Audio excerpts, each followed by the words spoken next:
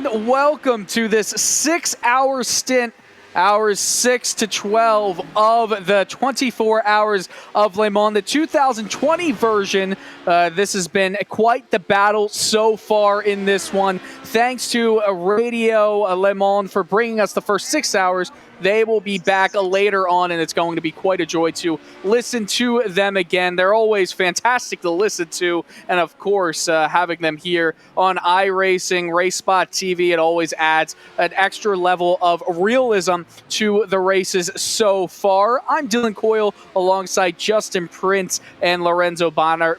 Connery Maddock, he is in the producer's studio. And Justin, I'll bring you right in because we've seen some pit stops happening over the last few laps, some lead changes, some strategy. What have you been seeing? Can you take us through it?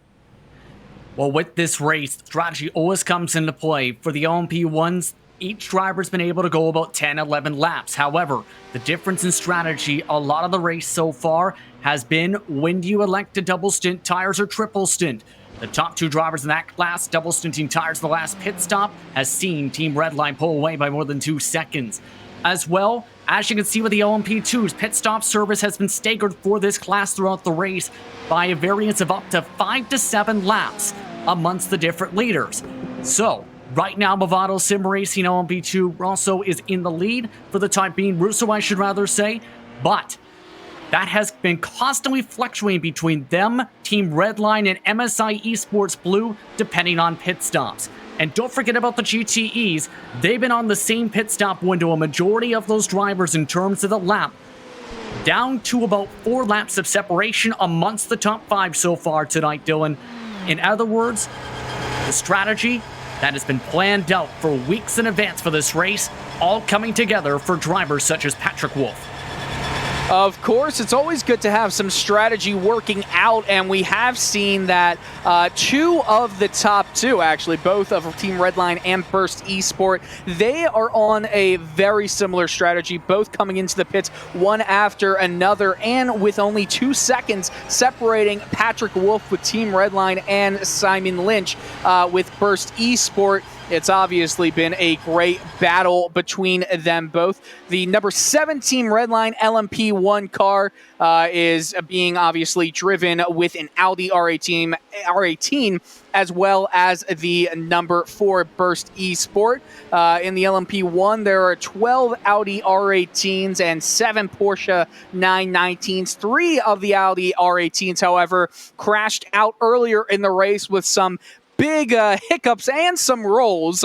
Obviously, you get a little dizzy when you see those rolls, but literally within the first 20 minutes of the 24 hours of Le Mans, there was a attempt to go on the outside around 4 wide out on the outside, heading towards Indianapolis, and obviously that doesn't work out. In the LMP2 class, the Old Faithful HPD ARX-01C, one of the older, probably around 10 years old, actually, when it changed to HPD from Acura. It was around 2011, but it is a very good mix between what you can get used to with GT cars and LMP1 cars. You're going to have more sliding than you would in typical hybrids that we know, of course, today.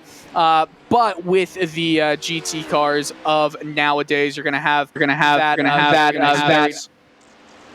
So, and also in the GTE series, you're also going to have the BMW MA GT. Well, there's actually no BMWs in the field today. There's one Ford GT 2017. That's with our Wheat G Esports. Obviously, Romain Grosjean is in that. And then obviously 5 Porsche 911s and 12 Ferrari 488s as well.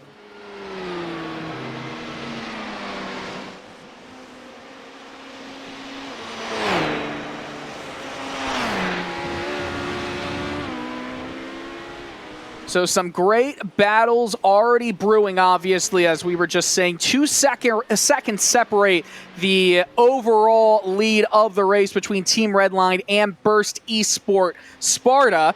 It's now the 3 seconds, though, so right after the pit stops, they were within a second of each other, but that 2-second advantage has been stretched out as Team Redline's Patrick Wolf has already passed the Dunlop chicane into the S's, and Burst Esport is just getting into now. Movano Sim Racing LMP1 around 20 seconds back of both the lead drivers, so they are within a decent range in case one of those drivers has a problem to overtake them. And then around 50 seconds back of Movano is G-Drive. Protocharge SimSport is the only other car that is on the lead lap that Team Redline is on. So only 5 cars have gone through every single lap of the race. Lap 113 actually is what we're currently seeing the leader at. We've got some great timing if you need it. racespot.tv/24. And obviously that's going to be very helpful over the course of a 24-hour race. But I think that for the time being, it's pretty easy to see that already 6 hours and 20 minutes or so into a race that we have such a close battle going on for the lead, Lorenzo. Yeah, normally the LMPs, the LMP1s more specifically, are kind of stretched out after 6 hours because they are kind of going in a race of attrition. So it's good to see this battle up in the front between Burst and Team Redline. And one thing we could actually talk about LMPs, if we go even into the LMP2 class, is really interesting that because the Redline, Movano, MSI, and are off cycle in their pits. It's really interesting because we don't have a definite leader in the LMP2 class, so it's gonna be a very interesting 6 hours. A lot of stories to unfold here at the French track. Yeah, the French countryside track, that track that is in France, and it is Le Mans. You know, the interesting thing about the Circuit de la Sarthe is that only a very small part of it, around the Bugatti circuit, is a permanent fixture there. And if you ever have the time to check it out, you can just look on Google Maps and have a good look about with all the public roads and what is really around all of the circuit, the track maps, everything here, because it's really public road. So it's such a unique mixture in that point. And I do think we want to talk to Lorenzo. You've got someone for us. Yeah, let me bring Manuel Sudal. 1 second, here we go. Manuel Sudal, manager and driver for the 117 from Team RSO. They also got the 197s in the GTE class. So Manuel, how's it going, my friend? Hello. Good evening, good night, wherever you are. Thank you for having me. It's good. Race is very nice so far. I mean, especially with the prototype. I was saying before, I feel like we're overperforming a bit. So P6 overall feels like brilliant. The race is very smooth. Strategy is working well. Everything's like planned. We're on the game and see what happens. And with a 197, I think we were just a bit lucky that the car was getting into top split because of all the issues in the beginning. I mean, that is of course a very sad thing to see, but I mean, so this car made it now, and we're running in P, I think now. I think already 2 laps back behind the leaders of GT, but still enjoying the race. It's a great show, it's a great event, and yeah, it's an honor to be here.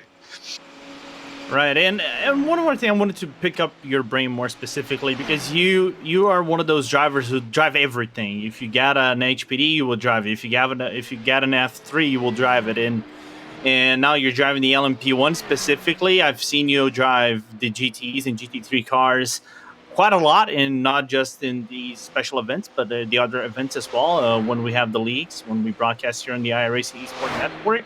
But is there any reason for you to pick the LMP1 specifically for this Le Mans event? Yes. I mean, actually, it started last year when we kind of, I don't know, came up with the idea to try this car out. I mean, I think everyone had a run when this car was released. But of course, there was a lot of respect because it's so difficult to drive. And so last year we prepared a lot, but now this year even more. And this year we found out so many special things about this car, how to adapt your driving style and how to optimize everything and with the setup. And so we really spent like 2 full months of working with the car, and that's what I enjoy so much, and that's why I really love that we could pick the car, because I would say it's one of the most difficult cars to drive, because you have so many things to think about during one lap. So you're using different brake balance, you're using different setups and modes for during the lap, and you're switching all the time. So yeah, it's very difficult and demanding, and you know, I mean, of course you go for challenges all the time as a racer, and that's a very big challenge. So yeah, that's why we're there. We could say it kind of nearly falls into the F1 category, because you have the hybrid power, you have the MGUK, you kind of have to manage it properly so you don't overburst it. So it's a really interesting car, and I wanted to go over into these LMP1 talk, because I saw from a few teams they had some difficulties in the straight because the car was a little bit loose when you were weaving through traffic, because of course you're the faster car and you have to overtake the slower cars, especially on the Mulsanne straight. Did you find any difficulties through it? Did you have to make any adjustments in the setup?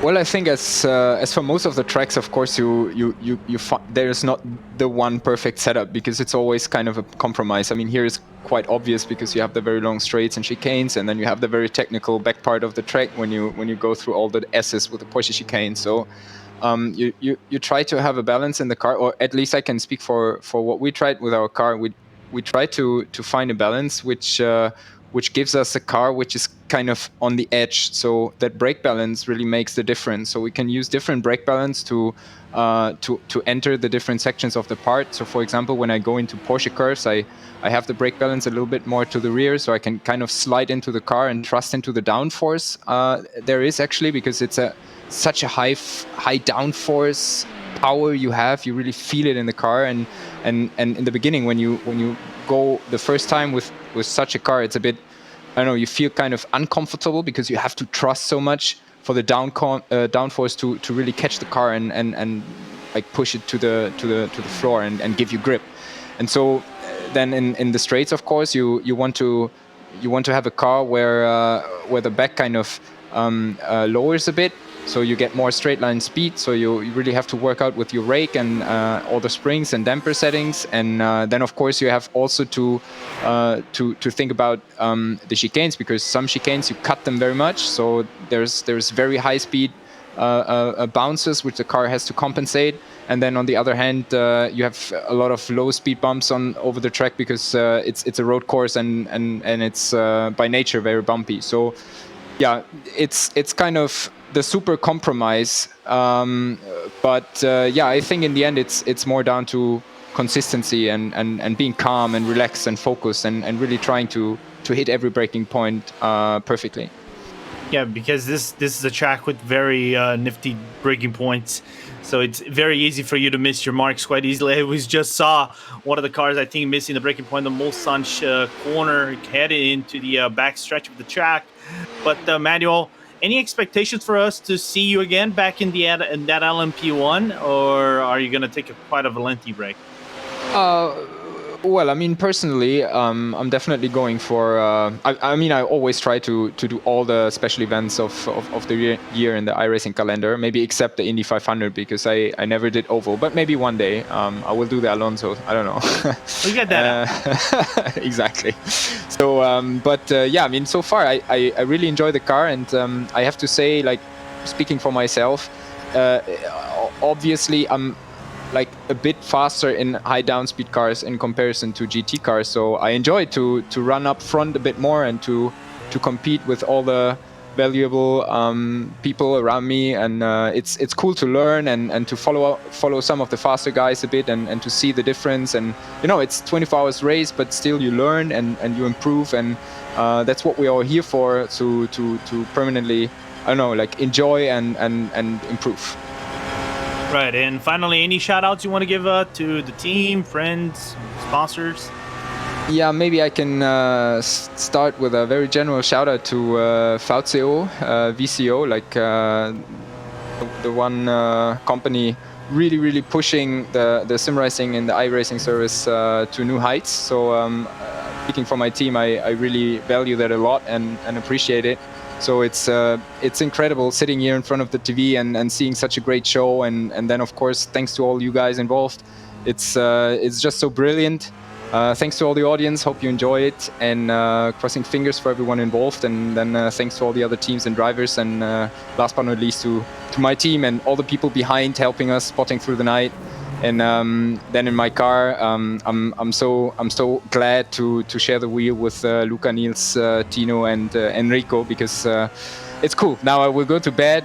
I can trust that tomorrow I will have a car. I mean, hopefully. And I will get behind the wheel at 6, I think. Yeah. So see what happens until then. So long race to go. Manuel, always a pleasure to talk with you, my friend. Manuel Sudal, good luck to your team, and I hope we see you back in that LMP1 car.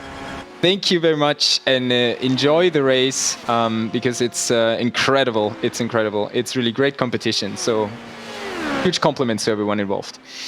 All right, thank you, Manuel, and back to you, Dylan. Manuel Sudal from Team RSO. You know, I was hearing him say that he's going to get some sleep, Lorenzo. What are you not doing? Sleep. So, Lorenzo, for everyone who is watching, if you're interested in what some of the broadcasters do after and before the race, our broadcast stints are over, well, for me, it's we're going to relax. We're going to watch some of the race. For Lorenzo, he's going to go for a 7-hour or so stint, I believe that is. After I'm done with this 5-6 hour stint, I still have about 7 or 8 more stints to race. If my car is still in one piece, though, if we're still racing on split 2, so let's see. You're incredible, Lorenzo, and Justin. I know that you are also at the same time. I'm hoping you're going to also relax after this. Honestly, going straight from broadcast to broadcast throughout the day, Dylan, it's been a busy one, to say the very least, and a very rough, wild race so far, mind you, that overall, when you think about it, it tests the endurance of some of these drivers. Keep in mind, with some of these competitors, they competed in the Porsche Super Cup race earlier today, for example, and they've been running multiple stints since then. So these drivers, in some cases, have been racing off and on for about the past 12 hours or so when you combine earlier today's action. So it's been a busy one for these competitors. You cannot afford to slow down, let's say that. The thing that amazes me the most about any driver who is able to go for some endurance stints, this applies to both the real world and the simulation world, is that when you're consistently able to get good lap times in and battle at the front, I mean, I can barely go for a few laps without having an issue or running off into the grass. And some of these drivers, and also remember, there are over 200 drivers taking part, 55 teams taking part. These drivers are typically not making many mistakes. Yeah, they might not be the happiest with how each lap or sector goes, but they're keeping it on the track and they're getting competitive, strong lap times. And that's the most impressive thing to me, especially as the night hours go on. And as Lorenzo and I were talking about with the 24 hours of Nordschleife, Justin, these are about to be the silly hours where mistakes, they will happen. And especially with the darkness too, and a lot of people, I think, don't realize it's very difficult, of course, to see when you're relying on mainly headlights and the lights of the track. If anything comes out in front of you or you miss your line, just because of that missed visual mark, it can make it tricky. That's where muscle memory has been so important for these drivers. Remember, many of these teams have been practicing for 2, 3, 4 weeks at minimum just for this 24-hour event to make sure they knew every single line they can hit on the racetrack. So we'll have to see how this all fares out again throughout this stint for some of these competitors today and throughout these next 5-6+ hours. Yeah, the hours that go in here, it's pretty impressive, especially what you were just talking about before, how many races that people will have to do kind of back to back to back. Obviously, the Porsche E Cup was just earlier in the day. And the crazy thing is, Justin, that there are some drivers that are participating in both events. They're going for their stints right after that Porsche race, and that is another crazy thing, especially if they're going to a different car right away. Yeah, for example, Maximilian Benecke, for example, was just in that race and had a strong race. He was in that event. You've got various other competitors, mind you, all scattered throughout the field and through the respective teams and organizations who were part of that. Plus many of the fellow drivers that have been watching on and helping them along the way and focusing on the front for this event. So it's basically a multi-pronged focus to make sure you have every single part of your car and organization ready for the various different races. It can get pretty busy, to say the very least. Yeah, I'm sure it can get busy with that. I know we do have another driver that is going to talk to us in just a little bit. I know that's going to be a driver from the Satellite Racing team, and he did win the majors race earlier this month, Justin, so I'm sure you're pretty familiar with him. Yes, indeed. In fact, let's bring him on in, shall we? As Sai Andra did come away in a thrilling finish, mind you, with his respective class's victory. Sai, do you have a copy? I do. Hello, guys. Hello. Welcome back once again to the broadcast booth here on RaceSpot TV, the iRacing Esports Network. Just earlier this month, strong performance, one of the top teams, mind you, for Satellite Racing and the most dominant driver, one of them, in fact, in the Le Mans 2.4, run by the Major Series in the European split. Now, the 24 hours. First of all, how are you feeling about how your team has been doing so far in this event? So far, I think we've been doing excellent. I think we had a little bit of trouble in qualifying, getting the car set up for that. I think it was a little bit different than what we expected, so we qualified a little bit further back than what our pace was kind of showing. At the same time, though, on the first couple stints, I think we kind of showed our pace. We were staying with the leaders, and then I think the only thing that held us back were a couple of unfortunate incidents with an LMP1 that cost us a little bit of time in the pits fixing the damage. But I really think as this race goes on, as people kind of reach the limit of the car, especially at night when the track kind of grips up and can become unstable for some of the HPDs, especially if they're set up for kind of a first stint sort of HPD and not sort of a third or fourth stint HPD, if that makes sense. I think that's where we'll come good. It does make sense indeed, and of course for those who missed that Majors 2.4, Satellite Racing dominated the prototype LMP2s. That just so happens to be an 8th. What types of adjustments did your team have to make from running only 2.4 hours in what was late evening conditions to running now in September weather and 12 hours of darkness tonight? The main one was just kind of testing the setup in all the different sort of track states and sort of temperatures we could think of, and making sure that it was going to drive to the end of the stint, and it wasn't going to randomly snap and sort of end our race early. And 2, make sure we just have the raw pace to stay with the leaders and make sure we have enough confidence in the car to do so. I mean, if you can have a fast car, but if you can't do it lap after lap, there's no point in a 24-hour race.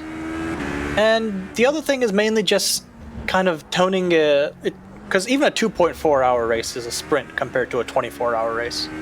So kind of just toning back the driving styles a little bit, kind of making sure you keep the big picture in mind, so to speak.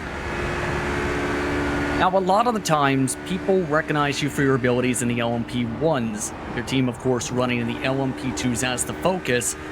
What are some of the differences to adjust the driving style as well from running in the LMP1s, say, to what your team is running tonight? Well, the big one was you don't need to hit the boost button anymore. For the first 2 days of driving the HPD, I was unconsciously pressing the hybrid boost button coming out of the corners until I had to learn to teach myself to not do that. Because every time I did that, I'd take a tear off my helmet, and it was a little bit distracting.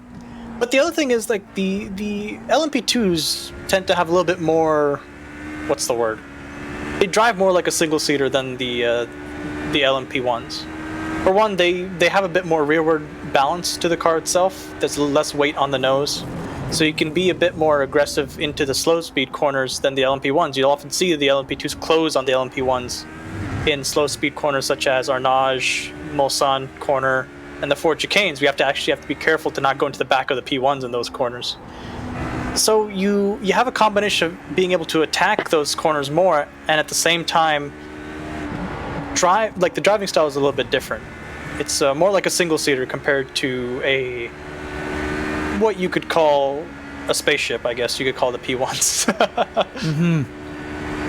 Indeed. Now, one of the main talking points heading into portion 2 tonight, of course, has been to the strategy, because in your respective class, it's become staggered by up to 7 laps difference in some drivers and teams for their pit stops.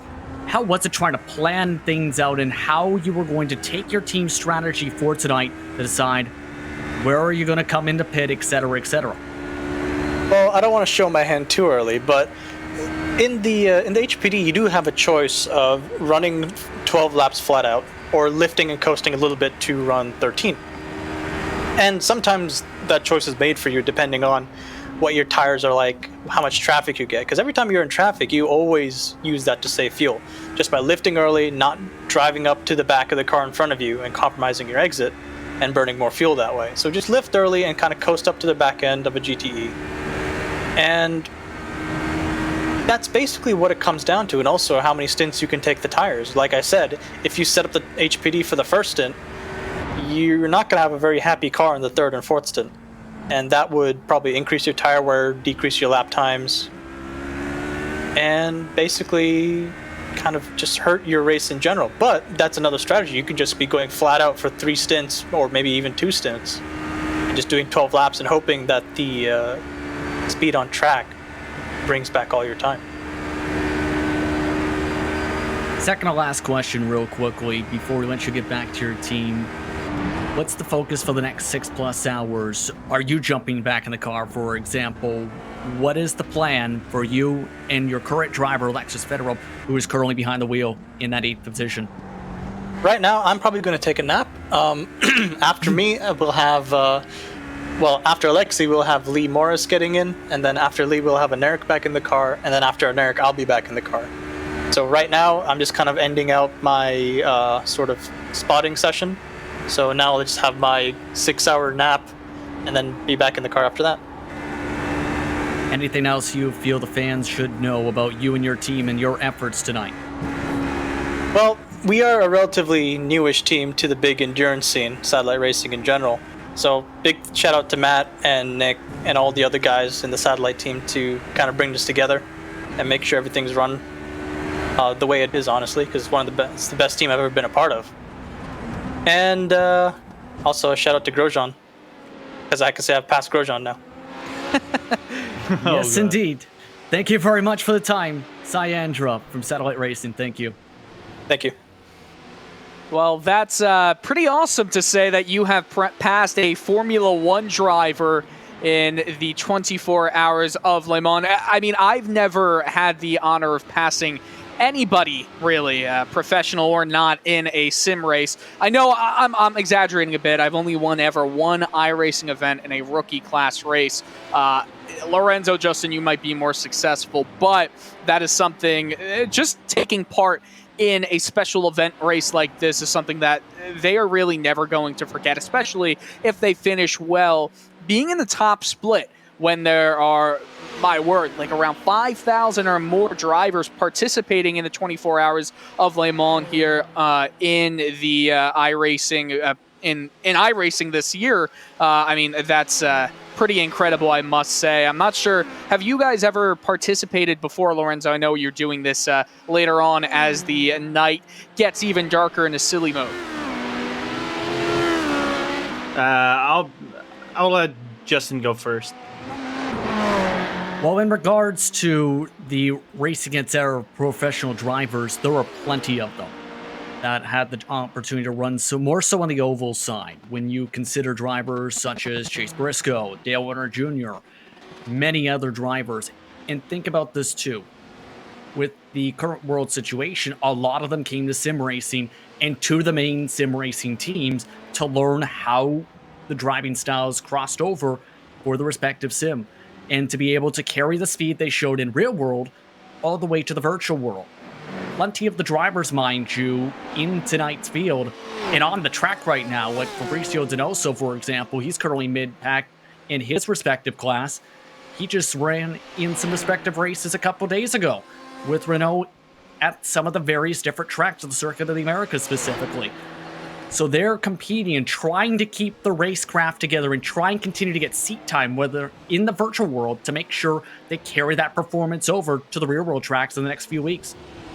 Well, it's no surprise that so many professionals have used iRacing as a to practice for real-world events that are coming up. I mean, you know that Dale Earnhardt Jr. in NASCAR obviously had one of the is one of the more prolific in North America, at least, drivers who have used the iRacing services for their own practice. But I will say that it's such a different feeling because, as one Lorenzo Bonder told me before, it's all about butt feeling that you get. And Lorenzo, I'll let you take it from there. Yeah, of course. Here's the thing. I say normally that these simulations give you a lot of the braking reference points and a lot of reference points, as we are seeing the Team Redline coming into the pits for their pit service as Patrick Wolff just gets into the pit lane. So, as I was mentioning, it is all about getting references. You're not going to get the butt feeling, so you just mentioned, Dylan, that you're going to feel where the bumps are and how you should get the proper steering of the car correct. You get a major notion on how to properly drive a track like that. The force feedback will give you a lot of inputs because they're all laser scanned, so you get that near to that accurate feeling of how a track should be. But of course, there is the seat feeling for you to get into the car and getting that extra amount of feedback that normally we don't have. Even if we get the motion cockpits, it's not enough. You need to be on a proper race car, as Wolff just comes out of pit lane, just feel. But I was going to say about practice, Verstappen, way before he actually started to doing this more seriously, even doing the Porsche Sport Super Cup, he was part of a Redline more to help the top drivers like Gregor Houtu, Kroenke to practice, but also get references from the F1 tracks, because he only did F3, and not all F3 tracks are going to be part of the F1 calendar. So he did get a few reference points, and all the rest is history. Yeah, of course. And hello to everybody who can actually see us now. Dylan Coyle, Justin Prince is in the middle, Lorenzo Bonder with the fantastic smile and thumbs up is at the bottom of your screen. And another quick note away from actual racing, if you see Scooby-Doo and Goofy behind a man, that says a lot about the fact that he has some fantastic taste right there. Yeah. Don't at me, by the way. my taste is particular, Scooby-Doo is a very old love, by the way. Well, we love that. So, yeah, we did have some of the top two teams in overall standings, LMP1, go into the pits, and you saw in that stint from the top of the hour until right now, it was around 40 or so minutes between going into the pits and now going in back to the pits. It was a 9-second advantage for Team Redline over Burst Esport at the end of that long stint. And Justin, if you remember, it was only 1 second between Redline and Burst Esport once they went into the pit. So an 8-second kind of advantage that was gained over those laps. And that is called beating Patrick Wolff and putting him in your race car, because just 15 minutes before we came on air after he overran the pit box, before he came to the car, they fell back 6-7 seconds. It was within a second by the top of the hour. That's how quick Patrick Wolff is in that race car. And if you're Lynch, you're still trying to make sure you're in a good position, because anything can happen, as we've seen, to close that gap up once again, whether it's traffic or else, whether... It's going to be interesting to see how Burst Esport tries to plan out and try and see if there's any way they can get back in front, if at all. Still, it's way early on in that discussion point. Don't want to think about that. Yeah, I mean, it is way too early in a 24-hour race. I mean, yeah, we're a quarter of the way in, but there's still around 18, 17. It's going to be hours remaining in the race. It's very much who survives these night hours that is going to end up in a victor once the sunrise does start. And for anybody curious about, or if you weren't curious, and maybe now you are because you don't even know what I'm going to say, the sim time is to the actual date that the race would actually be at, September 19th to September 20th. The race is going to have a... Let me rephrase that. September 19th is when the 2020 24 Hours of Le Mans will actually take place after the thermometer thing, also known as the pandemic, pushed everything back towards then. And it's really interesting because we're going to have the sunrise, the sunset, all happening at the times that we're actually going to see it in the real world, which is pretty awesome, I guess you could say. Everything about iRacing tries to make it as realistic as possible, and they've got this pretty down pat. Now it's 65 degrees Fahrenheit in the air, 67 degrees on track. So it's not really melting the tires, but it's not like it's going to be helpful for grip levels either. Zero wind out there right now, and 30. There's a bit of humidity, but for the most part, nothing really that will affect these drivers except for the temperatures on track and in the air. In the sim time, it's a 21:03 or 21:30, which equates to 9:30 p.m. For the 12-hour clocks. But I must say, while I talk about the weather and the time, we do have another person, another driver we want to bring in, Lorenzo. Yeah, let's bring Joseph Ringros from Project R. So Joseph, Project R, on the 34 car, and I'm just trying to look if there is another Project R, because I know you guys are basically prototype specialists. But Joseph, welcome, and how's your race going thus far? It's been an interesting one so far. We've had a bit of bad luck here and there. We got a speeding penalty early on, which was a mistake of our own. We're sitting in P13. I mean, about 7-8 hours in now. So we're alive still. So it's not much of an issue, but all good so far. Yeah, you guys had a really very strong outing at the start of the race with Jawad Karoni and then Dimitri D'Amatos, but unfortunately a few setbacks on your race. And you guys are so far even better than that. You guys are in P11 provisionally, but if I'm not mistaken, this might be Project R's first outing into Le Mans. Am I correct? Yeah, so Project R is pretty new. So we, a couple months ago, sort of moved away from satellite racing. There's about 6 or 7 of us. Just thought it was time for new beginnings, really. Came in, it's we did Le Mans last year, so the Jawad and Timu were a part of the satellite team last year. We came 4th. We sort of built on that. Raced in the 6 Hours of Watkins Glen in SCO, and and Jawad, Dimitri and Timu really do love the HPD, so we thought, why not take it to Le Mans? I mean, the guys are experienced. It's not like it's their first ever race at Le Mans, but as a team, as Project R, yeah, it is. Yeah, and it's a team that normally drives the LMP1. We were just talking with Sai Andra.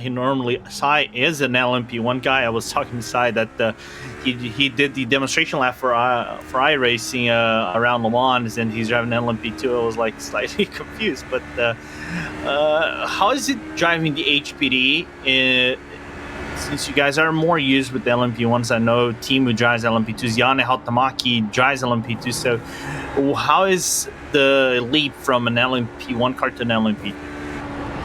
Yeah, well, the LMP2, obviously, there's no boost like Sai said. You know, Dimitri comes from more of a prototype background, but the other guys are mainly sort of GT drivers, especially Jard. But a lot of preparation recently in the past sort of few weeks and months. You know, we've been working towards moving towards sort of the prototype side, as in like P2 rather than P1. Obviously, the new LMP2 is going to be coming out soon, so we're very, very excited for that. And obviously SCO coming up, so we have big expectations coming in for that, and we're going to see what we can take from that. But yeah, I will be honest, a lot of the guys on the team aren't, you know, LMP1 drivers. Dimitri drove LMP1 last year, but you know, it's not their cup of tea. I can see that your team's, I'm gonna say, curriculum is quite vast in terms of, you know, categories and what classes you guys are driving. But the P11 thus far, again, had a few setbacks. But you as a driver, Joseph, do we have any expectation to see you come in? I know the lineup over here, just looking at the entries, you have about 4 drivers and you managing the team from time to time. So is there any possibilities for us seeing you in that car? No, not today. Yeah, usually I leave the other guys to do the driving. If I was driving, we'd probably end up in a wall somewhere at Porsche curves or something. So those 4 guys get on really well. You know, they work together for a year and a half, nearly 2 years now. You know, they're a good bunch. So for me to be in there, I'd be way out of my depths, especially in this split. So yeah, I leave it to the professionals. Fair game. I can respect that. Any shout outs you want to give, Joseph, before we wrap this up? Obviously everyone involved with the team, so all the drivers who know they are.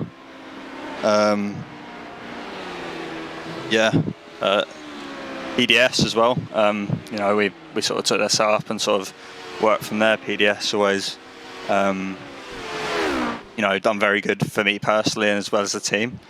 And yeah, it's just good. It's good to be able to have a drink instead of sit back and watch the racing. Well, watch the racing rather than be in the car and just sort of sit back and watch it unfold while managing the guys and sort of being the strategy guy. So yeah, it's been good so far.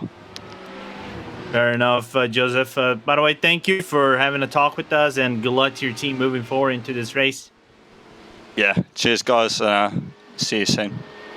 Joseph Ringros from Project R, Dylan, and we might get some other interviews around, but always good to pick the brains from some of these guys, you know, and see their perspectives into this race. Even though they might be in the front or in the back, there's always a certain mentality with those drivers, right? Get the most experience possible. Of course, trying to drive to win this race, but always a pleasure, right? Oh, yeah. I mean, it's always nice to hear a lot of drivers' mindsets, because with so many things happening at once, you kind of start to lose. You see the big picture, but you do not see what each driver is going through. So if you go to a driver's stream or if you go with for example, if you see from a cockpit cam of one specific driver, you're going to be able to see what movements they're actually making in the car, because of iRacing, sim racing in general being such a one-to-one lifelike thing, which is awesome. But you really get a sense of what each driver is going through, all of the traffic that they have to deal with, because it's not just one race. It's 3 races going on at once in endurance events in the 24 hours of Le Mans here, presented by VCO.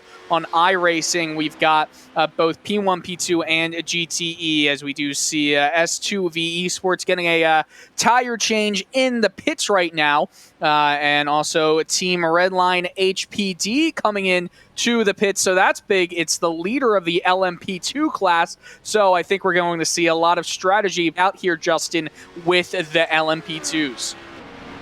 Yeah, as mentioned a little bit with Sai, everyone's staggered out a little bit because that different perspective of going all out and having one last lap of fuel to work with, or trying to lift off the throttle on the corner entries and save that said lap. And that in turn has staggered again all the different cars in this various field.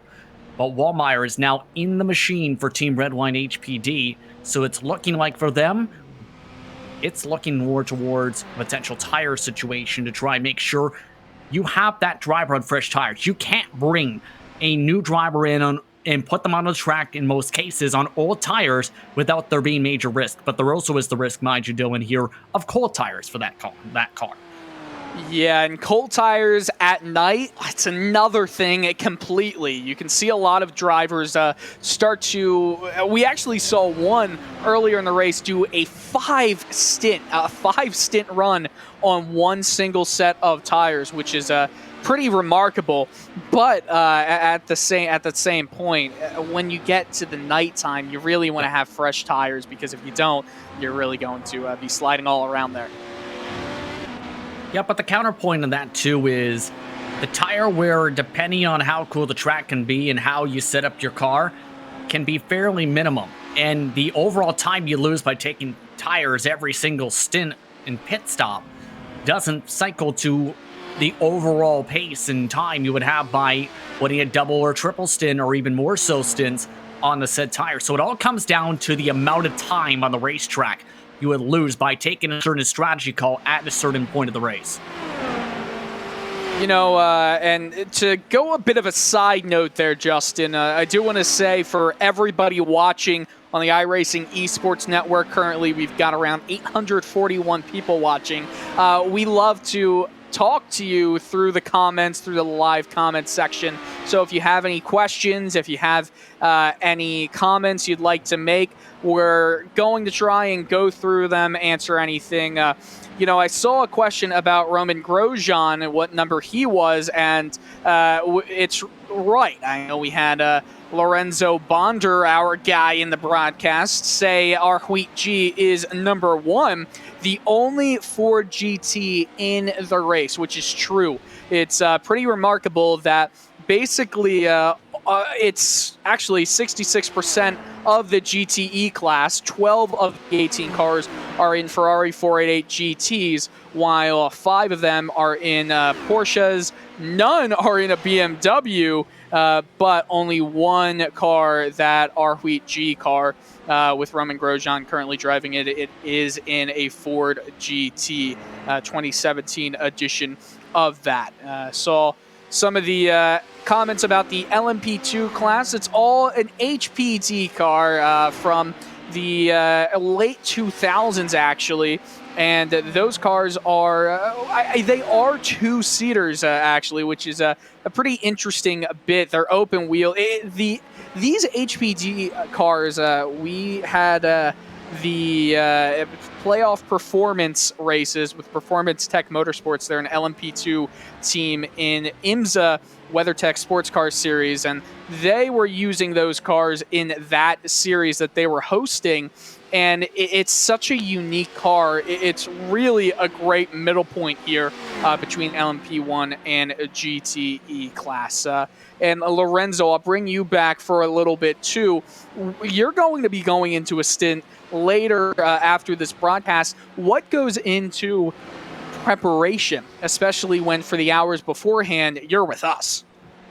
First of all, I'm already kind of used to this with these endurance races, so I'm already kind of into a more cooled mindset. But the thing is, the first thing you have to be very mindful of is your physical condition. You know, you're gonna be tired. Of course, I'm gonna be slightly tired from doing this. It's normal.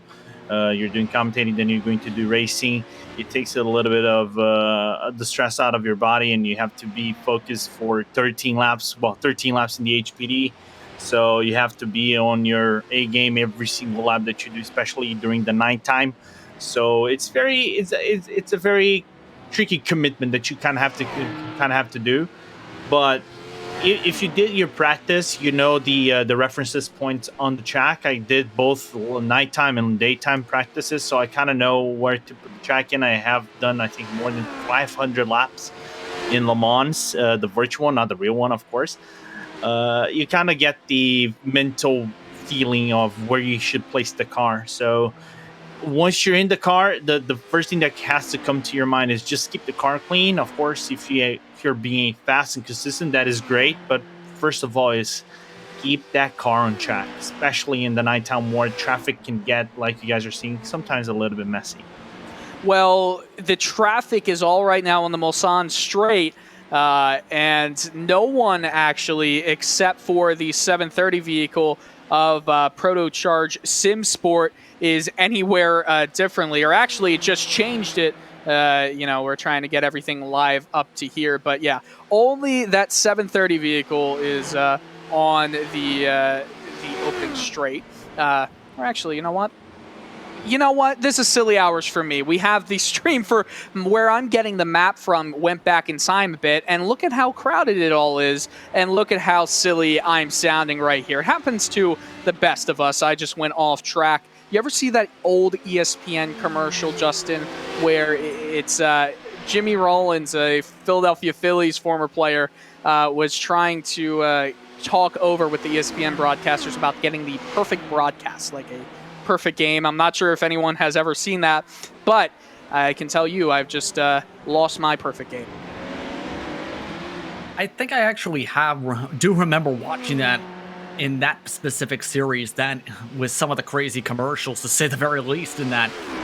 But again, there's a lot of traffic, mind you, to interclass that you'll have to deal with. That's why you've seen many of the drivers know, based on what they see coming up on their intervals and in their mirrors, to move to the side of the track if there's a faster class behind, to make sure they don't have any incidents. The tough part is when you have those clusters, especially in Sector 3 and Sector 1, basically the purpose-built portion of the racetrack, because if you reach on a wrong time, it can really hold you up in turn and lose you potentially a second or so in one lap alone.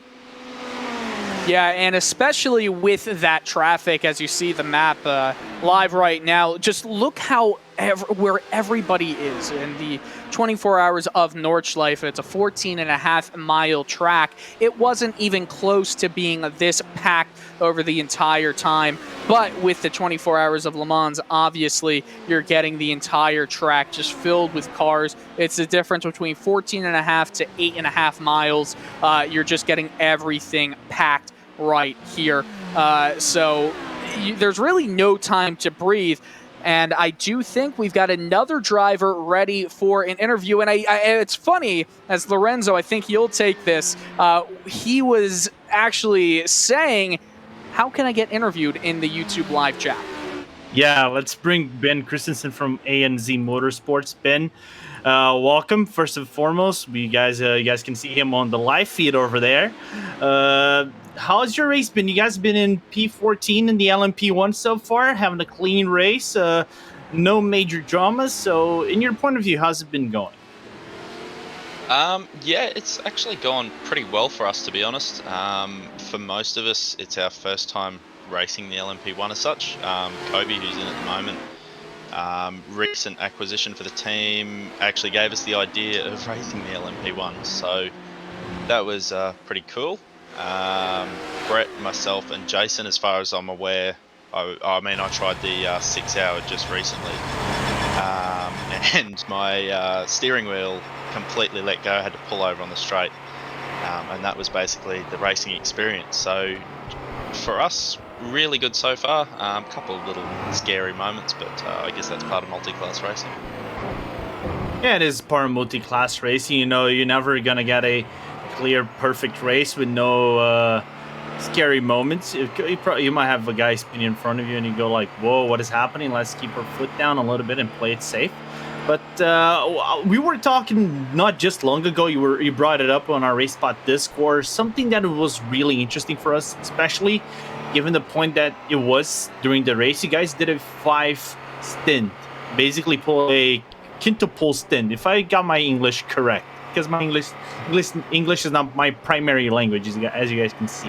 Can you explain us doing 5 consecutive stints in an LMP1 car just at the start of the race?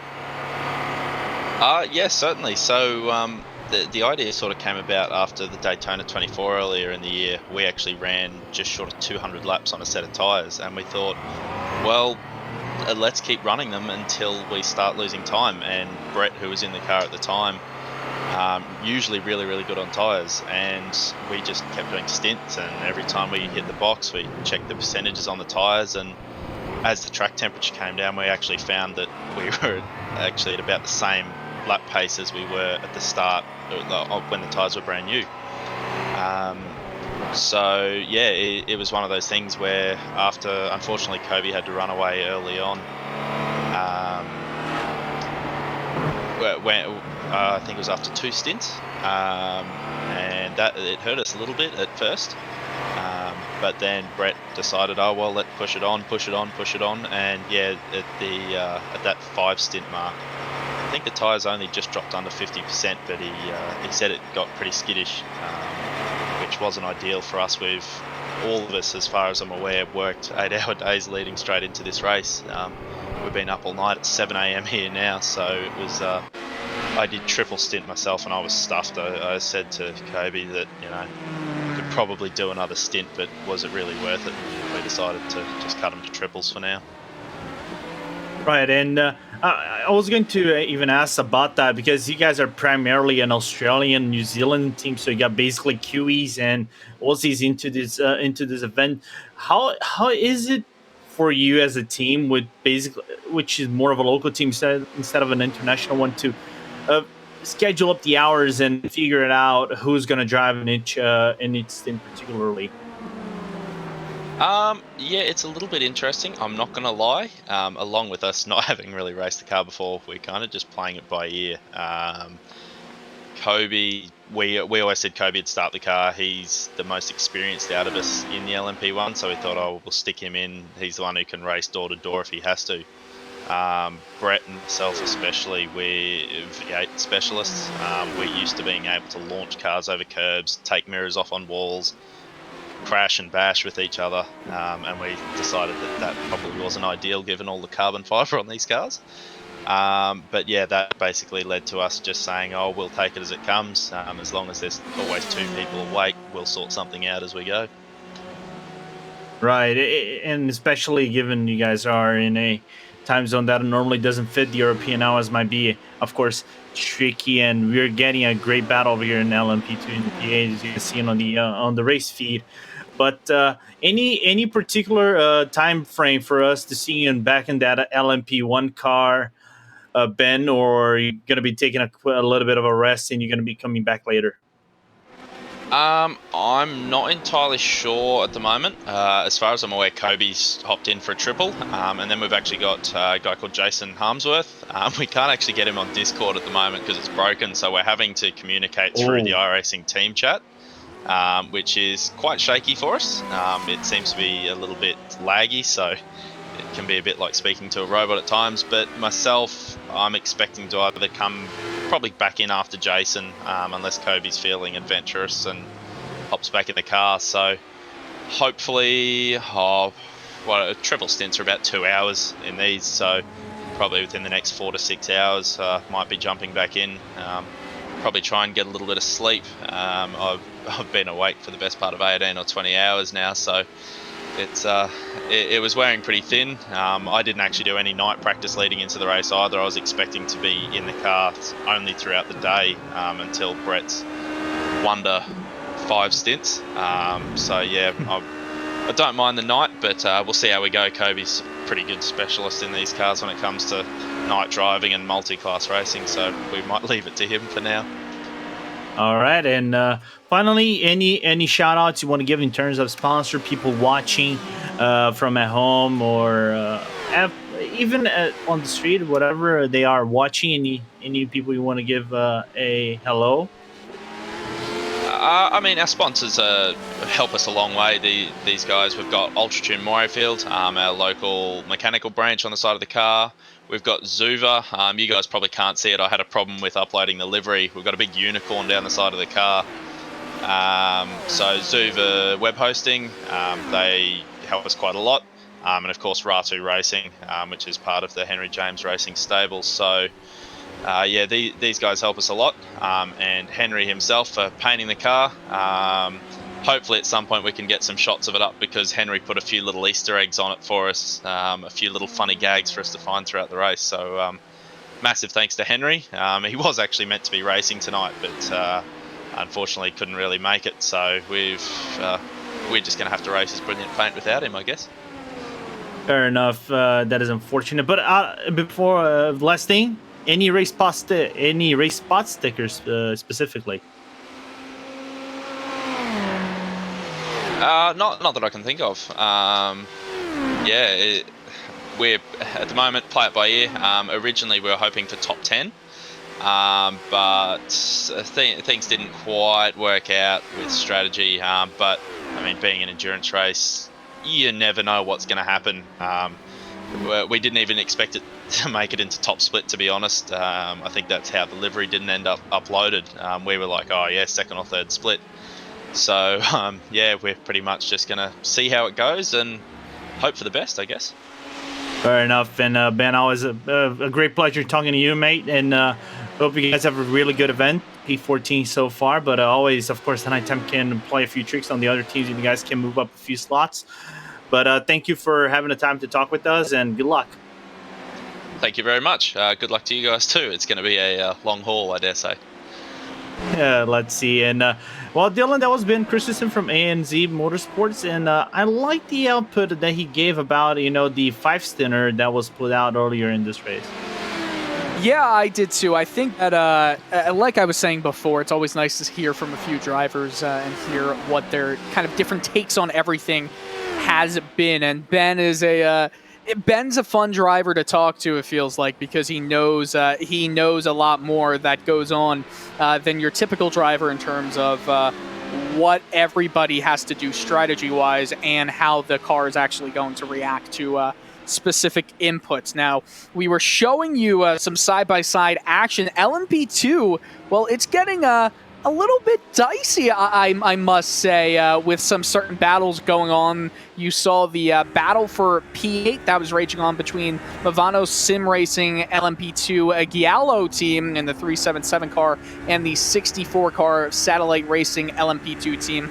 Now we're seeing a battle for P5 around a second or so separates the Aleo Racing Team HPD number 95 car with Alessandro Bico driving it in the 379 Chris McGrath driven F4H Red Sonja vehicle as they're going through the second chicane on the Mulsanne straight before they have to go through a dangerous high-speed Mulsanne corner. We haven't been talking too much about the on-track action since our stint we took over around an hour and 20 minutes ago because there hasn't been much close racing except for the LMP1 battle that we saw right at the top of the hour, in which Team Redline and Burst Esport were only a second apart. But when you've got some great drivers for Team Redline, specifically Patrick Wolf, who is right now piloting that machine, I mean, what can you really do if you are Burst Esport and Simon Lynch to deal with that? But nonetheless, LMP2 is where the best battles are starting to rage on, Lorenzo. And if you want to know a little bit about the race and what has happened so far, I think you could actually take us through it, because I know there was a lot of action, especially in the first 20 minutes of the event. Yeah, when we started this event at about 20 minutes in, we had basically GT cars fighting for the lead, and was a little bit chaotic at the start of the race. First maybe second hour of this race, a kind of a race of attrition. Sounded like a very sprint race. It wasn't the 24 hours of Le Mans. It was more like the 2.4 hours of Le Mans. But it calmed down a little bit. The gaps widened up between the GTE cars. Same thing as the LMP2s. Basically a strategy battles going on so far between Movano Sim Racing LMP2 Rosso, the Team Redline HPD, and the MSI Esports Blue car, with the Van Aval Sim Racing Yellow kind of like as a long shot between those cars. And the LMP1, we still have this battle between Redline and Burst, as we are seeing on the replay a move down into Indianapolis between P5 and P6, I think, as we are seeing the move done in Indianapolis. Yeah, that is a daring move down into Indianapolis. Such a fast corner, but it's a favorite of many because of how banked that left-hander is. But once you go into Arnage right there, that slow right-hander, that's where it can really mess some people up. I feel like the two of the most difficult corners are the slower corners on the circuit in terms of the Mulsanne corner and Arnage, just because you really can't feel the grip that you're really having, that you really have with your car once you're slowing down there. And Justin, we see some pits happening with the LMP2 team of Leo Racing team, the 95 car. So getting out of that battle for P5 and into the pit. So already the LMP2 class is close, but strategy is taking hold. Continuing to add more stints to those tires, and keep in mind they also had changed positions. We've seen moments ago in P4, but it was the situation where the team, I think, knew that who they were battling at the time, that they were going to have to come back right on in. And do you really want to push the car and battle with somebody who's about to come into the pits and lose time? Most cases, the answer is going to be no. So in that situation, now the racing team will see how they balance things out for this next stint as we look now at the battle for P number 8. This is with the LMP1's Dutch Mountains Racing having a stellar run today. Dutch Mountains Racing is having a stellar run as they head into that first chicane on the Mulsanne straight. It's Lure Esports at Kupanen and Dutch Mountains Racing, the Toucan version of Dutch Mountains Racing's Fabio Gurl, that are right now competing. Now down the Mulsanne straight, the draft is not going to play as huge of a part because they're not terribly close. Lure Esports is catching up, and Kopanen is not going to have enough, though, to make a run down into the second chicane, but a bit of a lockup from Gurl, and they'll head down out of the chicane into the Mulsanne corner, and I think you might see a move if you're daring enough, if at Kopanen is daring enough here. And there is also a P5 battle right in front of the LMP1. So there's battles across the classes, and it's all happening down into this Mulsanne corner as well, Lorenzo.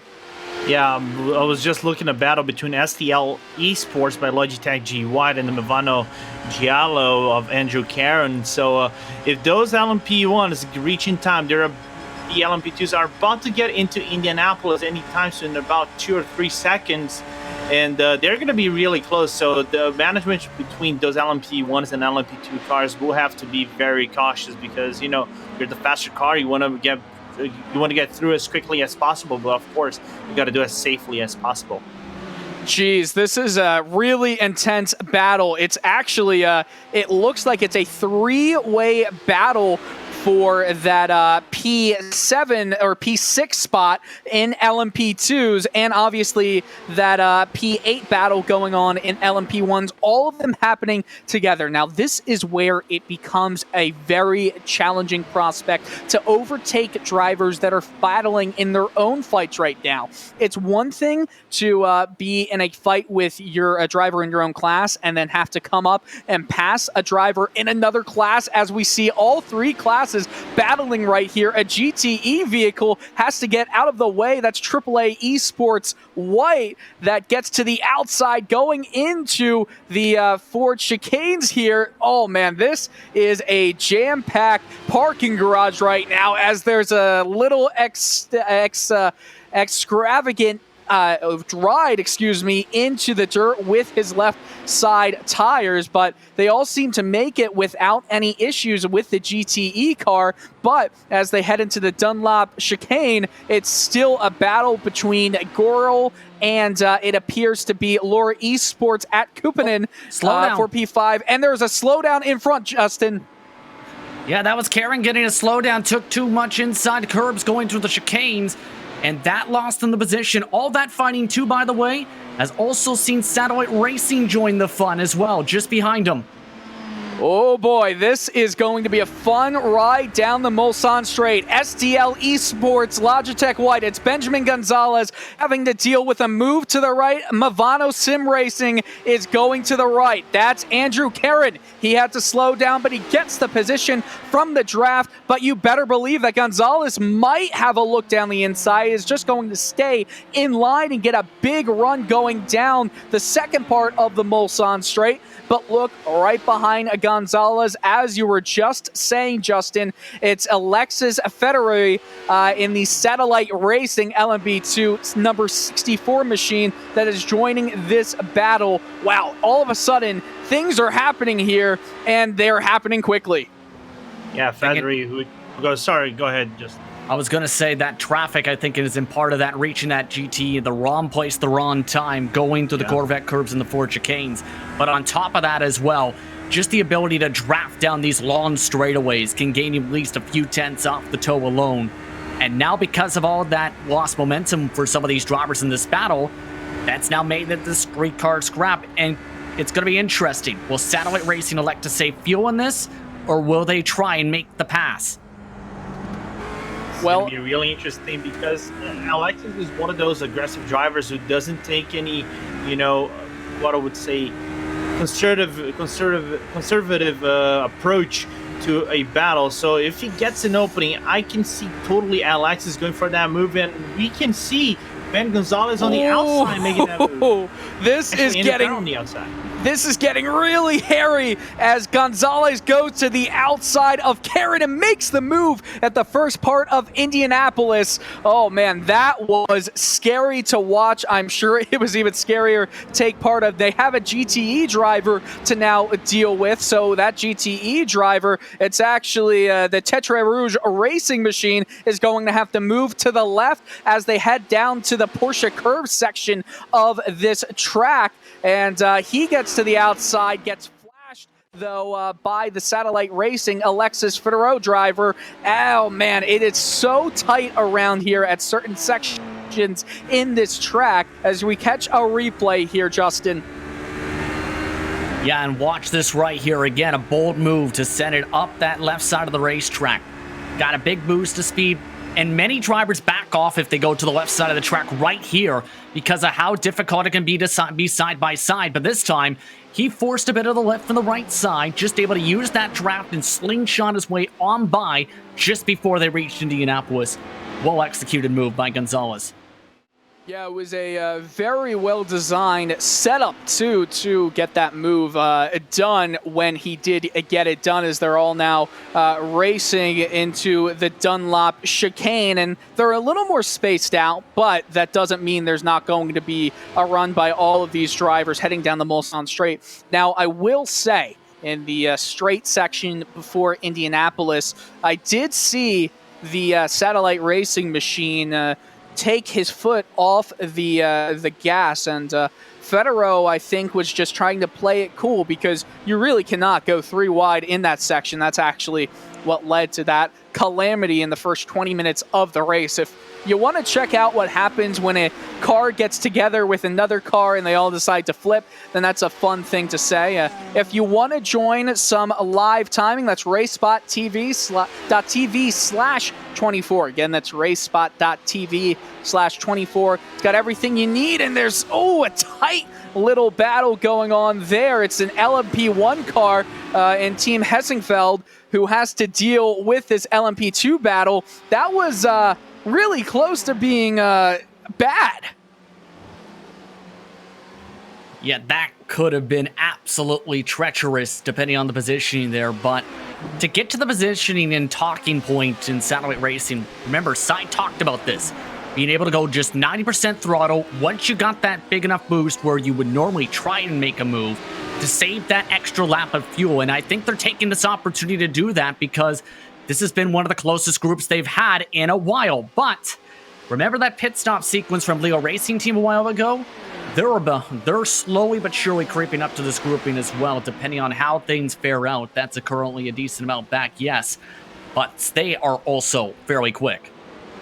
Well, the more you battle, the easier it's going to be for drivers to catch up. And oh man, there was a very dangerous maneuver. Andrew Karen getting pushed to the side. I think that was a GTE car. As we see the replay, not actually sure that was GTE. I think that was just a mistake. When you have so many cars just getting involved and getting in different battles, different races, I mean, there's 3 winners here. They're all looking to get the best possible chance to win, and it was ANZ Motorsports that had that mistake as we ride along with Andrew Karen. Lorenzo. Yeah, I was just looking at Kobe Jonas at the exit. Catch that patch of sand on the outside of the Mulsanne corner. You can easily backstep the car. The wheels will spin and you're gonna lose control. So good counter steering control and good reactions from Karen to avoid that crash. Unfortunately, losing time in the process might have been overtaken. I just didn't see if Ben Gonzalez made that move. No, he didn't. Neither Alex Federi. You see how much flashing is happening with those cars in that replay, and I really would love to get inside the mind of one of these drivers, both drivers that are getting flashed and the ones doing such flashing, because you're in a really precarious position. Where do you go if you are the driver that has to get out of the racing line? Or do you stay in the racing line if it's just a straight section? I'm not exactly sure, Justin, what you would do if you are in the position of a driver who is in front, but in a different class battle.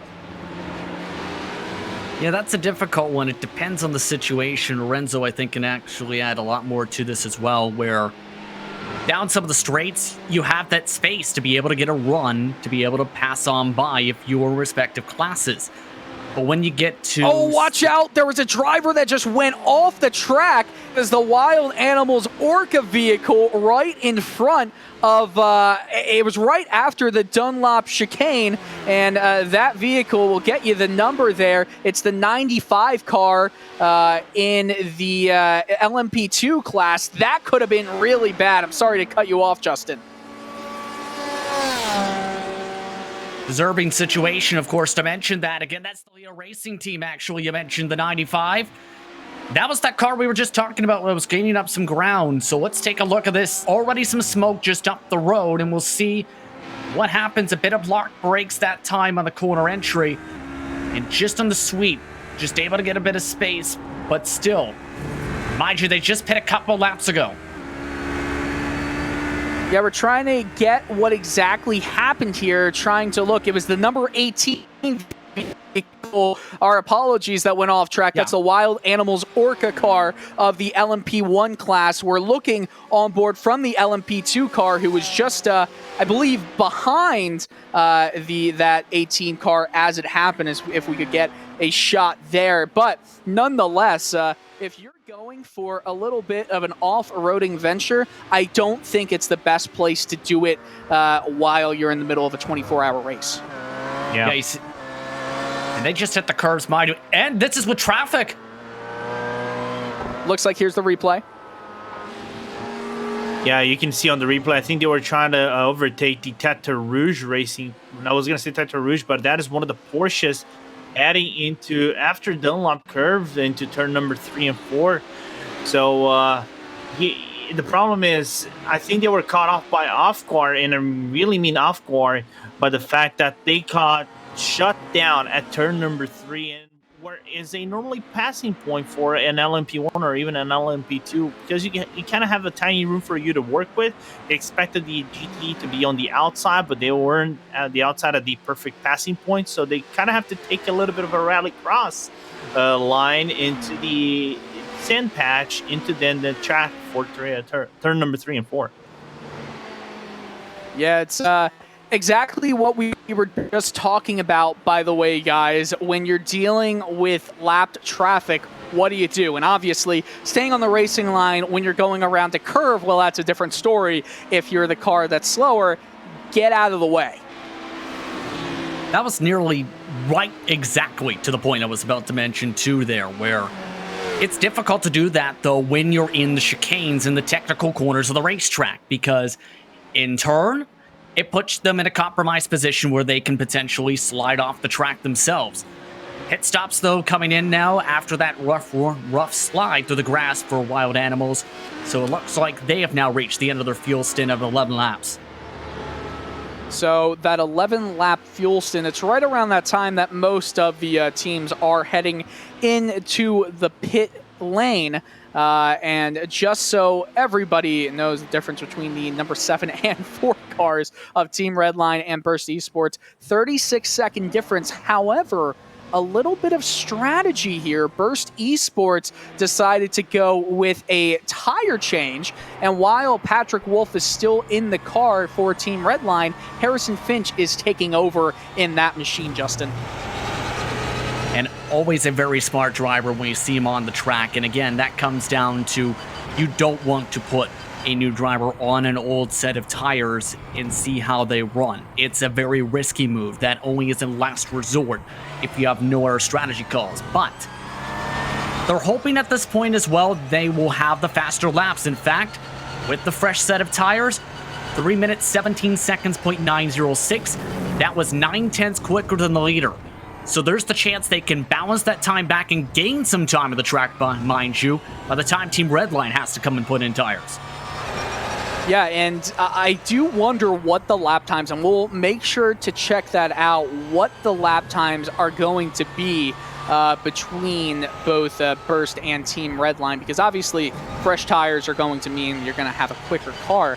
The question is how much quicker you're going to be, because while it's the right strategy call, it adds a good amount of time to your pit stop.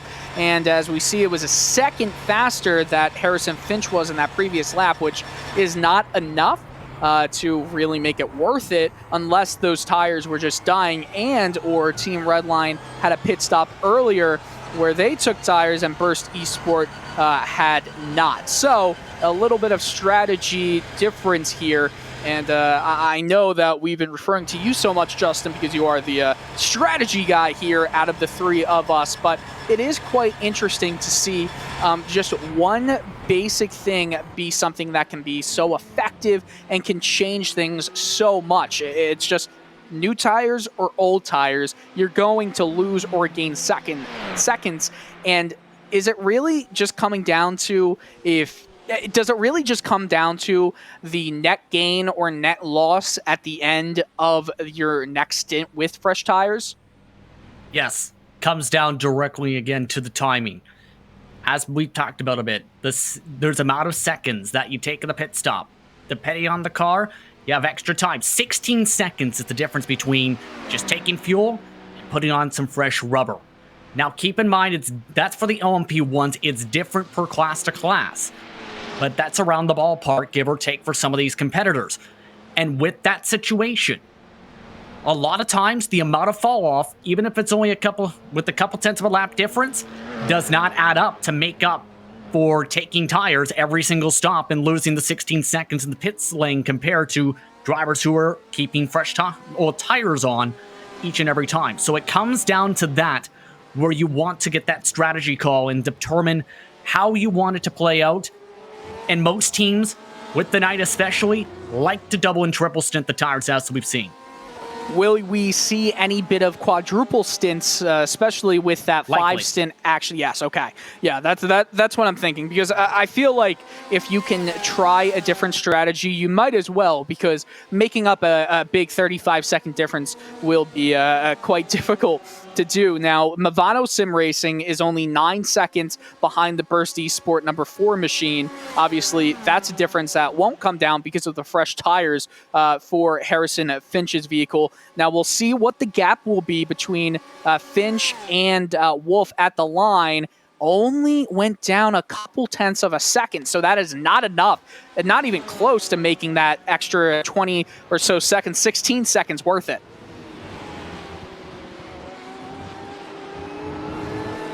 Exactly. But again, remember, Wolf's been in the car for a few stints.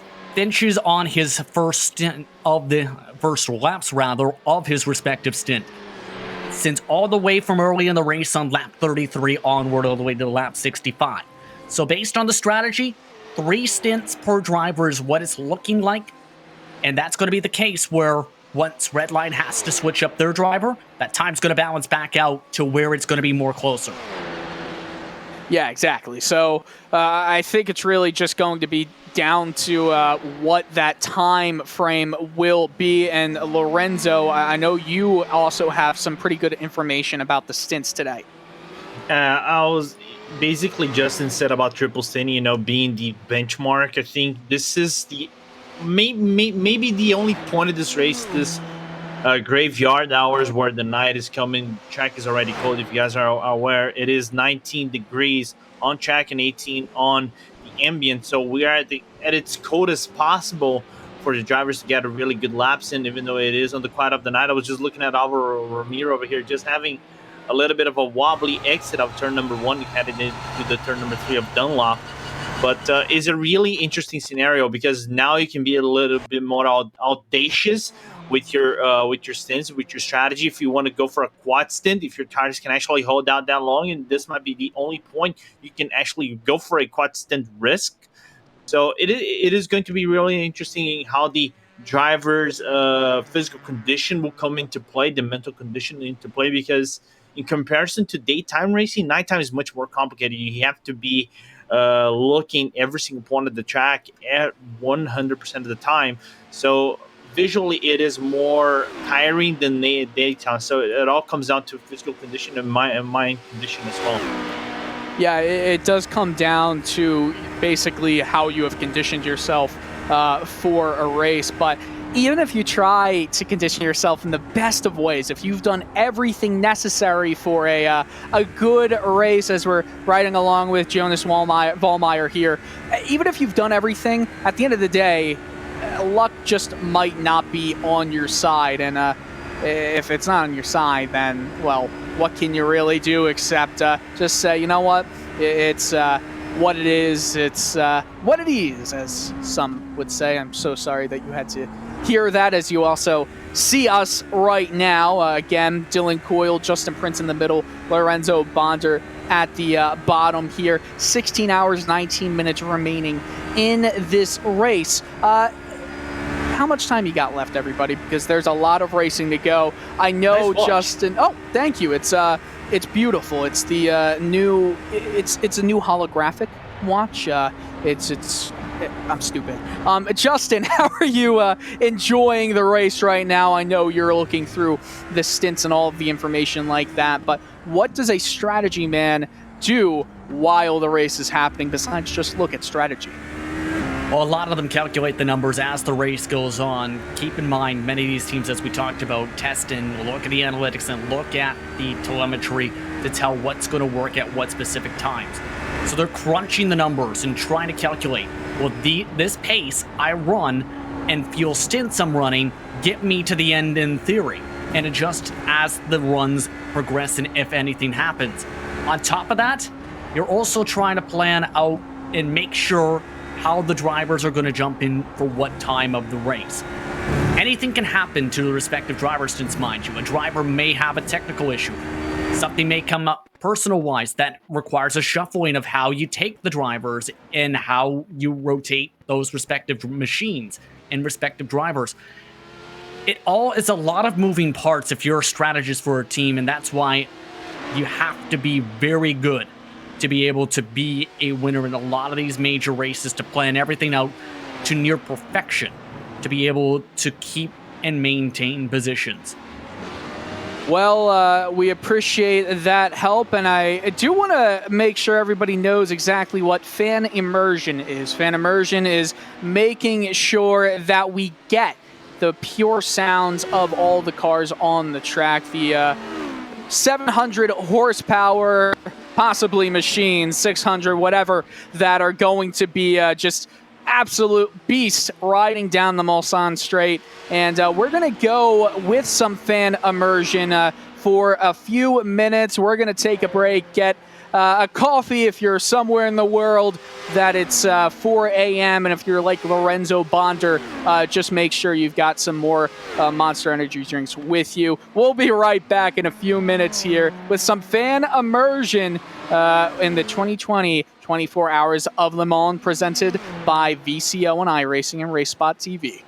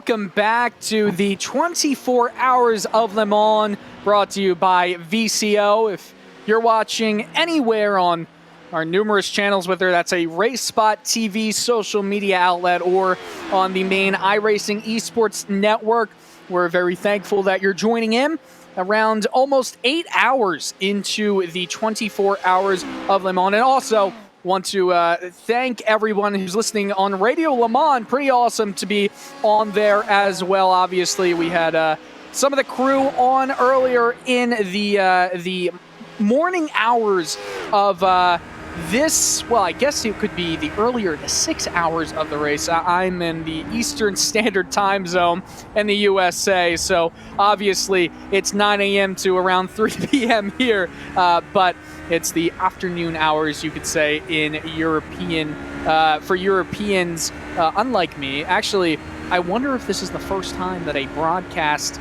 crew on the 24 Hours of Le Mans are all in a time zone not in Europe. And Connery, our producer, well, even though you're not in North America, and you just don't count. I'm sorry. Anyway, Dylan Coyle, Lorenzo Bonder, Justin Prince.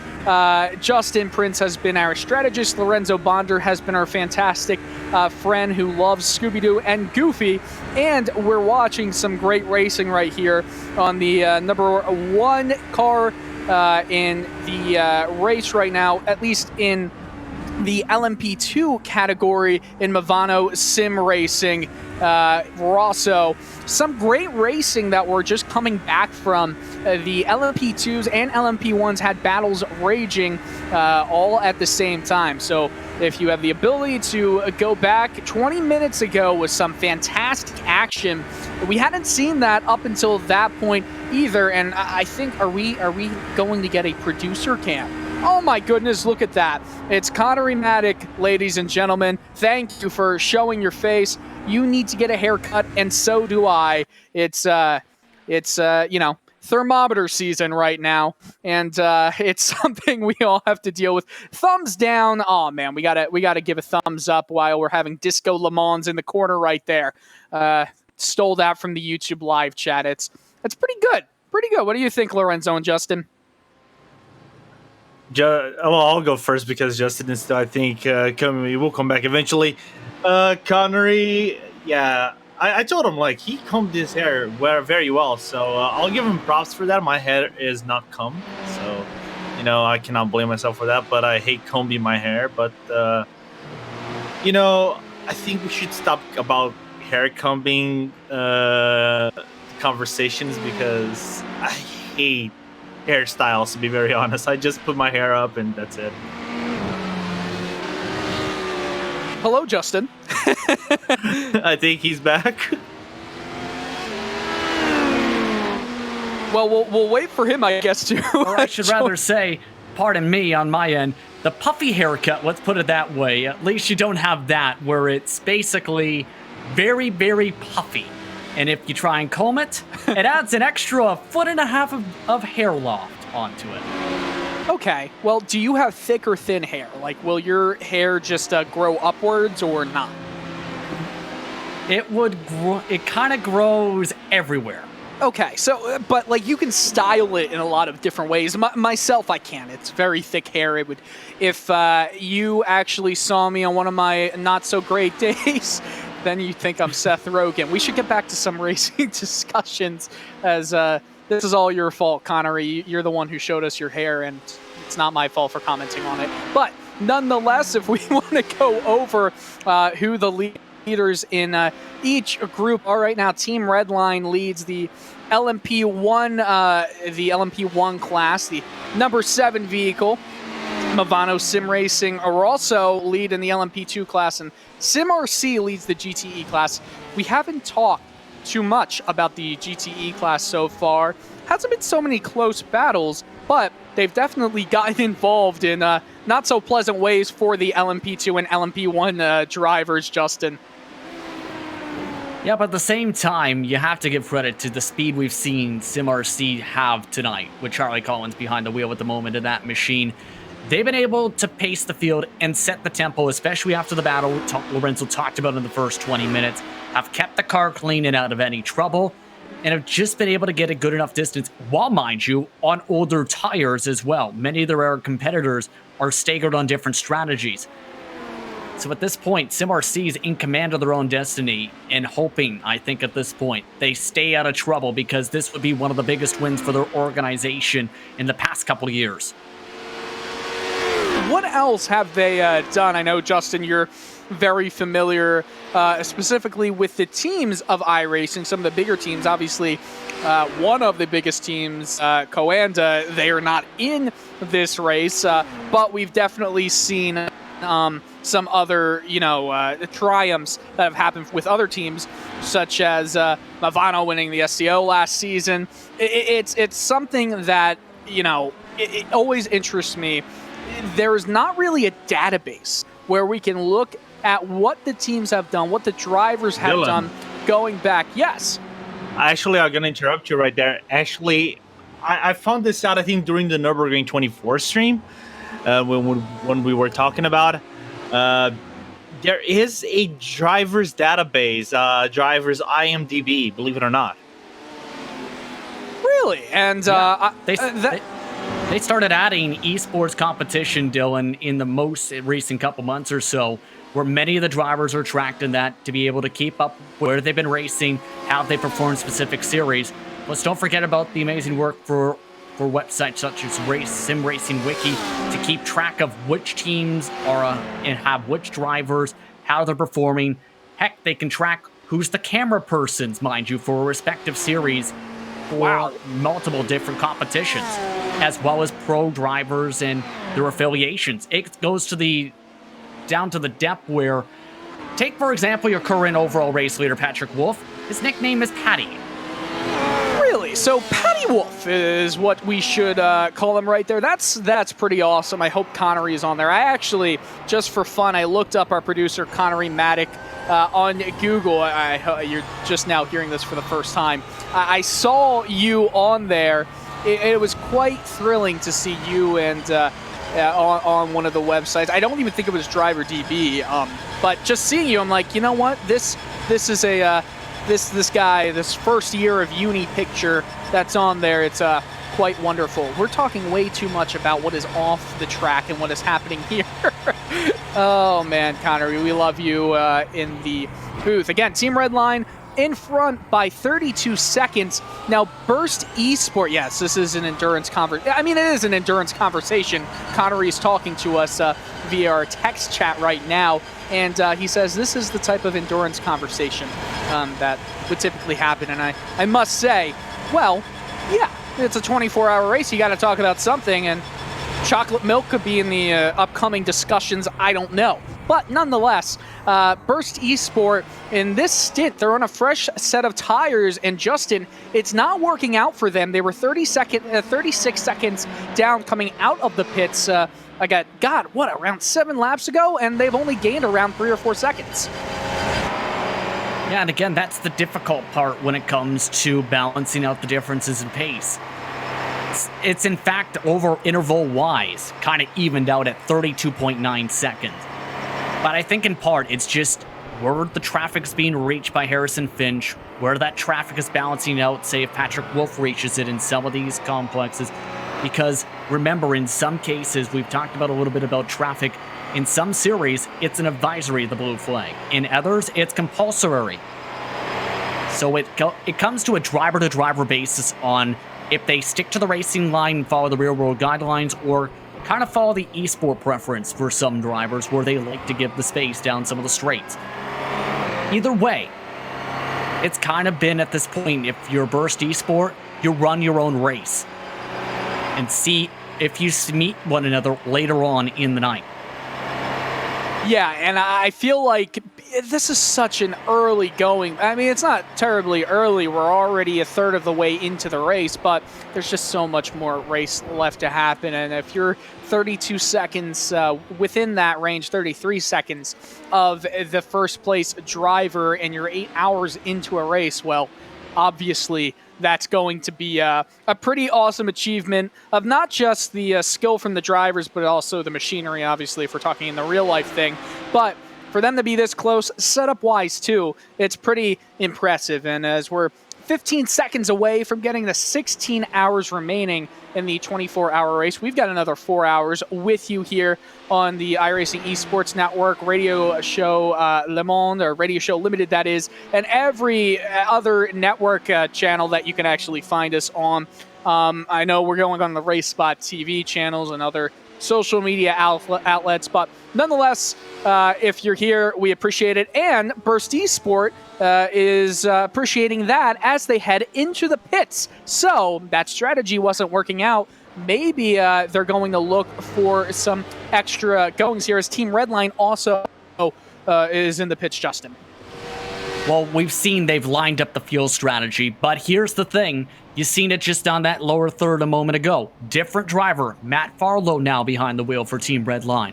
So that's going to swing a bit more time towards Burst direction to close that interval up. The matter's going to be now, how will they respond on the racetrack to be able to battle, especially since Redline's now going to be on the fresher tires compared to the two. In fact, already off and away on those fresh tires off the pit box. Well, that was pretty quick there. So Team Redline, Burst Esport, we'll see what the difference is, but Team Redline already back out on the track. The crazy thing about Team Redline being in that huge gap that they have right now is that it's never going to matter falling positionally, because they're always going to be in first if Burst Esport hits at the same time. There's only 4 cars before we got into that pit stop sequence that are on the lead lap. It's Team Redline, Burst Esport, and Movano Sim Racing, currently in P3, 2.5 minutes back of Team Redline once they cross the stripe, and Protocharge Sim Sport. So it's a pretty interesting race going on between the top two, but for the rest of LMP1, you have to go back to battles between drivers for P6, P8, all of those positions. And I gotta say, Lorenzo, LMP2 has been mighty fun. Yeah, LMP2 has been the class that got the most action. Due to the nature of the cars, you don't have different, brands of cars like Ford, Porsche, and the other cars. So you have just a one make, which is the Honda Performance Development RX-1, which is, again, as you mentioned, a very old car. It's like, say, an OG car. It's more driver feel car than anything else, in my opinion. So the level of field is basically equal. The only thing that I would say that separates the teams are basically driver skills and how the setup is made. So that's why the drivers are more closer to one another throughout these 7 hours of racing that 8 hours of racing that we are just broadcasting. So that's why they're closer. But we cannot pay attention. Also, we can pay enough attention to the GTEs because the GTE battle, even though SimRC is leading, is basically a battle of strategies as well. Yeah, it's a battle of strategy, and as I'm looking through the intervals on our live timing marks right now, it looks like the biggest battle going on through the field is for a spot in LMP2. Alessandro Bico is only 2 seconds in front of Benjamin Gonzalez for one of the LMP2 spots. That's 7th place right now that we're dealing with. So a good battle going on right there. Going further back in GTE battles, and there's only one that's possibly close between Porsche 24, driven by Redline. They're currently 5th in the GTE class, and Mala Racing Team is 2.9 seconds back in P6. So even though it's a much tighter track than the 24 hours of Nords that we had earlier a few months ago, there are not as many battles at this point in the race. So Justin, I feel like you just have to, like was said previously, you just have to race your race, especially in the night hours, because those are the most dangerous ones. based on experience as well, based on how these events have gone, it's the first 10 minutes after a pit stop window and the final 10 minutes of a stint that see the most action, because that's when you know in about a lap or two, you're about to duck down to the pit lane. But how, with this race and how it's progressed, it's gotten to where you need to stay in your own little bubble, run the track, run your own race, and just stay focused. If you lose that focus, then your whole, not just you, your whole entire team will have to deal with the demolished race car, and hope that snap, such as what we just seen with the Porsche 24 driven by Redline machine, doesn't result in any contact with an Armco barrier or another fellow car. And it's something that you see a lot with these endurance races, is that when you have to try and overtake slower traffic, you're generally going to have to deal with some shorter, I guess we should say, track space that is not as wide as you would like to. It's not going to be as comfortable, especially when we're not talking about the Mulsanne Straight. But it's in those moments that you've really got to, every time, take a risk. Now, if you're going down the Mulsanne Straight, then obviously it's great. You're not going to really have to worry about which direction, which place you should place your car for the slower car to get out of the way or anything. And obviously, it's down to instinct. The slower car should or could stay on the racing line. It's all about being predictable. But it's really kind of what are you supposed to do once that predictable nature is gone? Obviously, when drivers are unpredictable, that is where you feel the least comfortable. And it tends to happen a good bit in real life racing as in the sim world. That difference at the top, by the way, as we were talking, is 18.5 seconds between Team Redline and Burst Esport. So Burst Esport going on tires on a double stint strategy, but Team Redline just got fresh tires. It didn't really help Burst Esport that much, so it could actually be a very minimal gain, if anything. I think that's just Team Redline knowing they need to get fresh tires, but it's not really... you can see, Justin, they're not really gaining that much, especially in the night hours here with fresh tires versus old tires. Mind you, the difference on them is only about 10 laps, 10, 11 laps, based on when they took their tires in respective driver stints. So it's not going to be too much of a difference. It's just, again, coming down to the raw pace of a driver at this point, I think.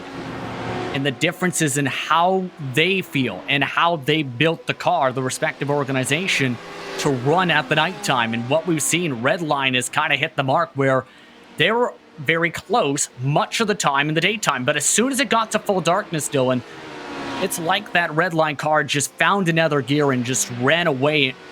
And keep in mind, teams know that there was going to be this extra bit of darkness and know that a majority of the race is likely going to be in the nighttime. And that's where a lot of the races are won and lost, is how you perform at this time to where you transition to halfway all the way up until 18 hours into the event when the sun starts to rise and the track temp starts to rise. You build the car. I'm sorry, keep going. To put it into perspective, you plan this out as a driver for the nighttime. You also build the car for the nighttime overall as a competitor.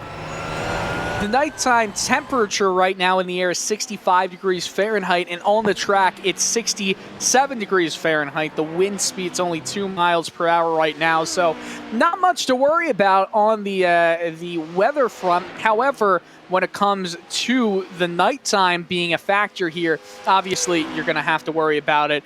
And as the hours continue to just trudge on, it really gets to the point where one mistake, one bit of just, of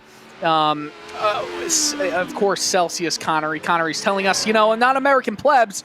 I am from the United States, and we are not in, you know, we're using Fahrenheit, which is the only type of reading that I've got right here on the iRacing simulator. And it's interesting to me that I can't really, and this is going to sound crazy, Justin, you might be similar or a little bit better at this than me. it's difficult for me to truly understand what one temperature in Celsius might actually mean if we're looking at more of a closer incremental increase when it comes to Fahrenheit. So I understand 26 degrees Celsius is pretty warm, pretty hot, but I don't exactly know how hot. This is going to sound bad. I'm a Canadian, so that means in Celsius. Wow. That means we have Celsius.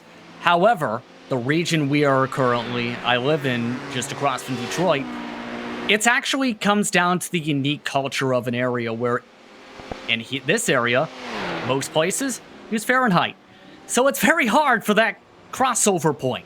But that also brings up the good point of communication needs to be key in knowing making sure you're even in the right units as a group, down to, are you, as if say an American driver's in the car, are you setting up to specific gallons and know that total, or do you have it set up for liters because that number does have a bit of fluctuation and is settable in iRacing for driver to driver? So the point that you bring up is communication, and I think that's a good spot to mention the driver requirements that each team has had to deal with throughout these 24-hour events. You have a minimum of 2 drivers, a maximum of 16, so it can vary very wildly, and they're all supposed to get what is called a fair share ride time. Now, what does that mean? That means basically every driver they're getting very similar amounts of laps and time in the car as to not make it so one driver has way more time spent behind the steering wheel than another driver. Now, most of the teams in this race have around 4 or so drivers, which is, the normal amount you would expect in the 24 hours of Le Mans. However, I just want to bring up the fact that Briella Racing Team Euronics, 14 registered drivers in this session. I have no idea how they're going to do that. It's called having a lot of strategists, let's put it that way. Well, I guess that's being a very good strategist there. There has to be some sort of explanation, or some drivers possibly just got into the car but are not going to race. But who knows? That's just a lot of fun to see that ridiculous number. Now, one team also has 8 drivers registered. Typically, though, it's really going to be 4 to 5, 3 to 5, I guess you could say, drivers that are going to be participating in the race. But at the same time, we're joining with everybody here in the YouTube chat. I'm scrolling through 871 people watching right now, and I think that everybody is really enjoying this. Definitely wants to keep us on their TVs, because wouldn't you love to listen to this wonderful broadcast trio of Justin Prince, Dylan Coyle, and Lorenzo Bonder. And Lorenzo, welcome back. Thank you. Of course. How have your impressions of this race been so far? It's been a really good impression so far. We've seen a few drivers, a few teams retire. Basically, if my calculations are correct, we got 6 retirees. Maybe I'm just looking at RSO. Yeah, RSO, unfortunately, the 197 is out, so we got 7 total. RaceCat is 26 laps behind, but they're still racing with Julia Prost Albert. So we have 48 running cars for a 24-hour race in a track that can be very tricky, especially during the night, where you have to manage to have your eyes open 100% of the time and manage through traffic throughout the darkness of the public roads of Le Mans, where you have 0 or to limited light around the track itself. So you have to be very cautious where you approach the car and make the overtakes. But it has been a really good race so far. Unfortunately, we're not getting door-to-door action constantly. It's more of a strategy race so far, but it is nature of the endurance race, so you'd have those strategy battles, pit cycling battles. The closest battle on track right now is between Lee Morris, who has taken over the satellite racing machine, the number 64 car, and Benjamin Gonzalez in the SDL Esports by Logitech G White car. That is the number 5 vehicle. So fun to see how those drivers are all dealing with the conditions right now, especially when we get these exciting battles that are happening on track, as we're following with Alex Arana, the Mala Racing Team Ferrari 488 car. I think it's pretty fun to see how every driver reacts differently to driving at night. And you'll see somebody like, you'll see someone take over for another driver, and all of a sudden the lap times are substantially better at night, but then the roles are reversed during the day. And because of the fair share rule, all the drivers will have to spend some equal hours. Obviously, that doesn't mean they have to spend the exact number of light hours to dark hours. Nonetheless, though, it adds an extra bit of strategy that team managers will have to decide, and sometimes it'll have to happen on the fly because, as you both know, and Justin, I'm going to swing it to you, you know that things are not always working out exactly like they wanted to, and I know that when we do come to pit stops, sometimes you react and go off plan. Exactly, and you have to be prepared for the unexpected. We talked about that a little bit about a half hour or so ago. But at the same time, that's where, again, the preparation comes on in. If you don't put enough time in and find this stuff out and find every single ounce of speed you can have for your car, how you want to pit, etc., that's where the trouble can come in as a competitor. And that's where you end up with a wrecked race car. So you don't want to end up being someone who says 1 hour before the race, you know what, I want to jump into the race car, run 24 hours with my buddies. It likely will end in tears. No offense.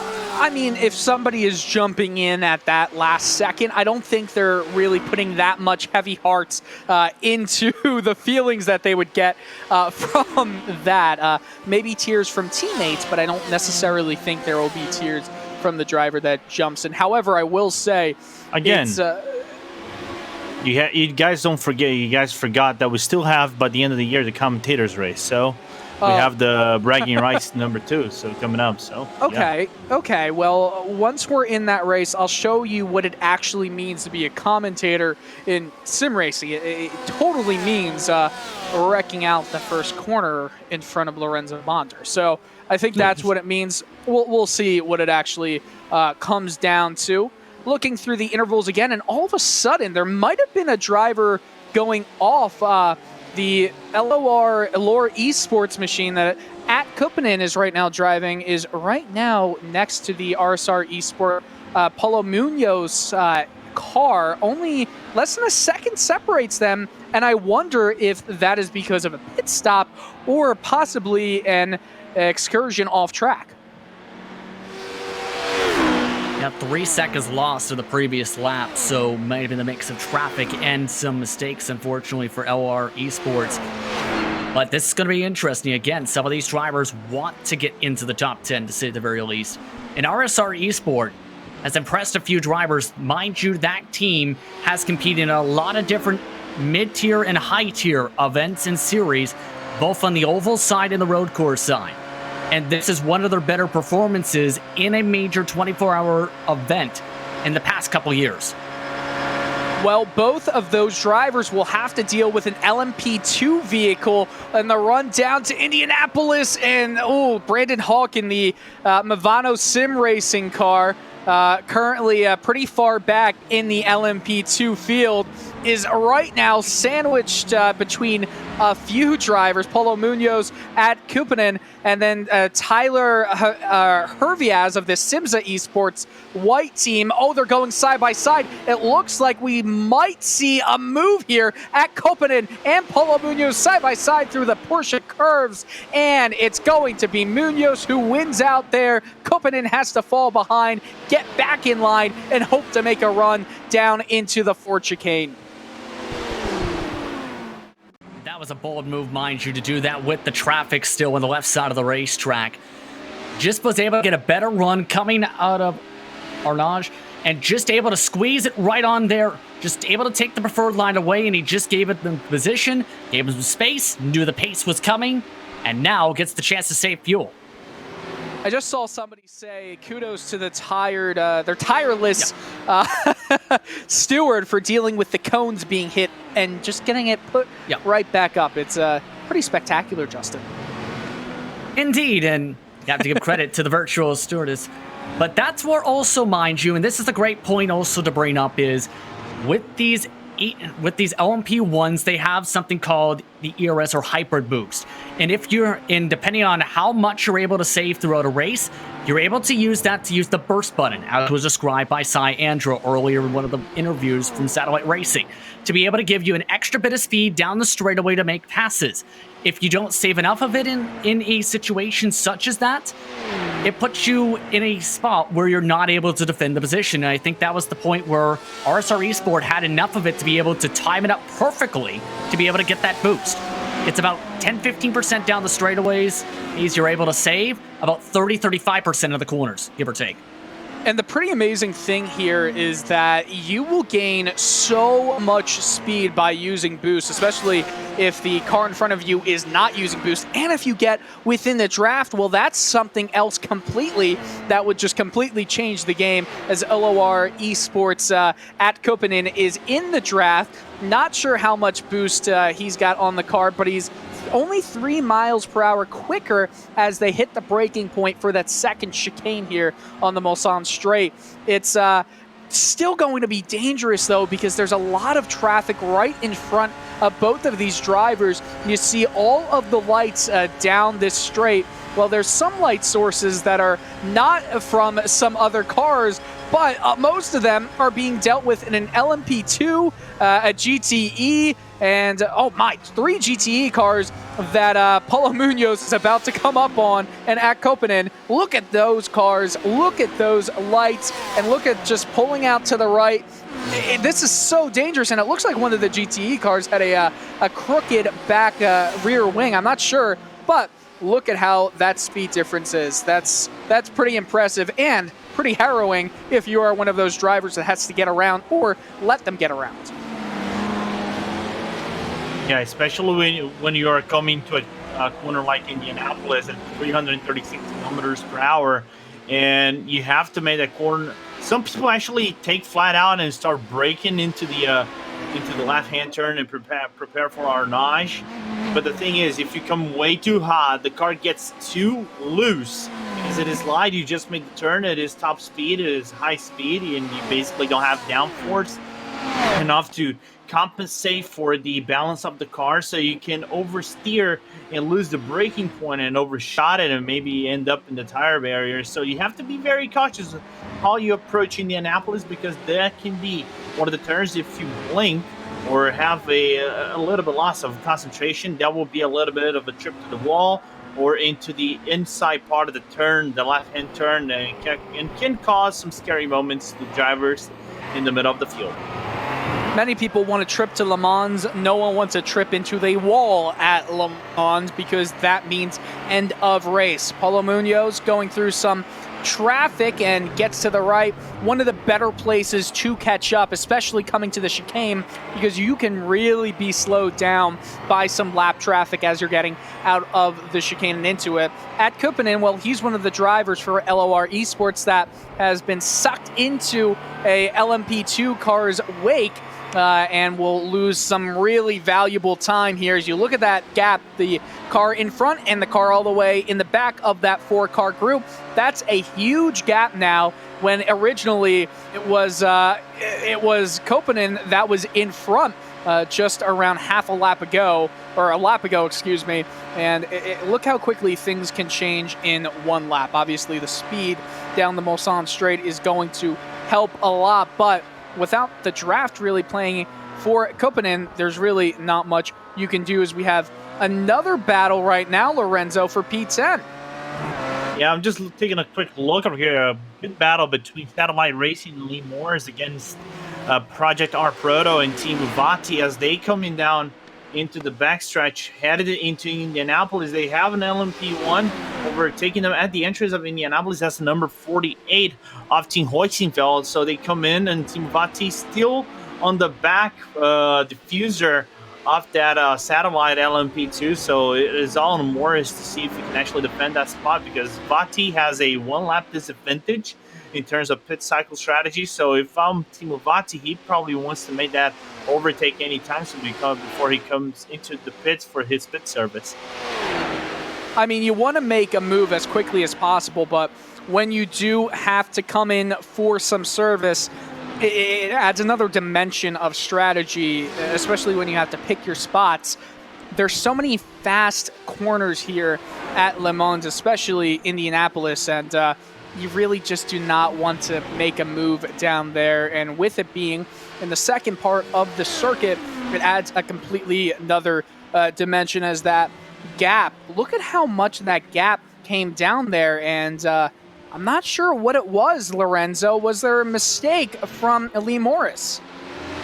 I don't think there was a mistake from Lee Morris. I think that was just a weird line taking. But if it was a mistake, it wasn't a major loss, because Vati has already been chasing him down. So if he made a mistake, Vati probably would follow suit with a small mistake because of the arrow push, basically. So since you're that close to an LMP2 car, the aerodynamic effect will come into play over here. You're not going to have the jack coming into your favor into the turn, so you kind of have to back down a little bit. So that's probably what Vati did it. And the gap stabilized between 0.6 of a second and 0.5 second. Going to the LMP1 front of the field battle, not on your screen, but just something I wanted to note for everybody is that gap between Team Redline and Burst Esport for P1, it's still 18 seconds, so no advantage from pitting for some fresh tires. It makes me wonder if there's really any point to maybe really going for a 5-tire stint. I'm not sure, Justin, but I know your gears are moving right now. What can Burst Esport do to cut down on that disadvantage through some strategy options?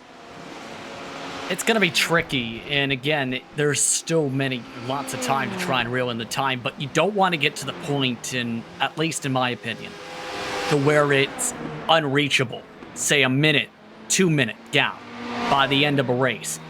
I think in realistic terms, you have to keep it around 30 seconds if you're the team. Burst is doing a decent job to stabilize it now around 20 seconds for the time being. But again, it's a wait-and-see type of game where you have to be patient as a team. You can't just say, I want this position now, and jump right on it. By the way, with this LMP2 battle, as they run over that cone and send it off to the moon, Satellite Racing pit about 1.5 laps ago. Car behind has to pit in about 2 laps or so, and this is a chance for Project R Proto to save fuel. I really wonder, Lorenzo, you just gave a very interesting noise. Yeah, because remember that cone that was just killed? Sorry, yes. I was having a moment over here. That cone actually just hanged on a little bit for life on the Redline HPD. If you are on Twitter, follow the Twitter account, the Orange Cone. I'm not sure if they still update it, but the Orange Cone commitment cone in front of a NASCAR pit stop, it's got its own Twitter account because it gets hit very often, not as often as some of the cones here at Circuit de la Sarthe. I do wonder how long a driver will want to, or a steward will want to run after a cone, because that cone gets back very quickly. They could just conjure up a new one, which is, in reality, exactly what is happening. This is a virtual race. We forgot a cone death counter. Let's start one now, Lorenzo. Are you okay with taking that responsibility? No. Too many numbers to count? Yes. Okay, well, we'll just have to go back and give kind of a rewind of how many times a cone has been hit and the most impressive hit so far. I'm sure we will have some time to talk about that. The difference here for Satellite Racing's Lee Morris and Timo Vati from Project R Proto, it's only 1/10 of a second as they head into P9, into the Dunlop chicane. Oh boy, that is really close. And I mean, if you're Vati, you're really just going to have to line up a move for the Mulsanne straight. You also have to worry too Lorenzo, that draft is so strong because of how long the straight is, even with the chicanes in there, that if you make a pass quickly on the exit of Tertre Rouge, you might have to worry about defending from the draft that you just got an advantage from. Yeah, the most natural thing is you guys are going to see right now Vati on the right side making the move, already put the car in, half a car out. He's going to have the Rumo kind of shutting the space of Lee Morris on the exit of the... Oh, but he goes really hard. He went really late on the braking, and he made it stick, but he went very loose on the exit of the chicane. And while Vati now has the position, I don't think it's going to last for long. Lee Morris is... into the throttle, but it almost seems like he's not going 100% in the throttle. He's topping out at 186 miles per hour. He's now gaining a little bit more, but not nearly the speed you would expect him to have in the draft. Nonetheless, though, the Trick Esports Pro Sim Gear GTE car is now in the way of this battle, pulls off to the left side. That is how you do it. Yeah, that's how you do it. Clear, cut, overlap right there, and there's an LM1 just overlapping them just before the Molson corner, so that's probably why Lee Morris wasn't more aggressive than usual. He did try to look for a move on the second chicane, didn't stick it in because of the DTE right ahead of him. But if I'm Lee Morris, I'll probably would just hang back, try to close the gap right now. You go into Indianapolis. If you actually have the move to make, I would make it. You need to negotiate. One of the things about LMP2 usually is that in these long races, it is an unspoken rule, but these place switches that we have back and forth often are kind of like of a rule. You know, I give you the draft, you give me the draft, I'll save fuel, now you save fuel, but there will be a point of the race and even stints where that's kind of thrown out of the window. They just duke it out on the track. And if you can see all the lights ahead in that LMP1 car that just storms by on the right side of Lee Morris, there's a lot of GTE cars that these drivers are going to have to contend with. And Wild Animals Orca, the LMP1 team, is right now currently being held up by a GTE car. Around 4 that is in the very close proximity to the LMP2, LMP1 cars, as Timo Vati has to pull all the way to the left. Very dangerous, kind of cuts the curve right there around Corvette curves, and makes it stick, though, heading into the chicanes. But Vati goes off, hits the barrier, and he's still going. But that's a huge, huge issue that he's going to have to deal with. That's what happens when you're in traffic. And I think just hit way too much of the sausage curbs that time of the S's. Way too much of it to the left side tires especially. Just pin-pawned that car all the way off to slide hard into the barrier. And now, that's going to be significant damage repair now for the 34 after that. And keep in mind, dirty air, mind you, is a factor here in iRacing too. Such a shame as we look at this replay. Again, yeah, just catches some big air left side tires, and he just goes way off. Unfortunate, but it's what it's going to have to be, Lorenzo. I know that it's not a fun feeling to get there, especially it was one of our only battles on track. It was a fun one, too. Yeah, but that corner, the fourth chicane for the HPD is kind of tricky. He kind of went for the preferred line. You have to be aggressive, mostly on the entry for you to... Of Le Mans is that you are going to be able to have drivers race when it's normal racing hours for them, like you were just saying. And the normal 24 hours of Le Mans, you're going to have drivers all really cycle in at one point at 4 a.m. or so, and they're all going to have to be up and sleeping in a very odd schedule. But the nice thing here is that you're able to be in the time zone that you are currently living in. You don't have to go anywhere except your home, and that means if you are waking up at a normal time, you're going to be driving in the sim at a normal time. And Lorenzo, I'd love to talk to you a little bit about what's going on with the broadcast right now. Yeah, for those wondering about the broadcast, welcome to the marvelous world of sim racing. Sometimes technical issues happen. We lost a little bit of the images, and now we are getting the images back. Just bear with us. And meanwhile, we are live on Radio Le Mans. If you guys go into Radio Le Mans and you get the pop-up, just click on our RSL1. You guys are going to get the live feed from us. We're going to be still talking about the race. Live images should be on YouTube if you guys want to refresh that page. You guys should be getting live images right now. While we're still working a few issues, but we are getting up to speed.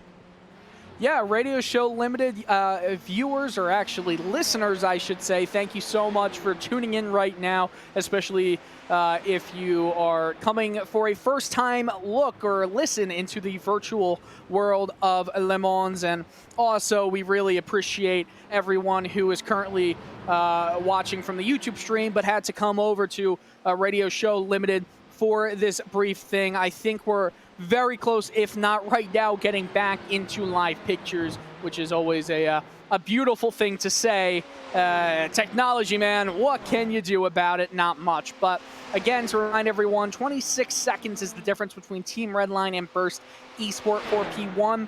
Now, Proto-Charge SimSport in P4 has been the latest casualty of getting lapped here for one of the LMP1 drivers. Meaning, and Justin, this is pretty remarkable, we're 8 hours into this race, or almost 9 hours, I guess, and only 3 drivers are on the lead lap. Crazy thing is, Dylan, I've seen in some 24-hour races in the past, the whole field being lapped if you have a fast enough pace. Remember the 24 Hours of Spa last year with Team Redline and that respective grouping of drivers that included Verstappen, Norris, and a few other drivers in that grouping that had that big of a pace? It got to the point where Verstappen's pedal broke. For his brakes, they had to take a tow because they had such a big advantage in the final 15 minutes when they had that happen, Dylan. They still won the race by just 15 seconds. So you have that raw pace that can happen for some of these big organizations. And Team Redline, they've been taking some big swings in their performance since 2019, mind you. It is pretty impressive, though, to have a broken brake in a sim world and still come away with that 15-second margin. Regardless, I'm not sure exactly what I would do if I had to deal with a quick sim change like that. I know if anyone was watching other versions of a French countryside race that some drivers, I believe it was IndyCar driver Simon Pagenaud, had to do a very quick change, Justin. Not sure if you saw that, but a change of one sim rig to another, that's extremely impressive right there. It can be very tricky, let's put it that way, to see that. I've seen it possible, but keep in mind, at the very least, for a 24-hour event in iRacing competition, let's make this clear, you need to have 2 drivers at minimum in the race car for this type of event and have the fair share as we talked about. Doesn't mean people have not tried in the past to be their own lead driver, let's put it that way. And there's others who run these types of events on their own, knowing it won't count in the standings, yes, but it's good in the act of raising money for charity, though. There was one time where I tried with another simulator to do an 8-hour race, or actually a 12-hour race. I think I was doing the 12 hours of Bathurst, and that was the last ever endurance race that I did by myself. I was never doing another one. Too many mistakes, Justin. But nonetheless, that's why it's so impressive to me how so many drivers, especially when they are coming from other cars that they use more frequently to this one. Remember, for a lot of the drivers, endurance racing in hybrids or GTE cars, and obviously in very soon we'll have the Le Mans hypercars. They know those cars inside and out. What's so impressive is that sim racers, they do not always have the opportunity to be in a race atmosphere with these cars that they're racing with now. You won't typically see so many drivers, like a complete group of drivers, do multiple 24-hour races. You're going to see some crossover between the 24 hours of Nordschleife, Le Mans, Spa for the GT World Challenge, but what you will not see is drivers who don't know how to or don't very frequently use a specific car jumping into those races. You'll see some crossover for people like, example, Scott Dixon or other IndyCar drivers that have dealt with things like that. But nonetheless, it's just so unique of a challenge for sim racers to jump from car to car to car in this high intensity atmosphere. And when you consider that too, with a lot of these teams, you have to think about this again, the experience brought in, that realism, and that knowledge the drivers also bring in, because a lot of what they bring in crosses over for how you build the cars and how you drive the track to be able to maintain speed. Here's an example on the oval side, Dylan, with the NASCAR Coca-Cola iRacing series. There's William Byron Esports. William Byron, of course, known for his strong performances growing up on iRacing, as well as in the Pro Invitational, of course. On that mark, he's worked with drivers like Nick Ottinger, who have been able to help him when he had to go back in the sim, as well as help build the cars as well for that team and the races on a week-to-week basis and a race-to-race basis. So it's absolutely huge to have those real-world competitors be big parts of a sim racing organization. It is so beneficial to not only racing organizations that are taking part, but also iRacing, for example, who listens to suggestions, applies it. I mean, that's really what you have to do to be as successful as possible. You have to really deal with the fact that professional drivers are really going to have a good know-how about how specific things are really in the real world. And by the way, Justin, I was just looking at some stuff happening. P4, Protocharged SimSport, went off at Arnage and got very close back on. It's a 730 machine with Ben Namedi right now. And as he was going through Arnage, he wasn't able to keep it on. The good thing, though, is that it was not terrible. He just went off track, lost a few seconds. Not cataclysmic, but it looks like Pursuit Sim Racing. And if you want to look at Pursuit Sim Racing, the number 9 vehicle, Blake Purdy is currently in that car right now, going extra slow. He is already 14 laps down in an LMP1 car. Obviously had a major incident, and that's not what you want to have going on with him. But nonetheless, it looks like with him being so far down in the order, he's got to get out of the way as drivers are coming around the Porsche curves. And if that goes wrong as he gets off track, he's able to safely get around some cars. Just got to watch out, because slow cars are one thing, but damaged and very slow cars are another, Lorenzo.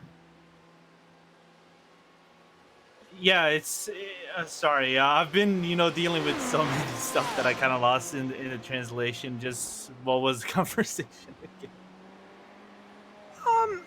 We were Lorenzo, I never know what to expect with you.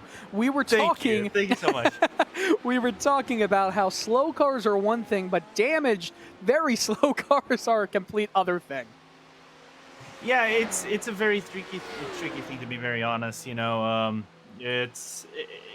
have to be very mindful of getting damage. And one of the things most specifically is the floor damage, which you don't often notice in the GT cars, which are the slowest one. But if you go and get floor damage on the LMP2s and LMP1s, you can lose easily about 15 kilometers in terms of speed, and that affects your entire stint. You can be in minimal about 3 seconds slower than an average per lap if you get that floor damage. But it's all about placing the cars in the precise spots, and if you don't get it specifically on Forchicanes, where it's the primary spot for you to get that floor damage, if you don't place that well, my friend, enjoy the lengthy repairs on the pit lane.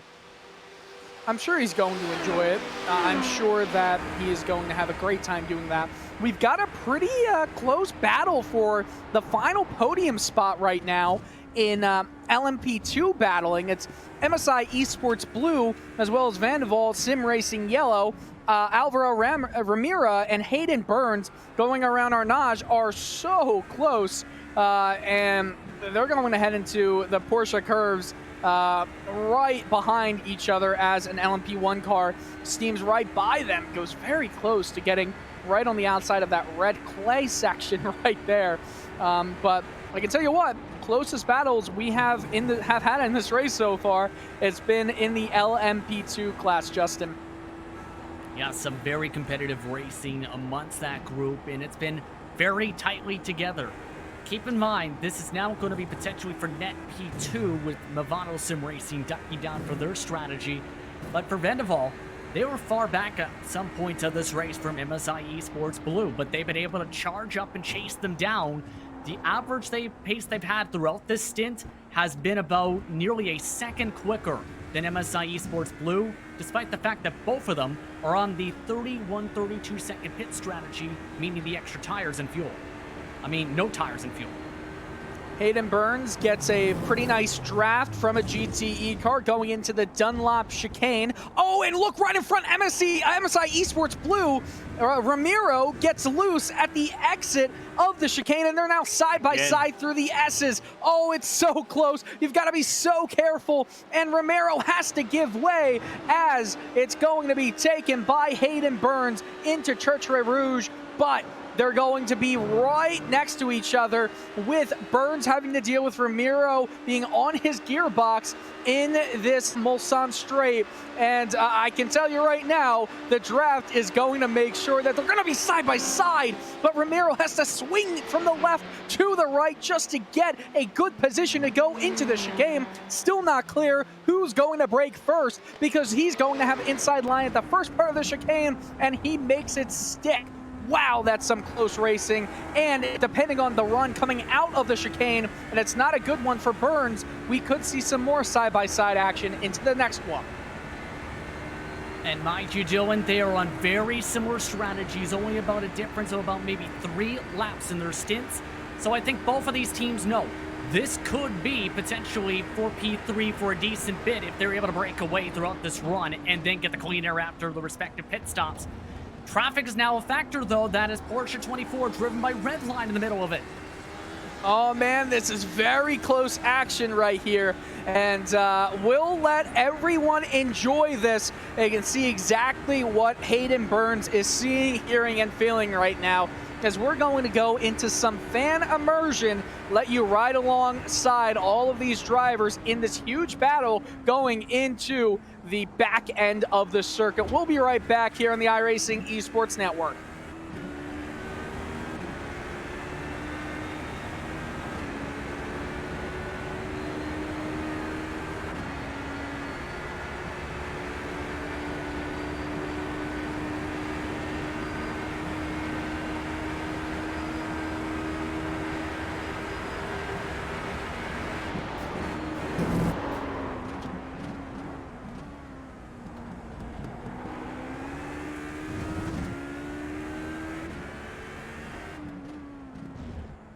Okay, so we're going to jump right back. A big crash just happened as we were going on fan immersion.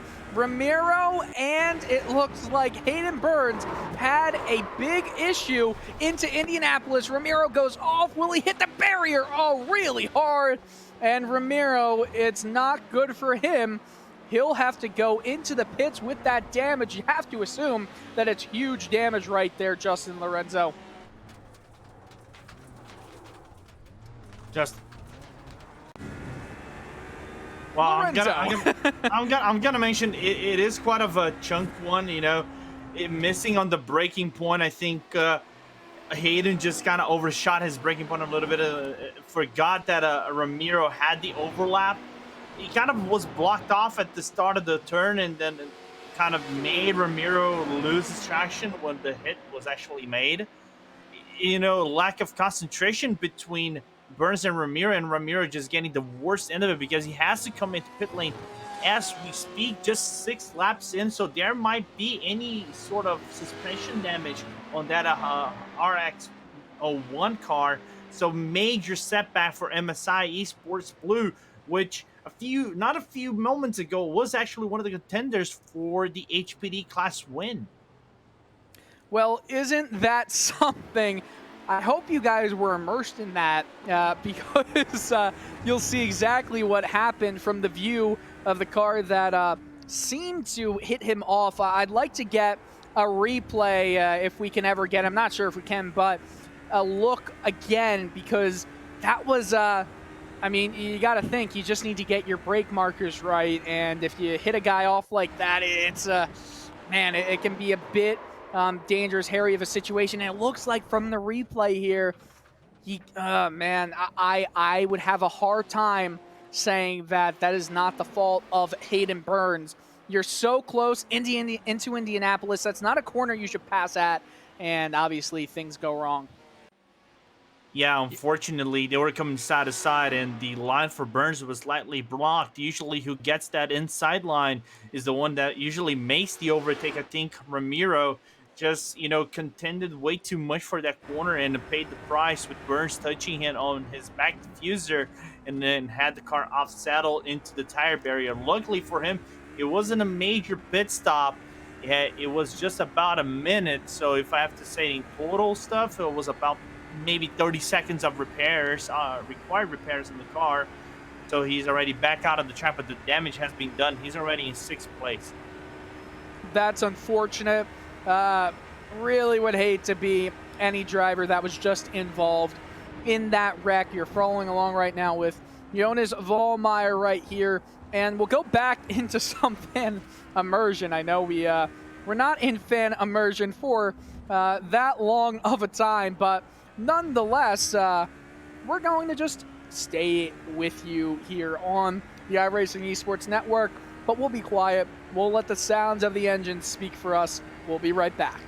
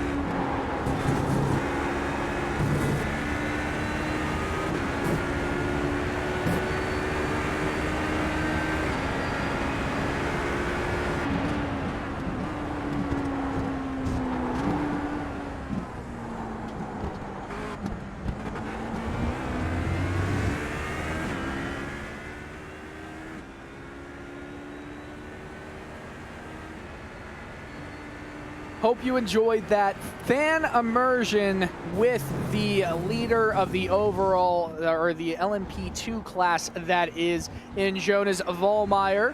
There is a lot of battles happening all over the track right now, especially in his class, but we'll take a look through the standings of the top 8 of all 3 classes. LMP1, Team Redline leads by 24 seconds over Burst Esport Sparta.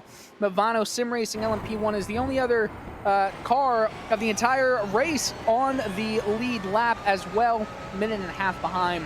Protocharge Sim Sport, Race Clutch LMP1, Team RSO 117. They both are one lap. They all are one lap down. That is, and Dutch Mountains Racing, Toucan, and Team Husingfeld is in 2 laps down, 7th and 8th place. LMP2. It's a great battle brewing right now between a few different high-ranking positions. Currently, Team Redline HPD is in the lead. Vandeval Sim Racing Yellow, 22 seconds back. Movano Sim Racing LMP2 Rosso is 40 seconds back. Final spot of the podium. F4H Red Sonja is 159 back and forth. Movano Sim Racing Giallo, MSI Esports Blue, Elio Racing Team HPD 95, and SDL Esports by Logitech G White. They are in 8th. Going to the GTE class, we haven't featured them that much in this race, unfortunately. Hopefully we will very soon with some battles looking juicy soon. Bila Racing Team Euronics are the leader after Sim RC, currently in P2, have had a 40-second penalty for pit lane infraction, speeding in the pits. AAA Esports White, 51 seconds back of the lead. They round out the podium. Manti Racing Gold, 2 minutes back. And 4th, Porsche 24, driven by Redline, is only 8 seconds in front of Mala Racing Team in 6th position.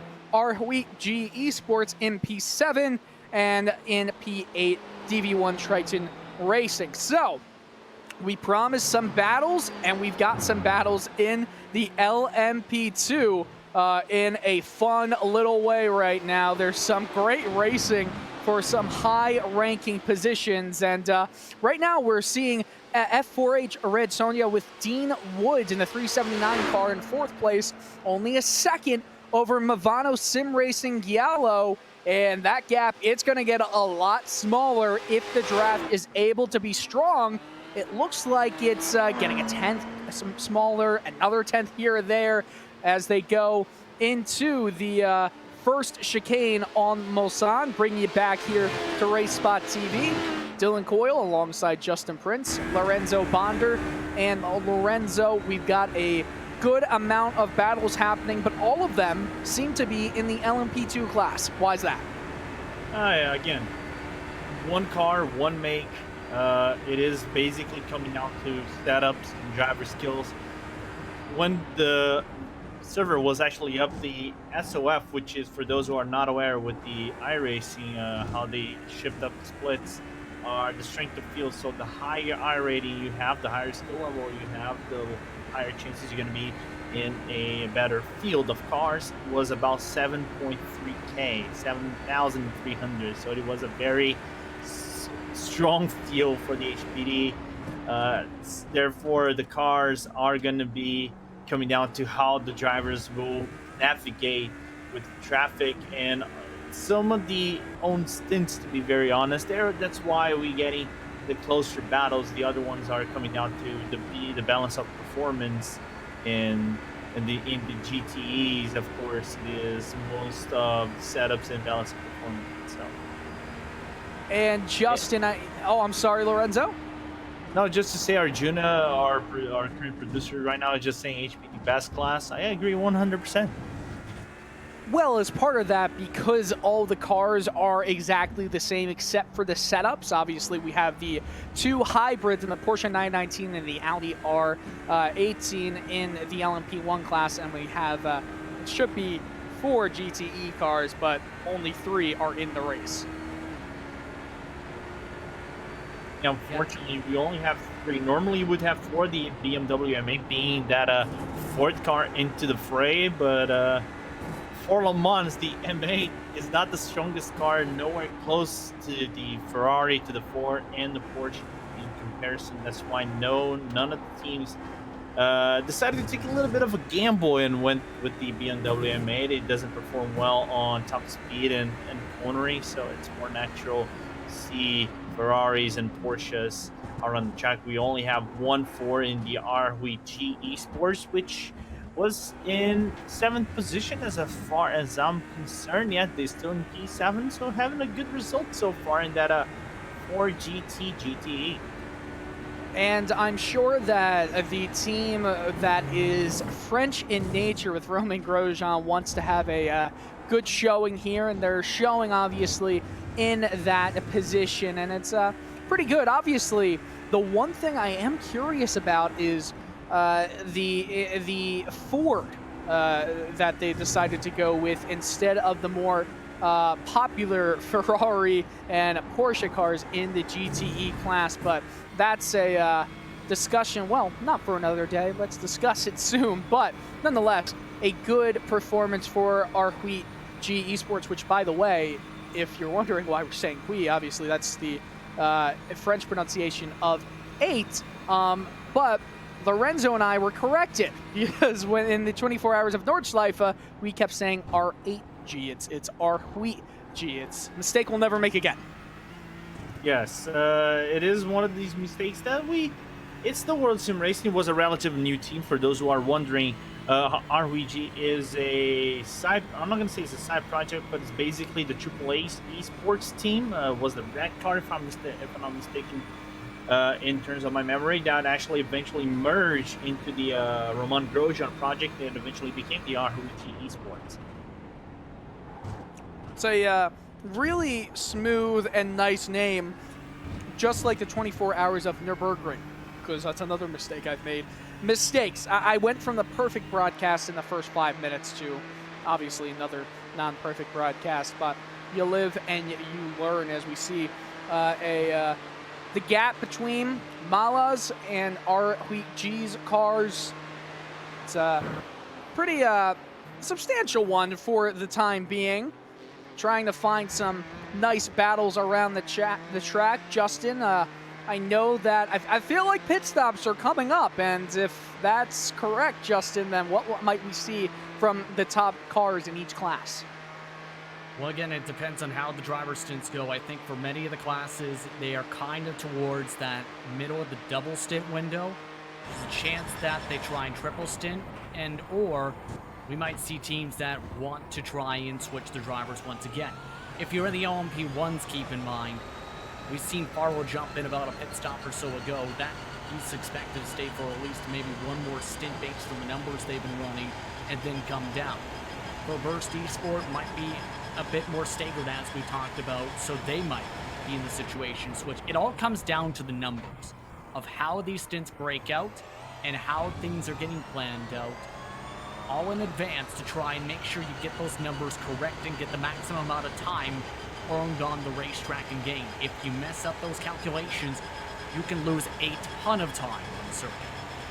And obviously, losing a ton of time from a small mistake has got to be the worst way to lose time. If it's a mistake that's not your fault, is it a mistake? But if it's a mistake of another driver's fault that happens in front of you, well, that's just luck not playing into your favor. And we do see a very interesting question that was put into the YouTube chat. And Justin, I know it was directed to you from Norman Robinson. That I'm curious, he says, with such a long race, how many of these drivers utilize a VR headset? And before I pass it off to you, I must say, only if you're crazy to use it for this long. Here's the thing, though. It comes down to a driver-to-driver basis on what their preferences are. For those curious, there are different setups, whether it's with the steering wheels, the pedals that each driver has, but as well the monitor setup. Some drivers may only have a single monitor up the middle, be able to see out the straight line, have some push buttons to be able to look left and right. Some have triple monitors to make sure you can see those left and right balances to be able to make sure you get your marks right and make sure you don't slam into somebody by accident, let's say. Then there's the VR argument, which also gives that ability to freely look around the car at any point, as well as give you that extra bit of immersion. Now, I don't think it affects the driving performance of a competitor overall too much, unless they have something technical happen with this VR headset. It actually, in my opinion, helps balance things out. It's down to a preference, though, of what you're actually comfortable with to be able to maximize the amount of speed you can have in the car. Renzo, I think you can add on a little bit to this, too. Yeah, it's very curious. Normally, for those who are aware, guys in top split, the majority of drivers don't use the VR setup because of two things. Number one is the refresh rate of the majority of the VRs are basically either stuck at 60 hertz or between 60 to 90 hertz.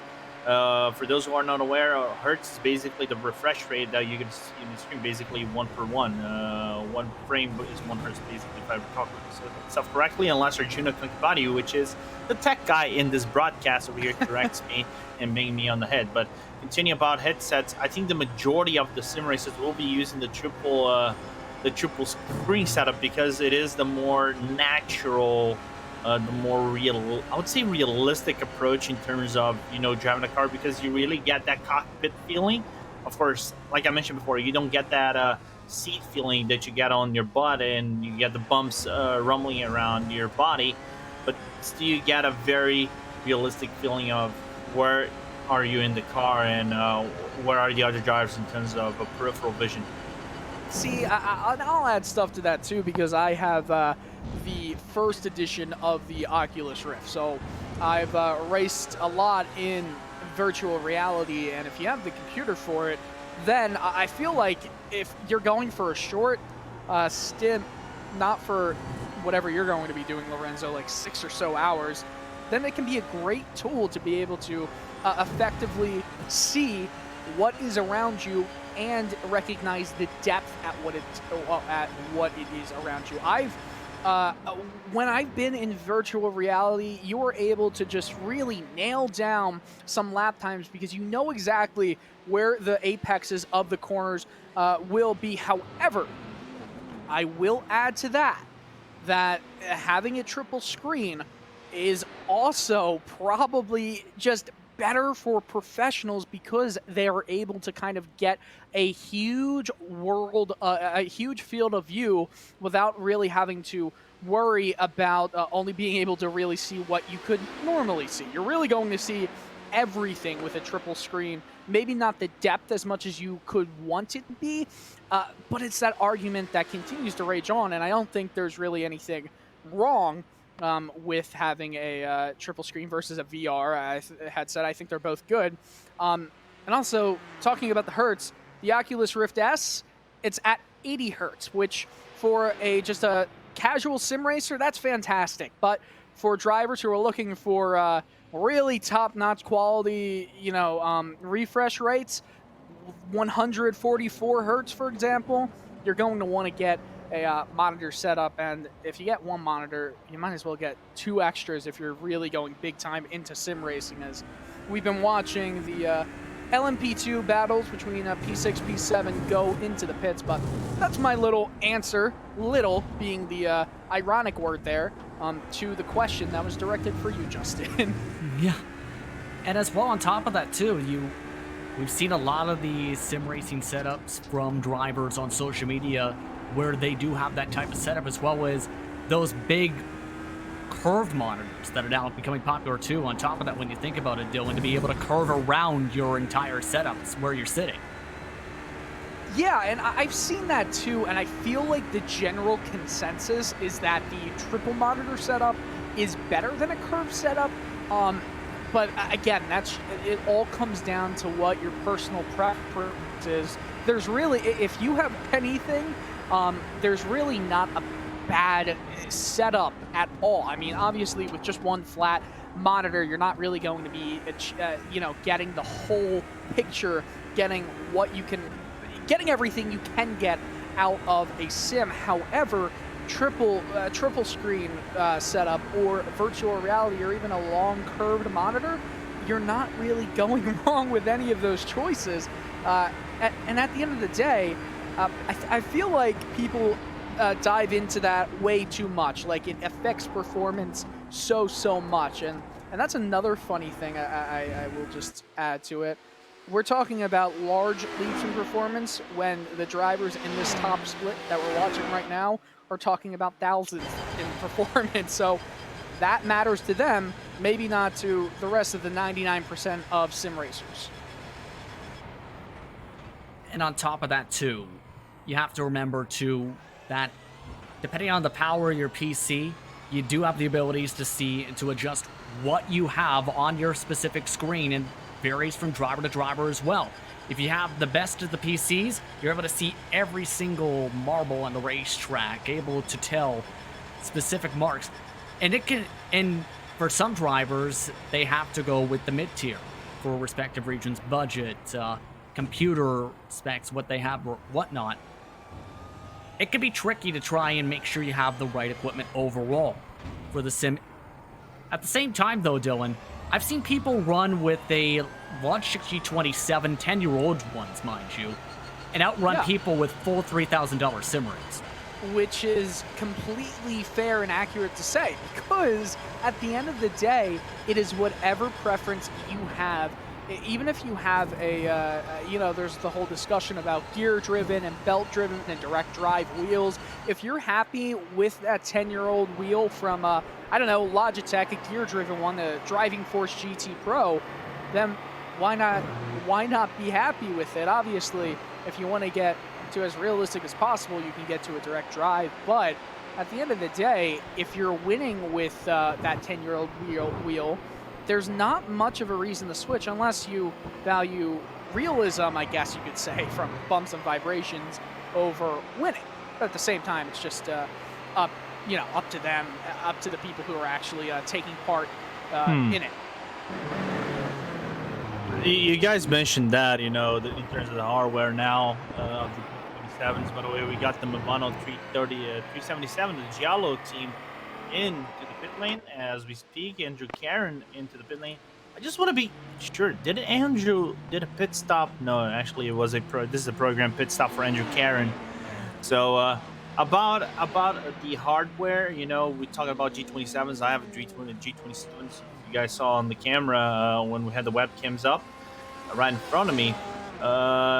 We say this, of course, it brings more force feedback and all this kind of stuff, but let's forget that if we do the commentators race and Hugo Luis was actually driving, he won the world championship with a G27. Of course, there wasn't any fan attacks and direct drives back in the day, but I kind of think that he probably would mop the floor with us, as we are seeing Satellite going off track as just next to the Movano Giallo car.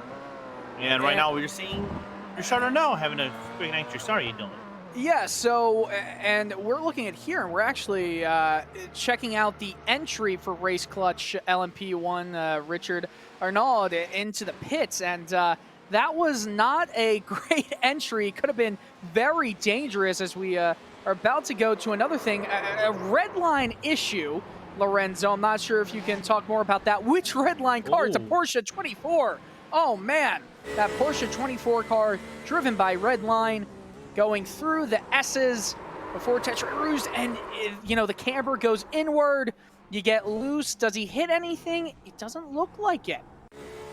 If you get 4, you might get 4 damage from hitting that kind of curb bump that it has between, and you might just grind the floor with it. That was, yes, Alexei Yusiakola driving that car. Unfortunately, as you pretty much said, the camber goes inwards. The car gets really loose. You guys have no idea how loose the car gets in entry, and you have to manage with the steering and throttle management that entry, and then when the exit is actually really loose as well, especially on the hill climb. So a little bit of a human mistake done there by Redline. Not much damage, though, obviously. If there's something with the floor, that's one thing, but we're not talking about any damage from hitting any of the Armco barriers around that section of the track, I guess, Lorenzo. Yeah, if you had an HPD, I think because of the ground clearance for the GT cars being higher than the HPDs, and probably LMP1s, you wouldn't get as much floor damage as you probably would get the prototype cars. So luckily for them, that small height advantage you get on the GTs may have probably made the difference in this case. And if we're talking about the GTEs right now, there are 4 possible cars and 4 possible manufacturers that these teams could have picked from coming into this race. Ferrari 488 GT car, as well as a BMW M8 GTE 4GT 2017 version, and a Porsche 911 RSR. Only one chose the Ford GT. We've talked about that. That's Arwheat G, Roman Grosjean's team. 0 chose the BMW M8 GT. And by the way, there's balance of power here.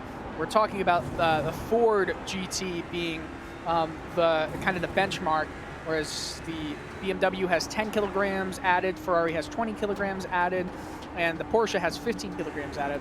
But back to the numbers, the Ferrari 488 GTE has 12 of the 18 drivers driving that car, and the Porsche has 5 cars. And if we're looking and trying to tell which teams are successful with which numbers or anything like that, the Porsche cars have not been doing all that well right now in the GTE class. If we're looking through everything, the Arwheat G Esports is the highest placed non-Ferrari team right now. They're back in 6th place.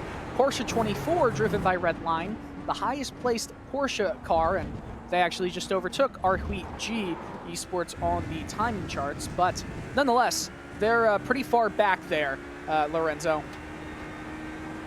Yeah, they're pretty far back. You know, they're gonna have a few rounds to make up, but it's again that battle in terms of pit strategies and gaps. So it's quite complicated. You know, you just have to keep your head down, have a good race, and just avoid any possible mistakes like you nearly had with one of the cars just being out in turn number 1. Because I think of all cars that can be more error prone for the driver, I think the HPD is the car that is most error prone because of the fast entries that you do in some of the corners like Indianapolis, Arnage, and even Dunlop itself. And some chicanes, you kind of can outshot your braking point and you would spin.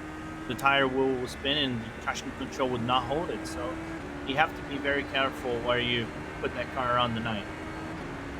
And if we're looking at other manufacturers and other classes, the only single manufacturer, single car class is the LMP2 with a old faithful car in the HPD ARX 01C. All 18 teams are driving with that one in the LMP2 class, as Movano Sim Racing Giallo, Andrew Caron is driving that HPD vehicle. Movano Sim Racing is the highest placed Porsche in the LMP1 class, while the top 2, Team Redline and Burst Esports, Esport Sparta, are driving an Audi R18 car. And you can very much tell the difference between the Porsche and the Audi in the LMP1 class. If you, and this is something that I'll ask both Justin and Lorenzo about, you can see the difference in the front wing of both cars. It looks like the Audi has just a few more little wedges and options for air to flow through the front of its car, while the Porsche, it just seems to almost come all the way down and act like a splitter, Justin. Kinda, and again, though the speed in them are fairly towards the same ballpark, mind you, in that, but again, these teams test for this to see what car will be the quickest over the course of a race and see how that's going to play out. That's been more the factor in the GTEs for this 24-hour event this year. But they test on that to see what cars that are not only their preference, but able to have the fastest pace for your group of drivers. Renzo, I think you can add on more to that as well, where it again comes down to what could be the fastest machine at a track such as Le Mans compared to, say, Circuit of the Americas or any other track. Yeah. Normally what happens when you go into these races, they usually wait for the BOP to kick in. So in the normal circumstances, the strongest car probably would be either the Ford or the Ferrari, and has been historic in Le Mans. They usually choose these cars because they have the highest top speed, the best cornering acceleration into the BOP. Kind of brought up the Porsche into this conversation. It has been a good car throughout the whole season with this new GT BOP. As we got the overlay back up, we had just had a minor issue with Atpo, and now it is back up. You guys got the cameras on Harrison Fitch in the Burst Esport Sparta. But it's a really interesting talk to be made. If we go, for example, like Spa, which is our next endurance event, the strongest car might not be the one you'd be thinking. Oh, it might be the McLaren, or it might be the Ford GT, GT3. It will be probably the Audi or the Mercedes. It all depends on how the BOP is performing. And you mentioned the BOP, and it's important to note with that, I think, too, and this is the relevant point in all this discussion. The Audi, they had their adjustment to the fuel consumption by about 3%. There have been races where, depending on manufacturer, you could stretch an extra lap or so or cut out a pit stop in the past, and depending on race to race. The Porsche 919, though, had their fuel consumption decreased by 1.45%, and adjustments, mind you, to the MGU-H power unit, to its power curve, and how much power it has for specific kilowatts. So that may have determined, again, which teams wanted to use that Porsche, Lorenzo, in that factor. Normally what happens to the Porsche is that I think on this season, it was more beefed up in terms of better drag and probably a little bit of a lesser weight in comparison to the other cars. In the previous season, the Porsche was lacking in terms of acceleration in comparison to the Ford GTE. Basically, if you go into ILMS or even INSA, the official series last season, the main car of choice was actually the Ford GT. It was basically the car. If you see, for example, 20 out of 20 cars, 19 would have been the Ford GTE. Maybe one car would be the Ferrari or the Porsche. So that's why in this season they kind of thought, oh, let's put the pedal back on the Ford GT. I think it was too strong. It is going to be still a contender for this season. Let's make a car that might be stronger in the overall tracks. So that's probably the Porsche is the strongest car in all tracks. But in speed tracks, there isn't one favorite specifically. But the Ferrari, I think, for the BOP has got the upper hand this year.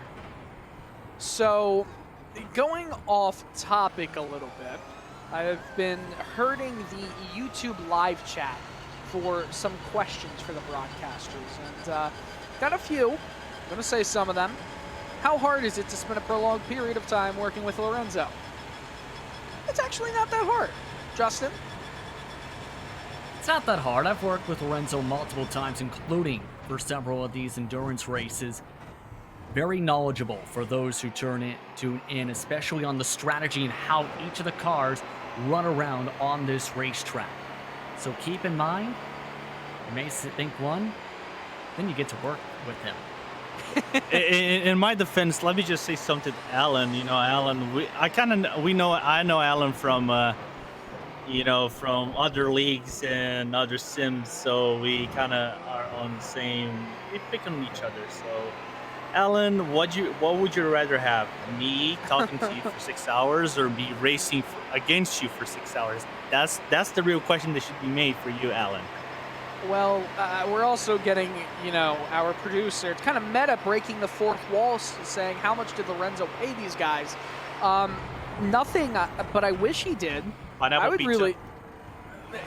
A pineapple pizza.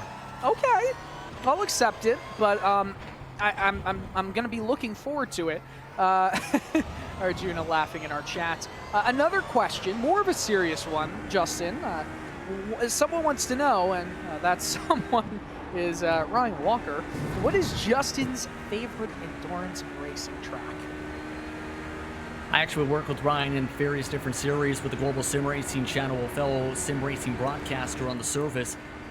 It's actually a difficult question because based on how I've seen in broadcasts, kind of the most entertaining to me. has been almost a tie between Le Mans and the Nürburgring, because both of them bring that difficulty of maintaining the balance of speed and technical corners, but also have their two different traits. For Le Mans, it's again trying to maintain patience for the most and straight and trying to set up the best passes, say in Indianapolis, and trying to carry the most amount of speed. But the Nürburgring, it's survival, especially in the Nordschleife, to make sure you don't crash in many of the twisty bits around the racetrack, and then get to the drafting section of the racetrack before you get back to the start and finish line in towards Mercedes Arena.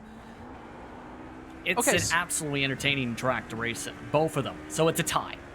Okay, well, that's boring. So here's another question. I'm going to throw a twist into it. And we have to talk about what an endurance track actually is. Are we talking about endurance tracks that are not mostly known for endurance racing, but have endurance racing? I'm thinking like, you know, I'm not, obviously I don't expect this to be your number one or anything close, but Bahrain, for example, or Silverstone's a great track, but do you consider Formula One or endurance racing to be what Silverstone actually is? Obviously, you think Le Mans, you think Nordschleife, and you think of endurance racing.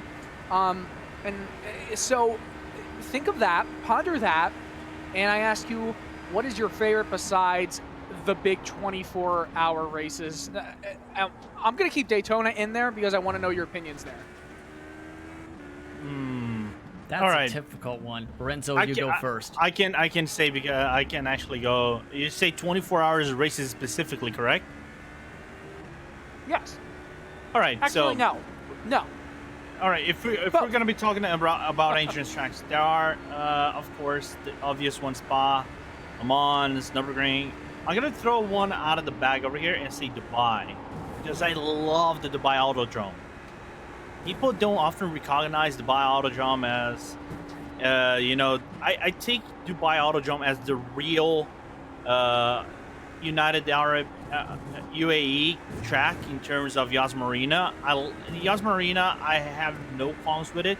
It's just a boring track overall. I think Dubai is much better in terms of racing and provides much closer action in all classes. So it's one of those tracks that comes into mind. And we got a little bit of a crash between Ivano Giallo and another LMP or another car. Yeah, well, take a look here, and then we might be continuing our endurance track conversation. Oh, no. It's Andrew Caron. Or Karen. Let's reach an agreement on that as he goes into the entry. Karen, all right. He goes into the entry of the Dunlop chicane. It looks like everything is fine, but is there a little bit extra going on in another replay? Oh, look at this. It's Team Anatolia. And the Ferrari, number 11 car, having a big issue. And that, or actually, that's in 11th. Indy. Yep, that's in Indy, and obviously that's a difficult corner to mess up, because if you mess up there, there's not much space for you to have any runoff area. And I wonder how much damage is on that car. You kind of have to expect that a pit stop will be in that window, but we rejoin with a 23-second difference currently with the top two of the LMP2 class, Ivano Rosso and Team Redline HPD. But back to the endurance conversation, the Dubai Autodrome, a very interesting choice. The 24-hour series, not really that, I guess, well-known, I guess you could say.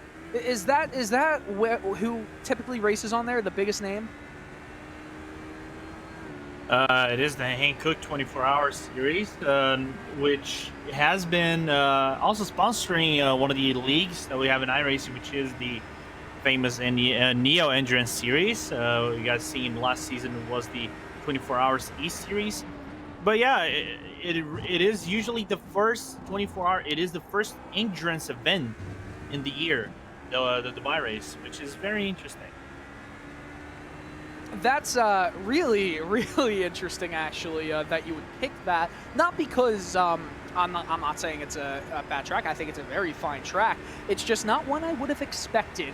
But you're Lorenzo, and I should never expect with Lorenzo Bonder.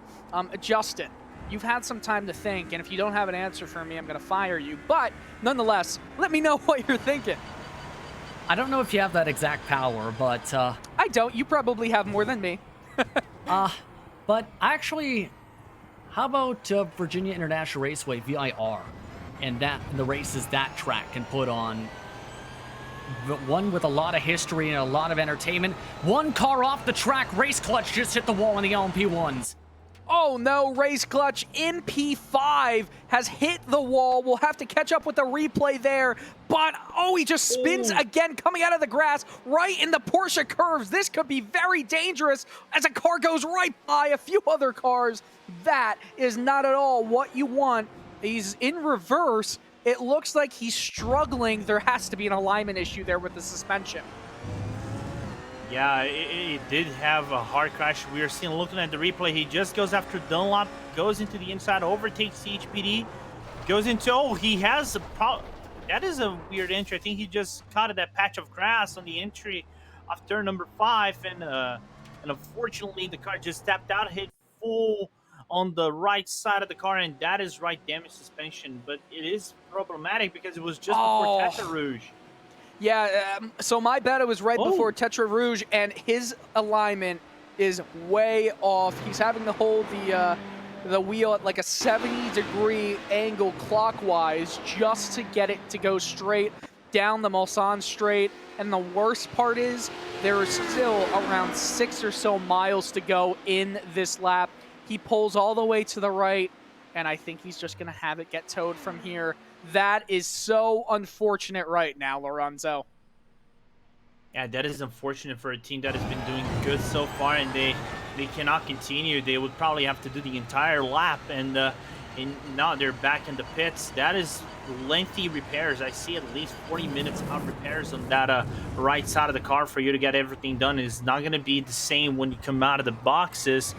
But that was a contact with the level. I thought it was all by himself, but that was contact with the level Motorsports Orange number 6 HPD, which kind of took them out. It wasn't intentional though, but a little bit of a miscalculation, the HPD, but unfortunate for Race Clutch.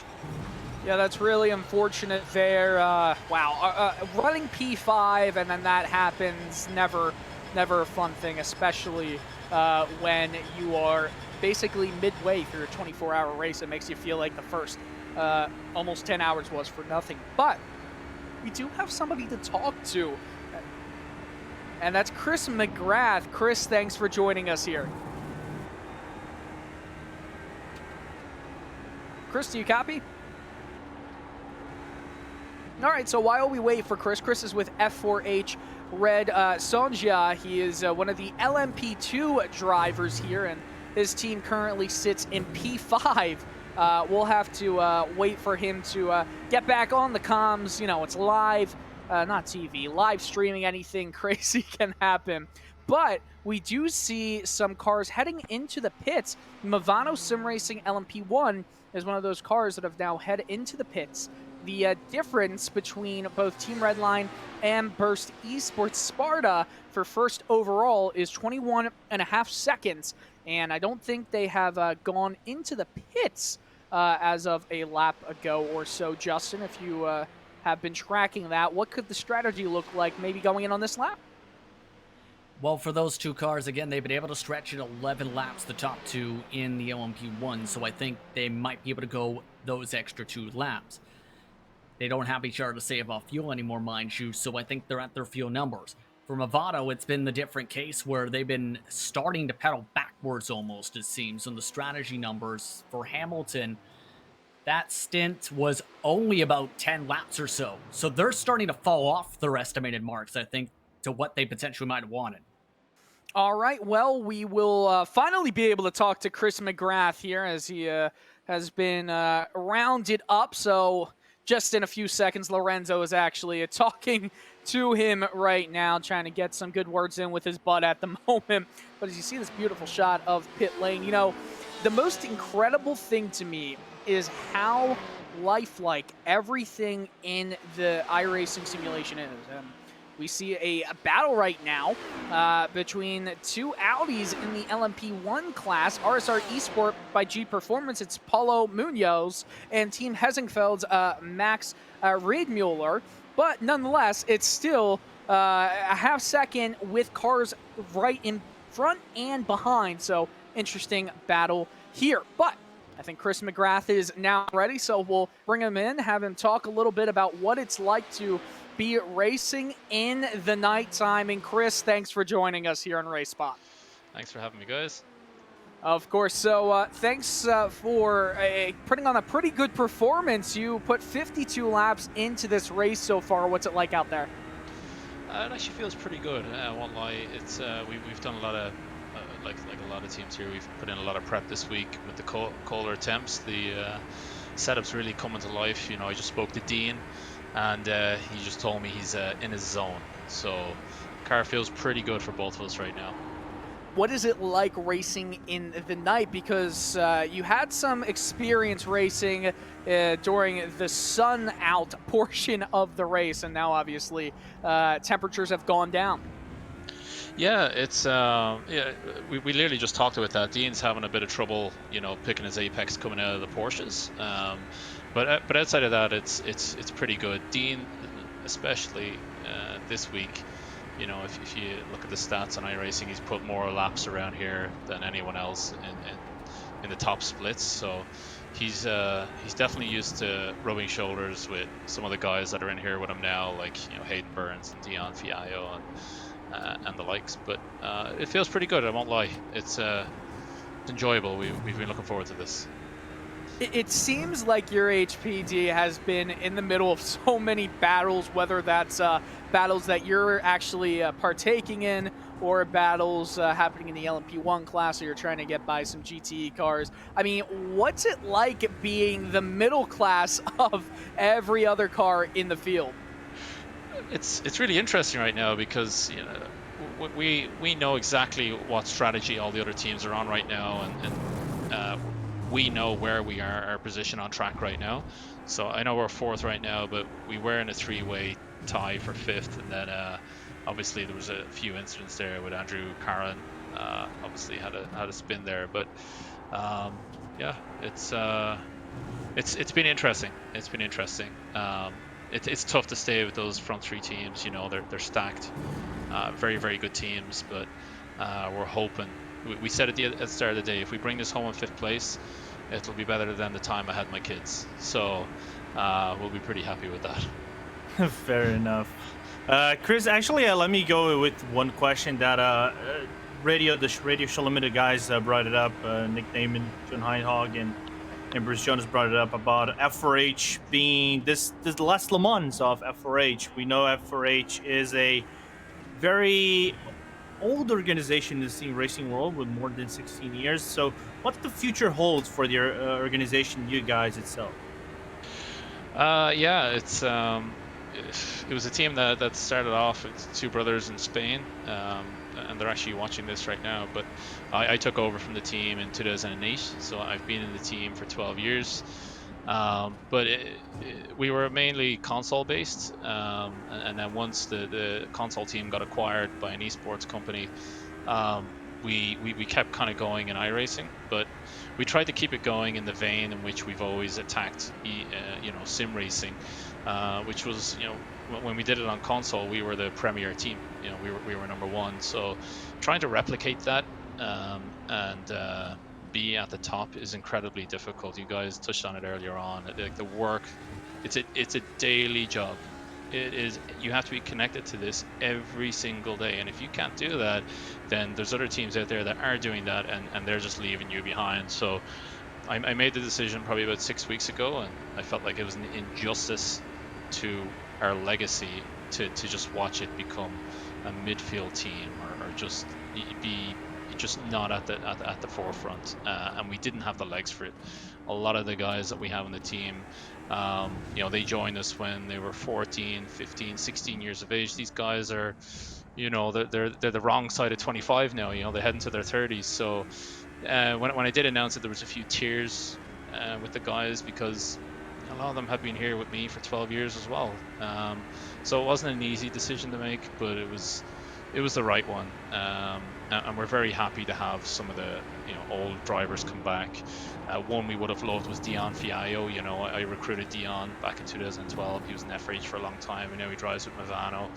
Jesse Stevens, who's with the Radicals. I have to thank Radicals for allowing Donnie Squirick and Jesse Stevens coming back over to us, just lending our drivers back. And it's been great. I'm not gonna lie. I'm gonna take the car home, and there might be a tear or two. It's just it's been a big part of everyone's life. Obviously 10 years is a long time, 12 years.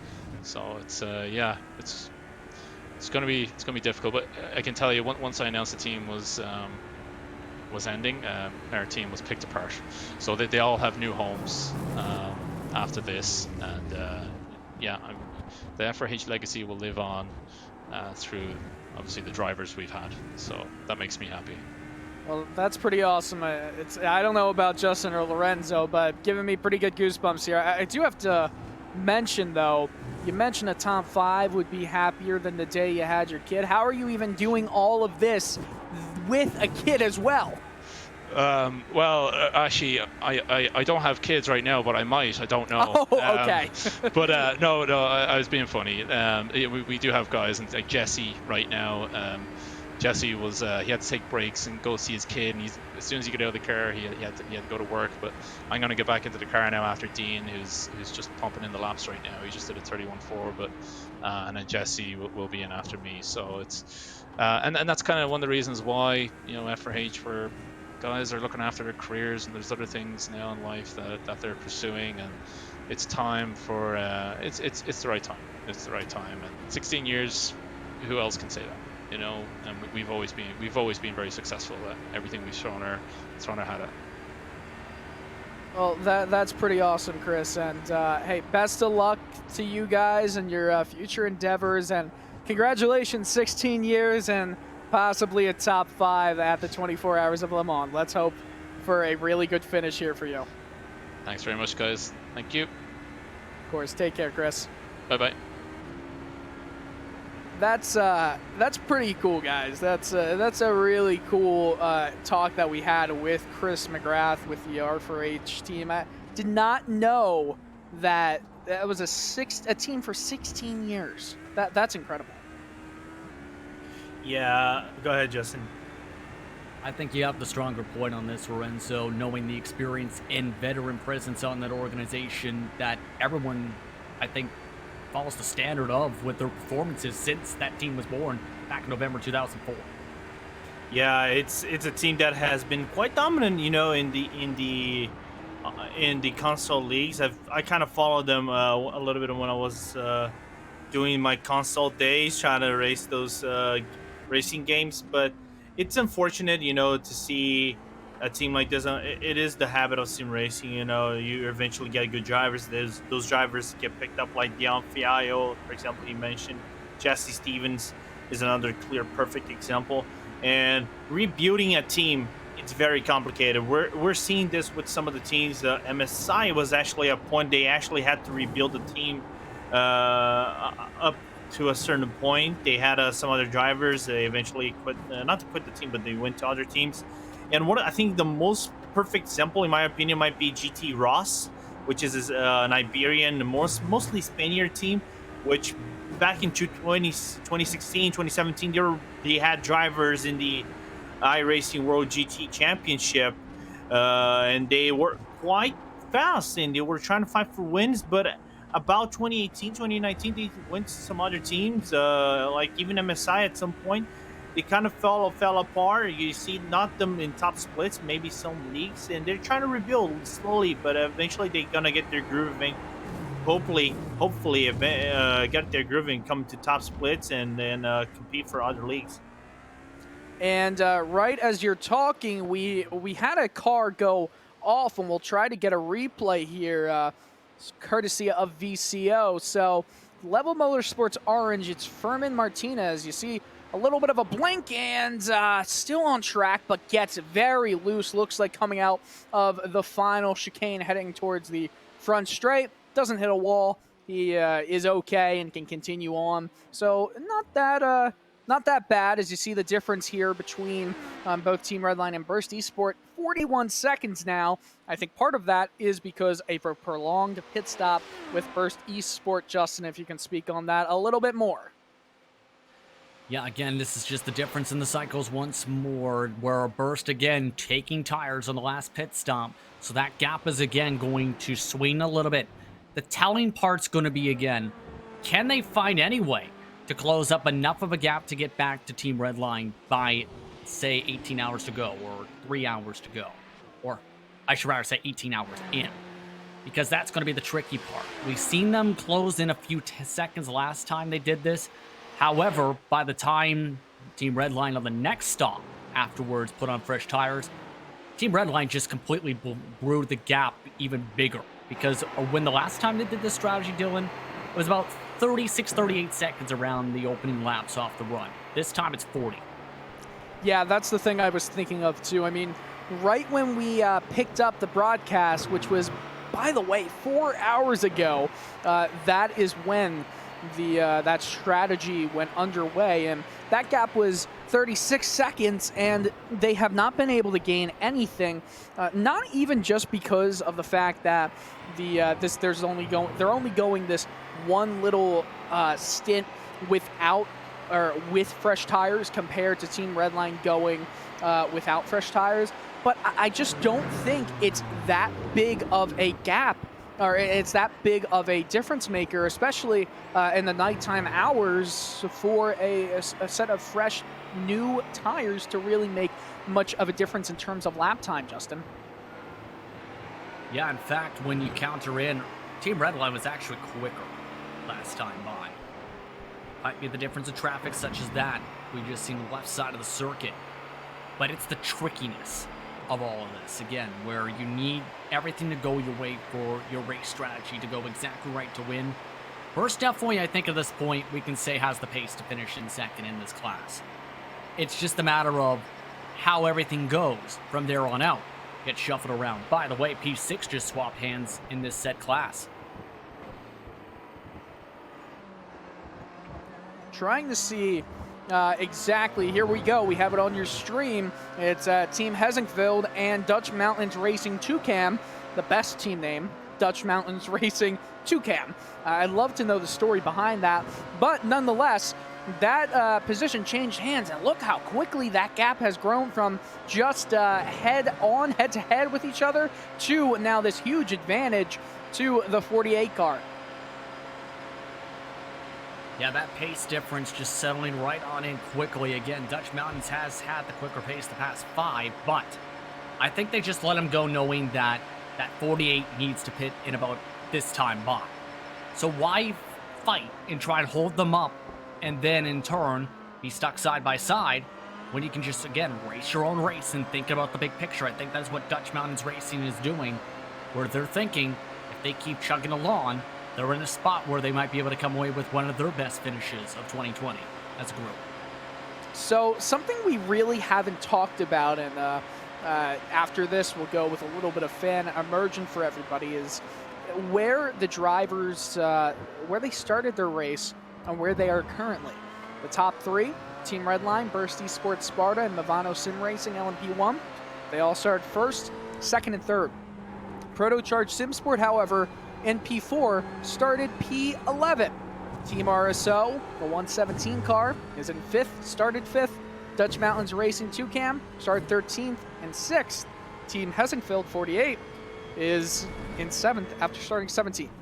So some pretty big movers in the LMP1 class, and Team Redline HPD went into is now in first place in its class. Started 23rd overall. Right now it's their 14th overall. So obviously you see how there are some big movers throughout this race. Probably the least happy might be Obsidian Racing GT Omega with a crash right at the beginning of the race. 170 laps down.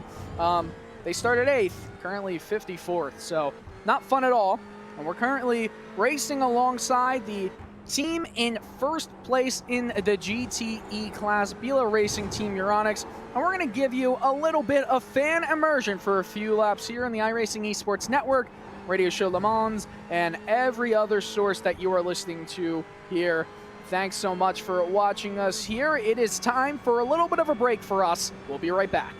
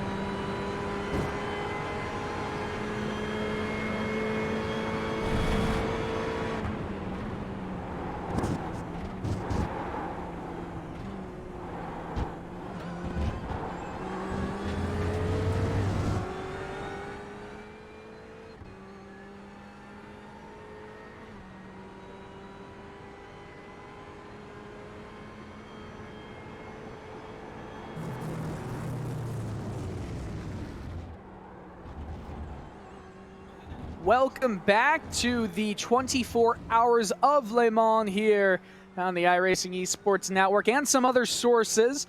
This is the 5th annual edition of the 24-hour race in the French countryside. I'm riding along with Bila Racing Team Euronics. Their Ferrari 488 is the leader in the GTE class, and it's been quite a easy ride for them after Sim RC got a big 40-second penalty for speeding in the pits. But nonetheless, I'm Dylan Coyle, joined alongside Justin Prince and Lorenzo Bonder. This race has been very much so a marathon at this point, as one would expect. Not much tight battle, not many tight battles or close racing. It's generally been a lot of close LMP2 action, but other than that, not much. So we'll go through LMP1. Team Redline, 43 seconds above Burst Esport for first. Movano Sim Racing, the only other car not a lap down, is comfortably in P3 on the podium. Protocharge Sim Sport P4, Team RSO, Dutch Mountains Racing, Toucan, RSR Esport by G Performance, Team Husingfeld 48. They're 2 laps down. Protocharge Sim Sport is the only car 1 lap down. We'll go through the LMP2 very quickly. And first in the LMP2 class, it's Movano Sim Racing, LMP2 Rosso. Team Redline HPD, 21 seconds behind. Vanderbilt Sim Racing Yellow, 41 seconds behind in P3.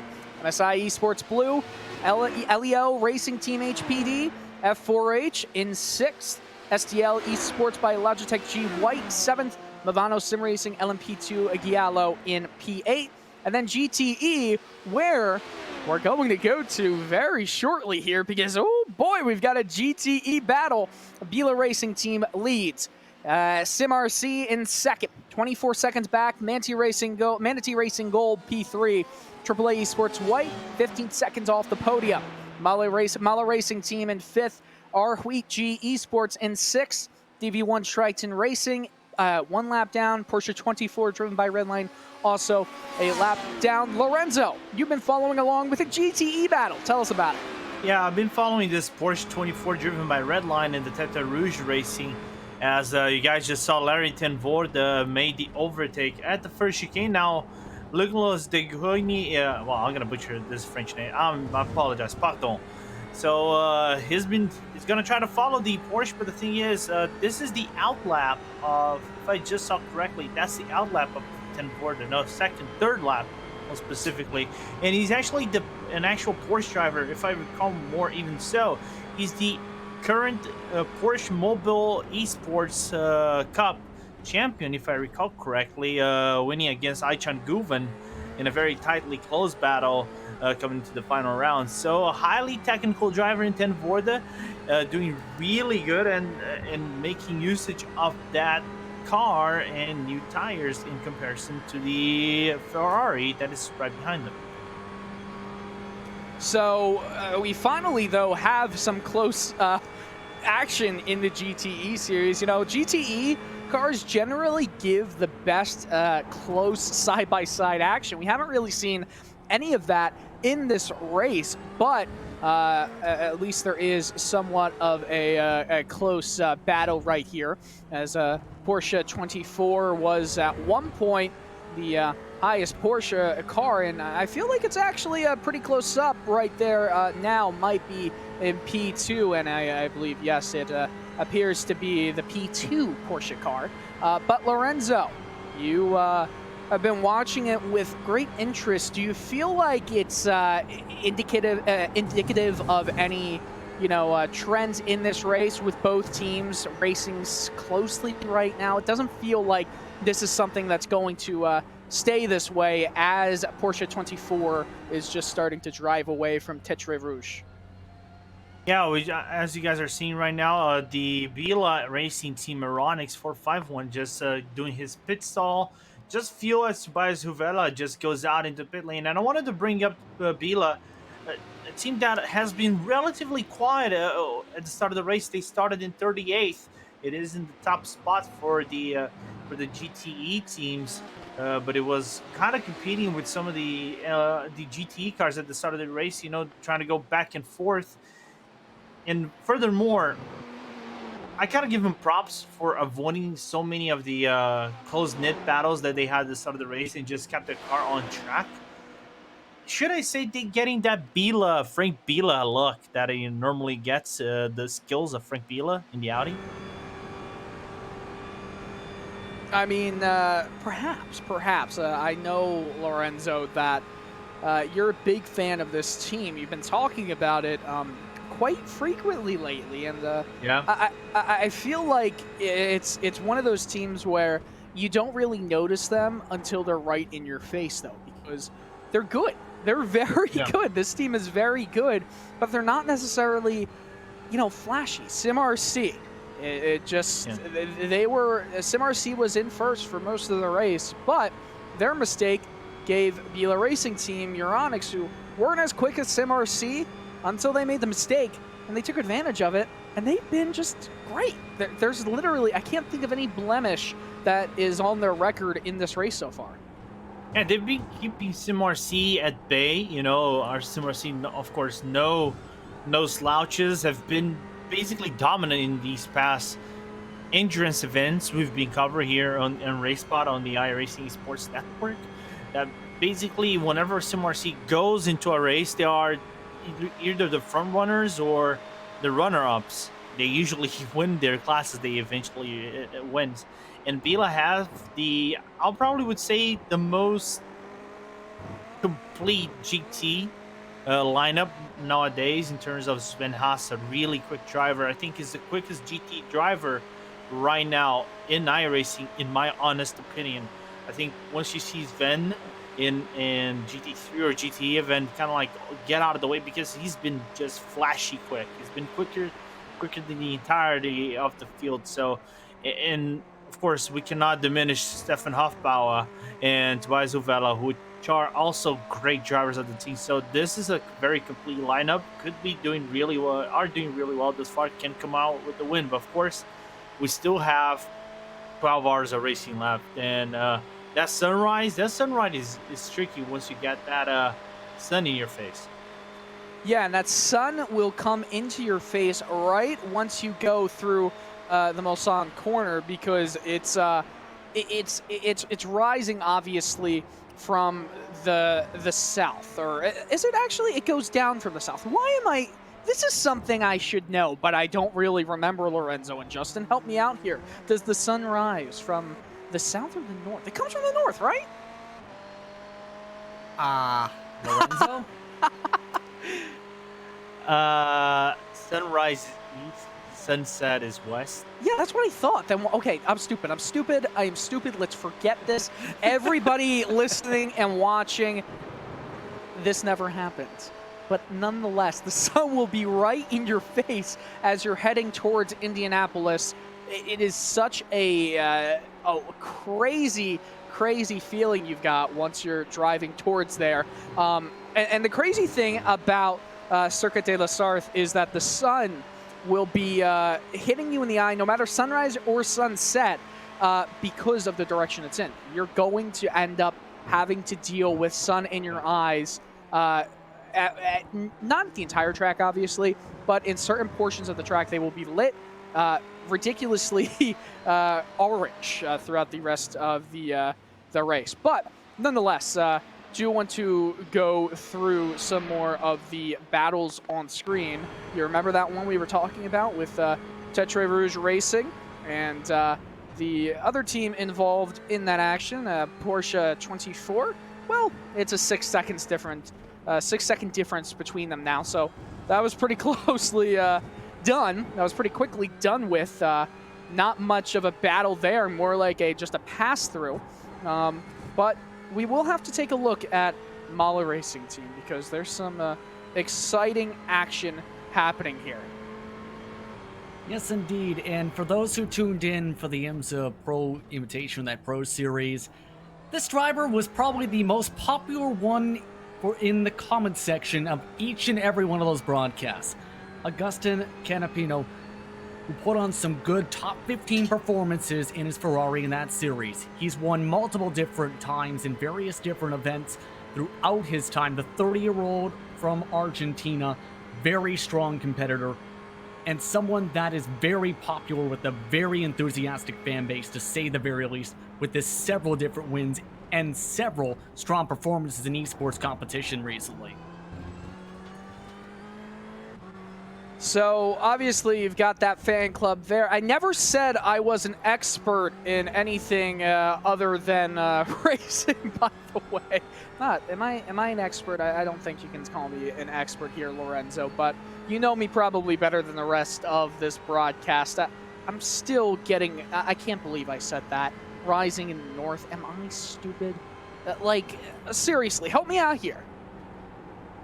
Man, I cannot help you unless I have to say, if you go to Japan, Japan is the land of the rising sun. So you go to the east, you got the rising sun there. But I'm talking about sunrise and sunset in Le Mans. It's funny that we've seen often driver interviews, guys like Tom Christensen, Dindo Capello, and so many other guys, Jordan Taylor included, that talk about the difficulty with the sunrise in your face, especially when you come into the fourth chicane, because the sun is specifically set over there at the start finish line. You get that thing in your face, and your peripherals get so affected that you basically have to rely on mental memory for you, where you're going to place your car, where you're going to brake, so you don't miss any point of the track.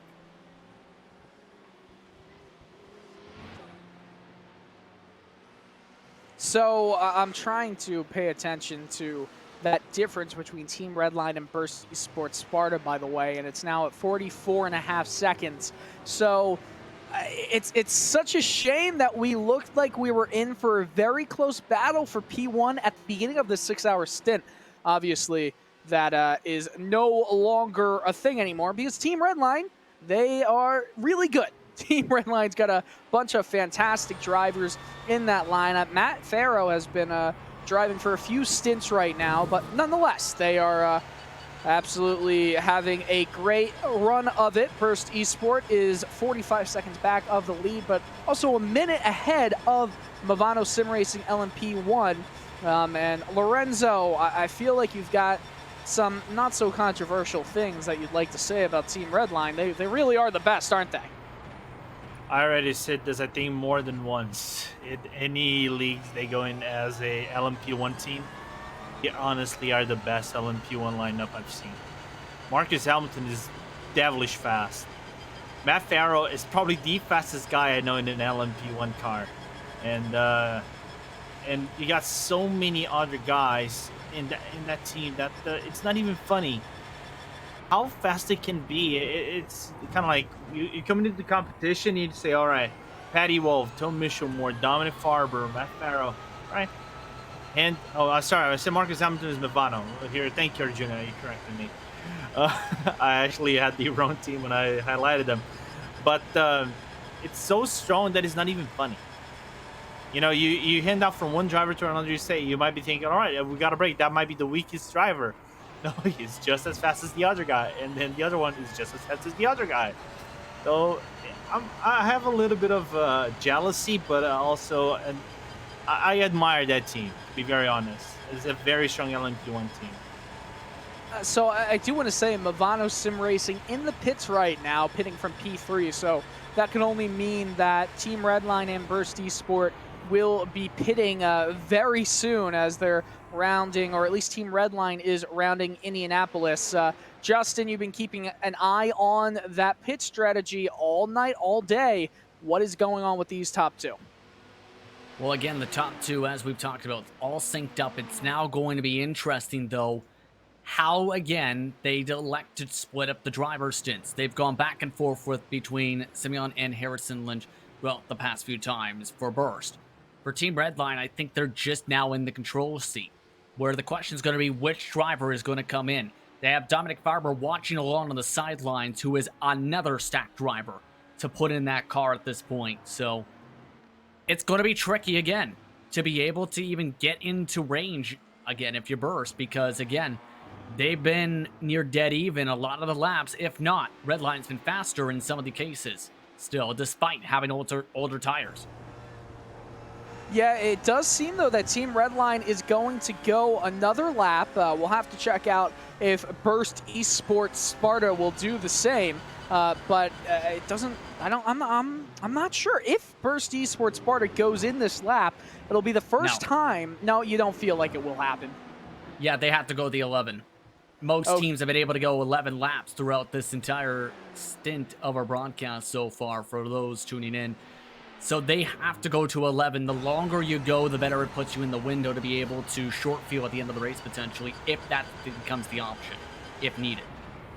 Okay, so I'd love to see a little bit of strategy play out here, because you were talking, Justin, a couple hours ago about, obviously this is nowhere near the end, but you don't want to make it a margin where it's not able to be caught up on. Right now, we're getting close to it being a minute difference, a disadvantage for Burst Esport.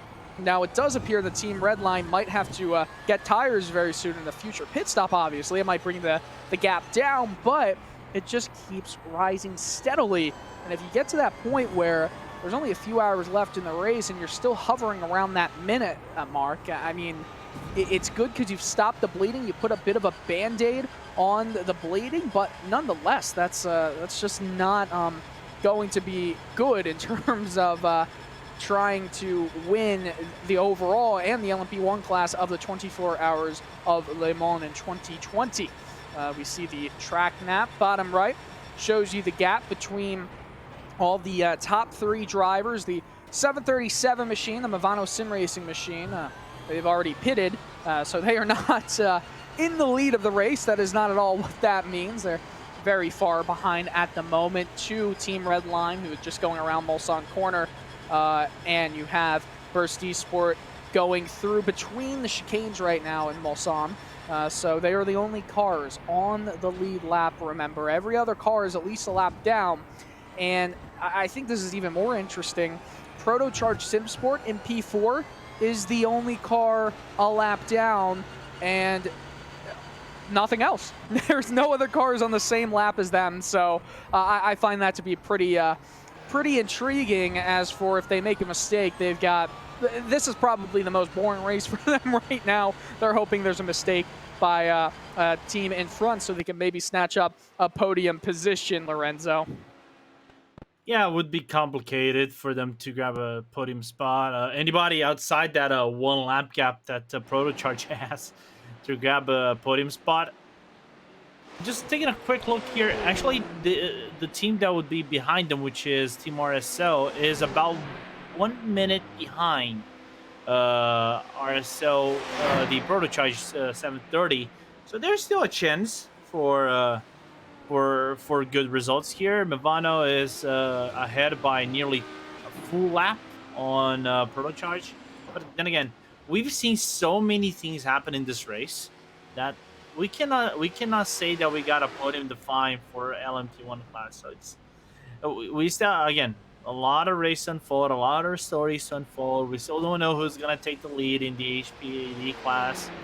This the LMP1 as well, even though there is a lengthy gap between Burst and Redline. So let's see. It's gonna be interesting. So you see on your screens, Team Redline going into the pits. Matt Farrow in the pits, and I think we're going to see a change of drivers. Yes, Dominic Ferber is in the Team Redline LMP1 car, so we'll see if he will give us any extra intrigue through this battle for the overall win in the 24 Hours of Le Mans. First Esports Sparta into the pits now. Simon Lynch is the driver currently heading into the pits. I wonder if he will be the driver coming out of the pits as well, but nonetheless, all the podium drivers of the LMP1 class are going to have pitted throughout this the rest of this stint. A lot of pit stops. Drivers are closing in on around 20 pit stops in total. Some of the top pitters, I guess you could say, throughout the field so far, right around that 20 pit stop mark. And what goes in, Justin Lorenzo, what goes into a real life pit team? Because obviously in the virtual world, that's not really as much of a thing as we might, want it to be. But in the real world, when we do talk about just how much pressure is on pit crews over the course of so many pit stops. I mean, we're talking like 50 pit stops possibly if we went this stint through the actual 24 hours itself. It's a very good conversation. To be very honest, I think this might be the first conversation about pit crew I might have had with someone, because normally we don't put the focus on them. We generally put the focus on the drivers, right? Especially F1 and things like that, where pit crews are fundamental for the performance of the car and how it comes out of the track, how fast it is. So it's a very interesting talk. I think the preparation is huge, because you need to be fresh every single time. Every pit stop that you do, even though they are lengthy pit stops, they usually take about 30 to a full minute in terms of tires and fuel.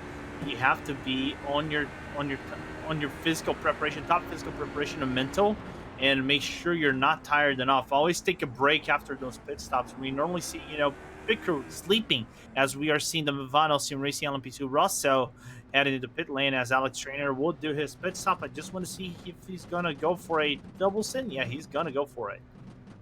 Going for that double stint, not terribly difficult, obviously, but it's going to be happening. I was watching a video on some pit crew mishaps, and one of the videos had a crew chief. This was a NASCAR pit stop that went wrong. NASCAR crew chief says, any one of you does that again, a mistake, tire rolled from the car, you will no longer be employed by the team. Well, obviously that can be a very scary thought, but in a race that is 24 hours, you've got to think that mistakes are bound to happen. I mean, how many pit stops are they going to be going through? And with very little sleep, it's the ultimate test of endurance, not only for the driver, but for the entirety of the team as well, from the car chief, engineers of the team, directors for the team, pit crew members, obviously. It's the ultimate test, and it's a true testament to any of the people who do take part in it in the real world, obviously, and in the virtual world of iRacing. It's truly a big switch. So we do have some info on strategy, because I feel like things are starting to cook up here, Justin. Yeah, and for those who are listening in on Radio Le Mans or tuning in on the iRacing Esports Network, the strategy has been staggering more and more now with the LMP2s. When we started off this stint of the broadcast, it was around 5 to 6 laps. That variance has now gone up from around 7 at the midway point of this portion, all the way up to as high in variation between the top drivers in the class of up to 8 or 9 laps. And that's all come down again to how they save fuel early on and where their fuel marks are coming in. And with it being very spread out in the class now, there hasn't been many chances to save said fuel to be able to stay an extra lap or two in the racetrack. It's going to get very intriguing, I think, how the strategy goes at the end of this race, because we talked about the Majors series in their Le Mans 2.4 earlier in the broadcast. The European region, it came down to a splash and go in part in the final moments of the race with about 2 estimated laps to go. That separated the gap for the leaders in those final 10 minutes or so on the clock. It's going to get intriguing if that comes to play here with how things are looking in HPDs. So just an update on the gap between Team Redline LMP1 and Burst Esports Sparta. Gap's 33 seconds. Obviously, that means probably a set of tires was taken from the Team Redline car, and if that's so, only around a 13-second loss, which is much better. That's probably because of the pace they currently have in P1. But nonetheless, as we follow along with Simon Lynch from that Burst Esport car, has some friends coming actually right behind him. Not necessarily friends, but just a car who is one of the last place drivers in the LMP1 class, raced for Cat Motorsport. It's a team we haven't really said much of. The team is 26 laps down, but an LMP1 car, and currently in the draft of Simon Lynch in the Burst Esport machine. So not going to be really an issue there, but he will have a tail following him as the laps continue to wind down, as he has to go back around that vehicle, a GTE car, looking through out the rest of the field. Wondering, did something happen to Movano Sim Racing LMP2 Giallo, because they're currently not showing up here, and I really wonder what happened to that, because there could have been an issue not showing up. And Lorenzo, Justin, your guess is as good as mine right now. Yeah, that team, mind you, was having a pretty solid run around the top 10-ish or so. But I think it came down to technical issues in part. So it's unfortunate for what happened to them, and that's now going to that's the type of stuff you need to be prepared for, Dylan, is having a driver ready in case that happens to, once the tow finishes on the respective car, you jump in, get the driver swap done, and back on the track as quickly as you can. The problem's going to be recovering the amount of time and laps you lose, because it's a long track to have a tow here at Le Mans, which can have several times and several dozen seconds and minutes around the track. That's just such a shame. It's a shame. It's one of the one things that you can really say is different. It's that your connection has to be really live the entire time, and it looks like the 377 has actually popped right back in. So it might be something where you're still fine if it's only for a small connection issue. Not exactly sure what happened, but he's back in the race. So all's well that ends well. That's good for that. But nonetheless, the following along with Simon Lynch, who has lost another second as the last lap just went through. LMP1 battles are very, very sparse. There have not been many battles. However, there is a battle brewing for P6 between Dutch Mountains Racing and Team Hussingfeld, and it could be a very close battle. And there also appears to be one between Brandon Wilson and Alex Bennett, RSR Esport and Comrade Gaming for P8. So this battle is very close. It's only a tenth or so apart, right up against the bumper. This is a close one. Coming out of Indianapolis into Arnage, there are just literally gearbox to gearbox right now. I think it'll be a pretty quick battle, because look at that boost that both cars get. It looked like RSR was getting away, but Comrade Gaming back on the charge, coming up to the Porsche curves. Oh, this is a dangerous place to try and overtake. Down the inside, this right-hander makes it work. And is there going to be any kind of a switchback here? It looks like RSR Esport had a good line going through the curves. And, I mean, they have to go back in line. Gets a little off the apex, though, and they're starting to lose time, Lorenzo. Yeah, that arrow push is getting on its way for RSR Esports, but good move, good opportunistic move from Alex Bennett. But then again, I mentioned this to Dylan and Justin over here. That would be short-lived, because Alex needed to pit at this lap. But of course, getting a position up when you come into pit lane, that is always a positive outcome for a team that we haven't seen much throughout this entirety of the race. I think this might be the first or second time in a long while we've seen this team. So, one spot up and a relatively good stint. And the other question is, will RSR Esport go into the pits at the end of this lap? Nonetheless, No. Really? Okay. No, okay. I was just wondering if that was being tracked too, because when you get into pit stop strategy, it has to play into the driver's mind that they're not exactly sure who they're supposed to be racing with, battling with, and who they are not. Because even though we have that information on hand here, the drivers aren't focusing on that, Justin. Yeah, and that's why you have the importance of teammates. We talked about in case anything happens, for example. They're also able to communicate what's going on around the racetrack including the drivers around you to remind you, oh hey, X car has to pit this lap, just let them go if need be, and save, or etc, etc. So that comes down to that part of the equation there, Dylan, where having those people... Teamwork.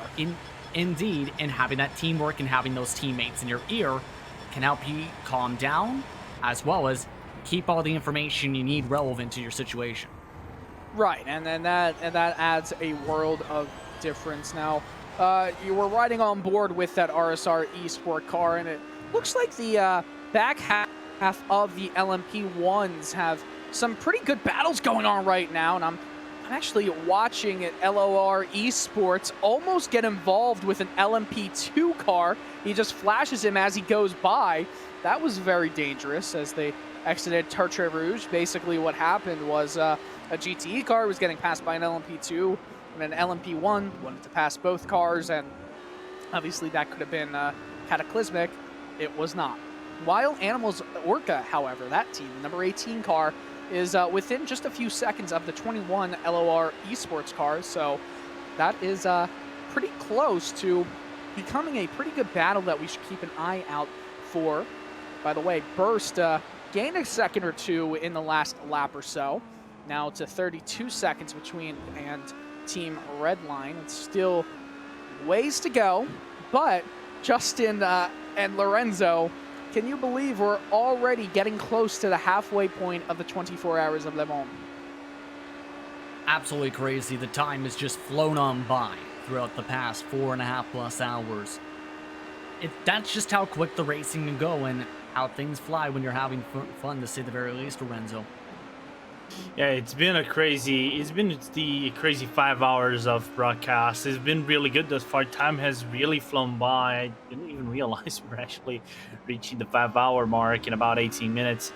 So it hasn't been a very eventful race. We had, of course, ups and downs in terms of battles. It's normal stuff about a racing event, but I've been enjoying thus far. It has been a great one.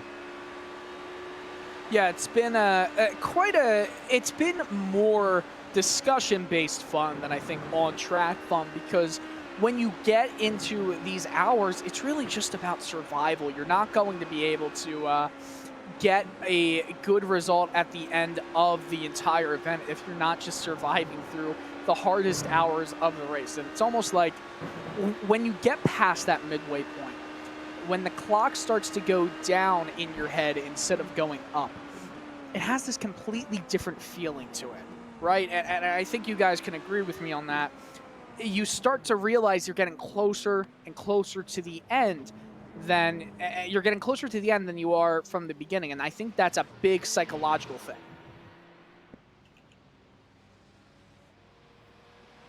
Yeah, absolutely it can be, here to say the very least, Dylan, where you have to stay mentally focused, and that's the tough part when you have a 24-hour race with several breaks. Yes, you might take a nap. Yes, you might be able to take breaks and eat an entire chicken salad, let's say, throughout your pit paddock. But you have to remember that it's a lengthy race that takes a lot of proper nutrition in real life, as well as sleep, as well as hydration, to make sure you're at optimal performance to be able to run the entire race without any issues. If you have anything happen like that in the virtual world even, it can lead to disaster. I've seen people fall asleep behind the wheel before. That's, you know, I would say that it surprises me, but it doesn't necessarily surprise me, given the fact that people actually fall asleep in real world driving. What would surprise me is people falling asleep in real world racing. I think that's what would truly surprise me. Now, I asked the YouTube chat, and again, you can join us on the iRacing Esports Network if you do want to get in touch with us here in the booth. I asked if you have any questions for us right now. One question is, do you guys race yourselves? So I guess for my answer, and Justin, I'll be interested in hearing from you.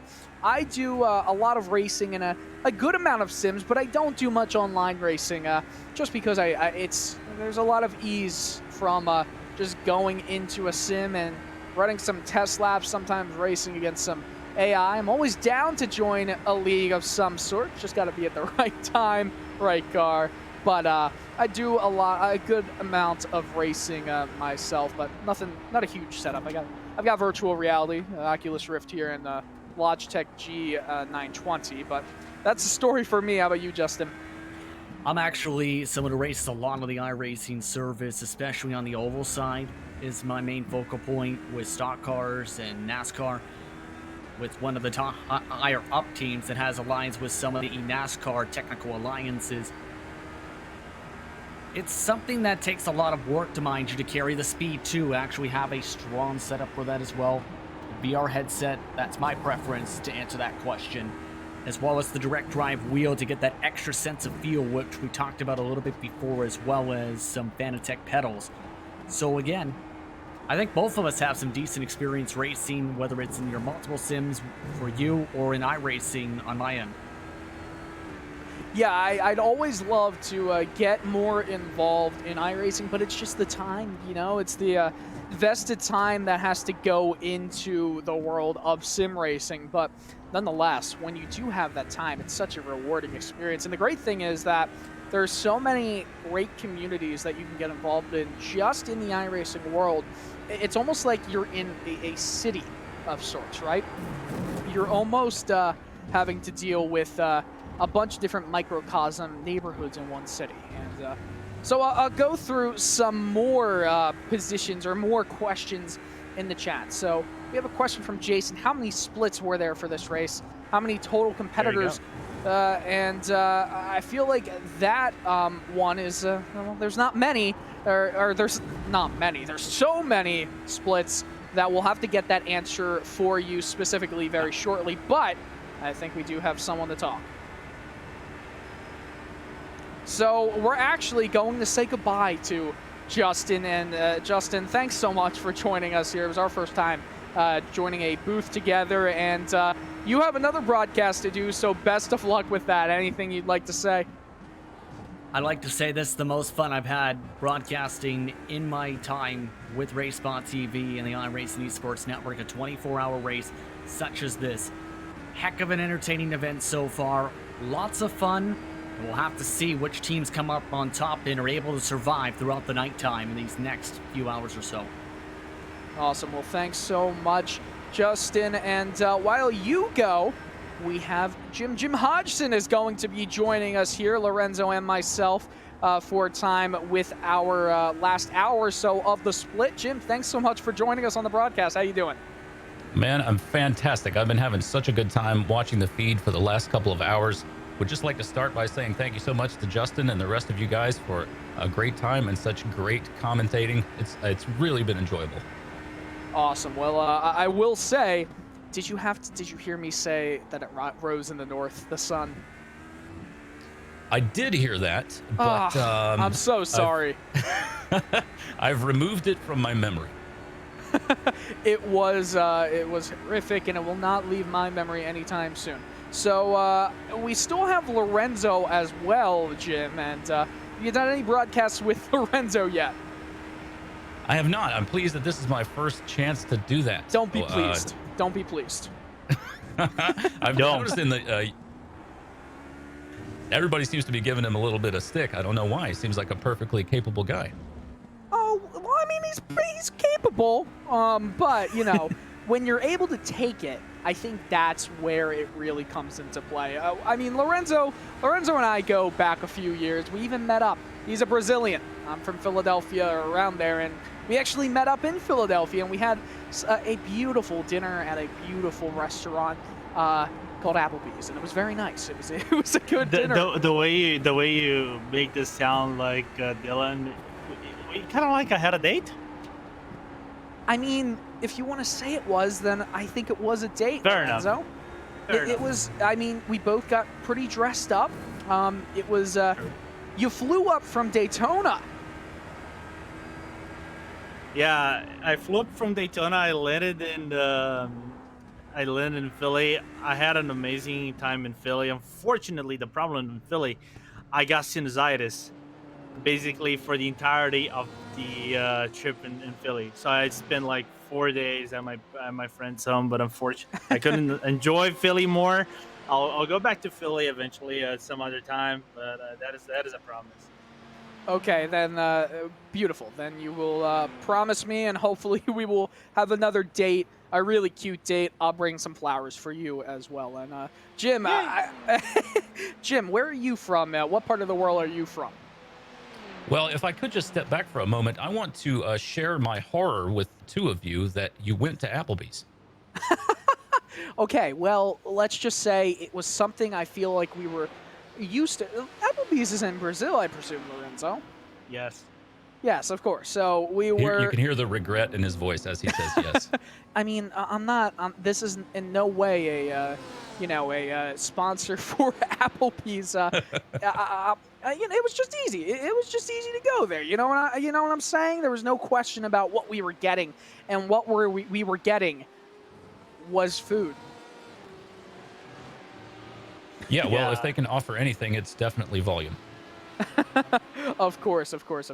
But nonetheless, we've got around an hour or so to go in this 6-hour stint, 13 hours, 9 minutes remaining. And then when we go to that 12-hour point, that is when I feel like the mindsets for everybody will change. You're at that midway point, and there's less time remaining in it than there is to go. I know that's such a small little thing, such a small little change, but in your mind, Jim, I mean, that just changes everything, right? Absolutely. Well, that's how the nature of the beast, right? And everything changes all the time for the entirety of the 24 hours. Really, for the weeks leading up to the race and on throughout every minute of the thing, and that's why we love it so much. Of course, and that's the fun part with this race. I mean, 24-hour races in general are just, at the end of the day, a 24-hour race is 24 hours long, and if you think about it, everything you do over the course of a 24-hour day, you're sleeping for, well, I don't know how long people sleep. It can vary wildly.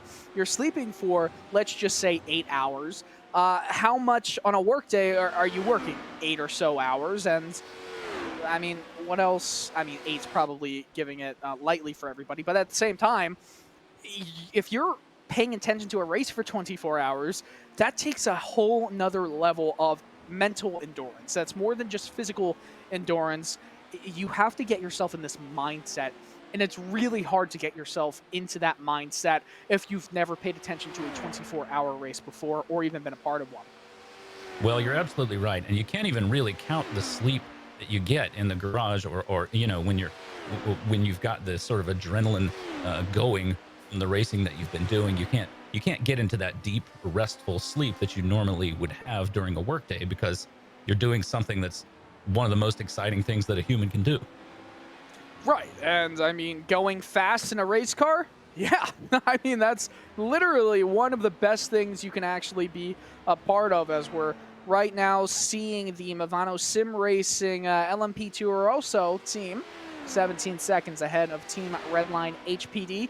Team Redline, almost, I mean, right now, Team Redline can very well get first place in the top two classes. I wouldn't say top two. Let's say the fastest classes of the 24 hours of Le Mans, because at the same time, I hate the whole idea sometimes that, oh, it's the overall winner. Yeah, sure, you're the overall winner, but you're really the class winner in a way, right? Like, there's so much, I almost feel like there's disrespect given to other classes, because it is a great, it's a fantastic kind of win no matter what class you're in, and it should be worth pretty much the same thing. So we're going to be switching some feeds for just a few minutes, everybody. So we're going to go a little Radio Le Mans style. So switch over to Radio Show Limited to hear a short radio broadcast of this race. We're going to go back to a live video feed in just a few minutes, so don't go anywhere.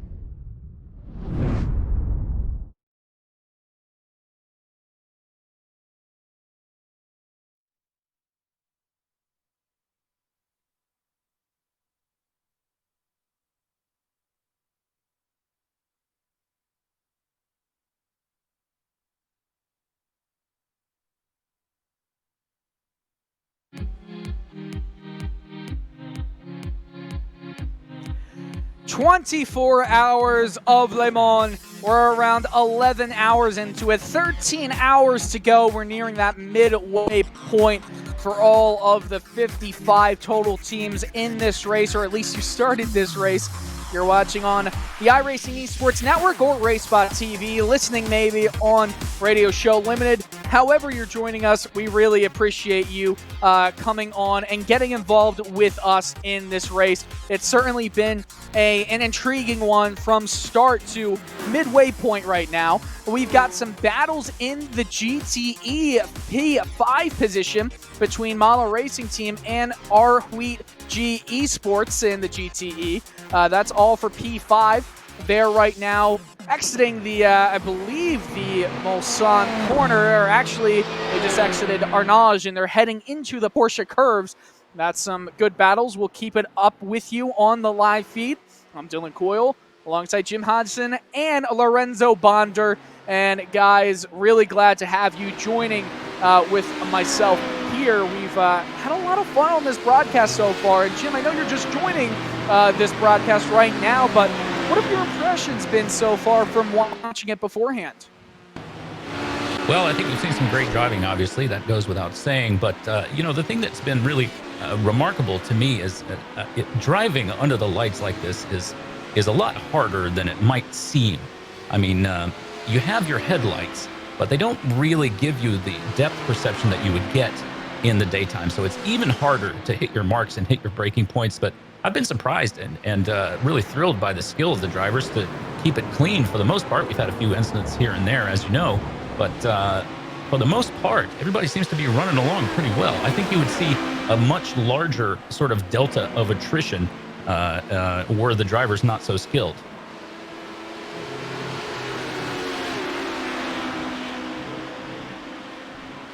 It's so nice to just see all of the beautiful pictures that we've got going through right there.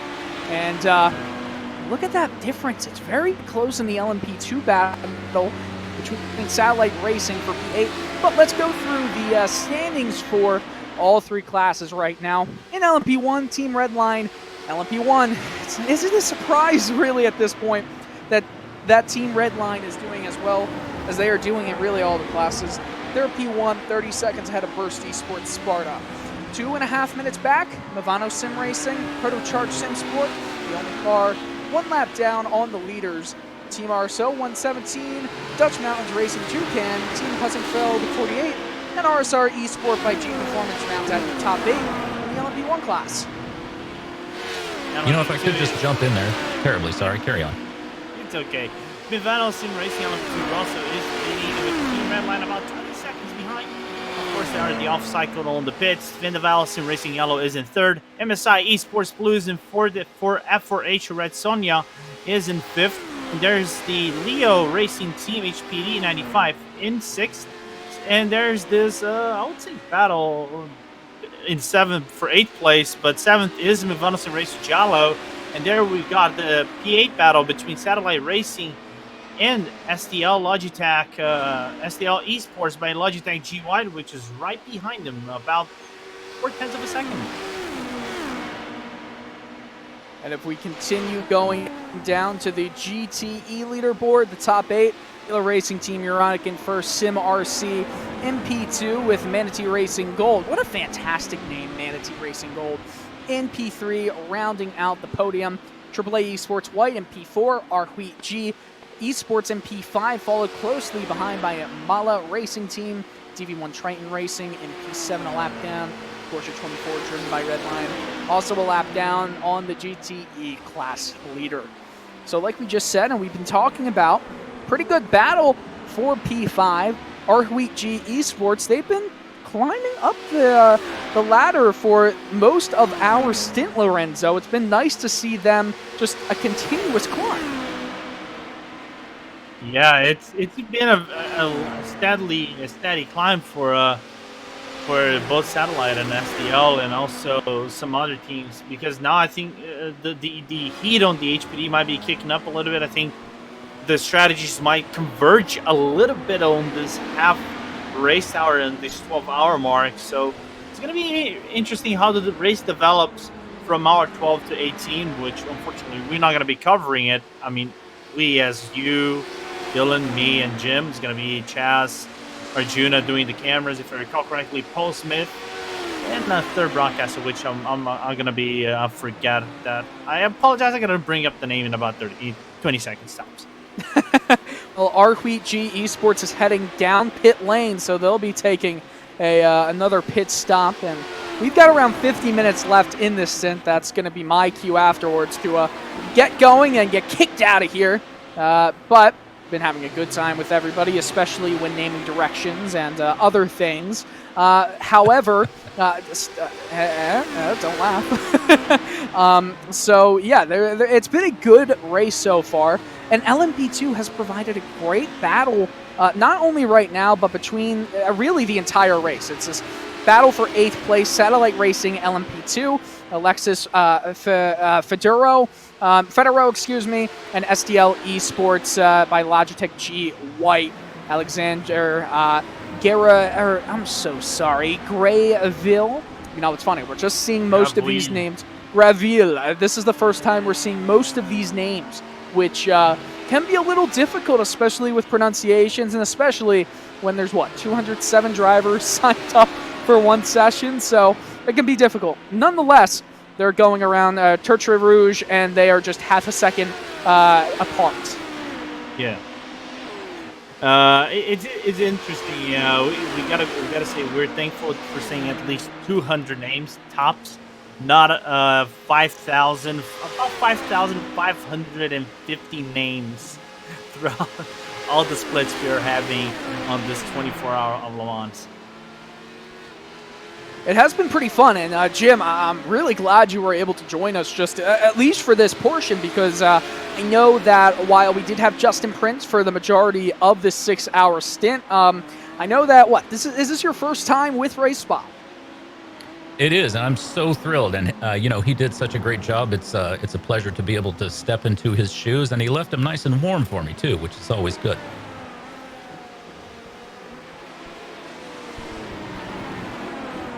I've also been enjoying the conversation about the cone getting kicked off of the track. I think we've all had a little bit of a chuckle at that. I've had the pleasure of working some corners with some workers who've been to the circuit and worked there, and I can tell you that the real-life people absolutely would run out there every time and put that cone back if you asked them to. Even if it was shot up to the stratosphere? You mean like Mark Webber's car, and what was that? Well, like the cone is Mark Webber. Oh, yeah. Yes, they would. They have that power. Le Mans stewards have the power of Mark Webber? Okay. Sure. I've been watching just the Burst Esports car seems to be clawing that interval back a little bit. I feel like just a few laps ago, it was up to about a minute between them and the Team Redline car, but they're clawing it back. It looks like the interval's down now to just under 29 seconds. That LMP2 battle is still raging on, though, too. So hopefully we're going to get some more really fun battles as this winds down, Lorenzo. Yeah, it's a real interesting scenario that we are facing right now between these battles in the LMP2, and like mentioned, the 28-second gap between Burst and Redline LMP1, which hasn't come down one bit ever since there was a driver swap between Matt J. Farah and Don Farber, and Simulink apparently staying on the car for a triple stint. I don't know who's going to handle off. Maybe it's going to be back to Kazuki Yomishima because of the time slot. I think it would favor, not time slot, but the time zone would favor Kazuki more than both Harrison Finch and maybe Charlie Summers. So we have to see who's coming for that burst car in about 10 laps, roughly. And if you're watching this LMP2 battle right now, we've got a lot of cars on the front straight who are all just getting involved with each other, and it's dangerous to be any of these cars because of there being so many different types of classes and vehicles right here that could really take a big chomp out of someone's race, and that would not be fun for anybody.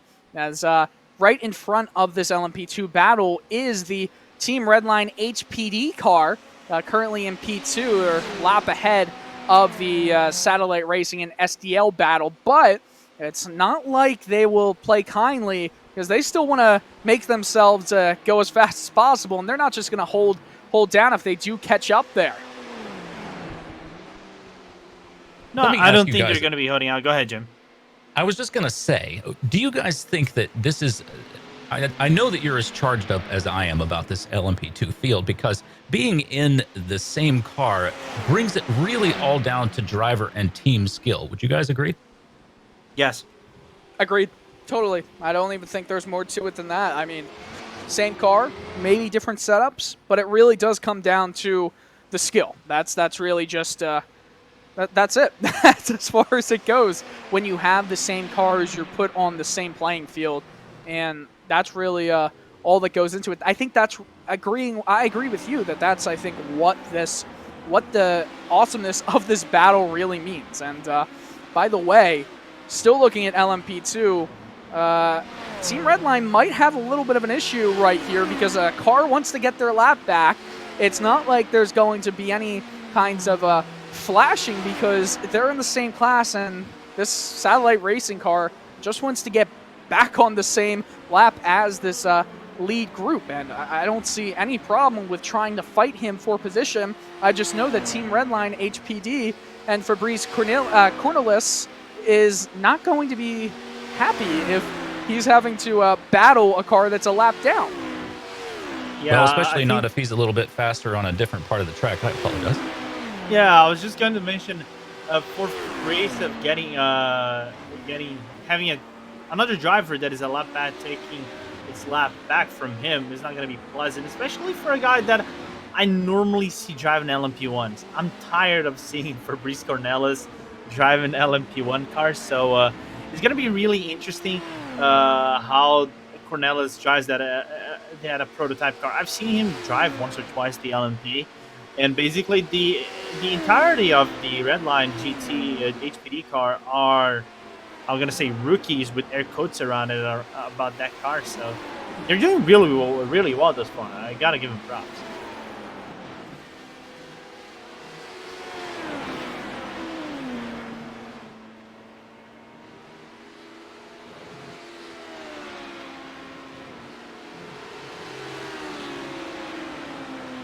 So there's still about 44 minutes before we reach the half-hour mark, and we still have Burst. I'm going to say Burst is in the lead, but the live time is actually betraying me. Not many little battles are going around that track.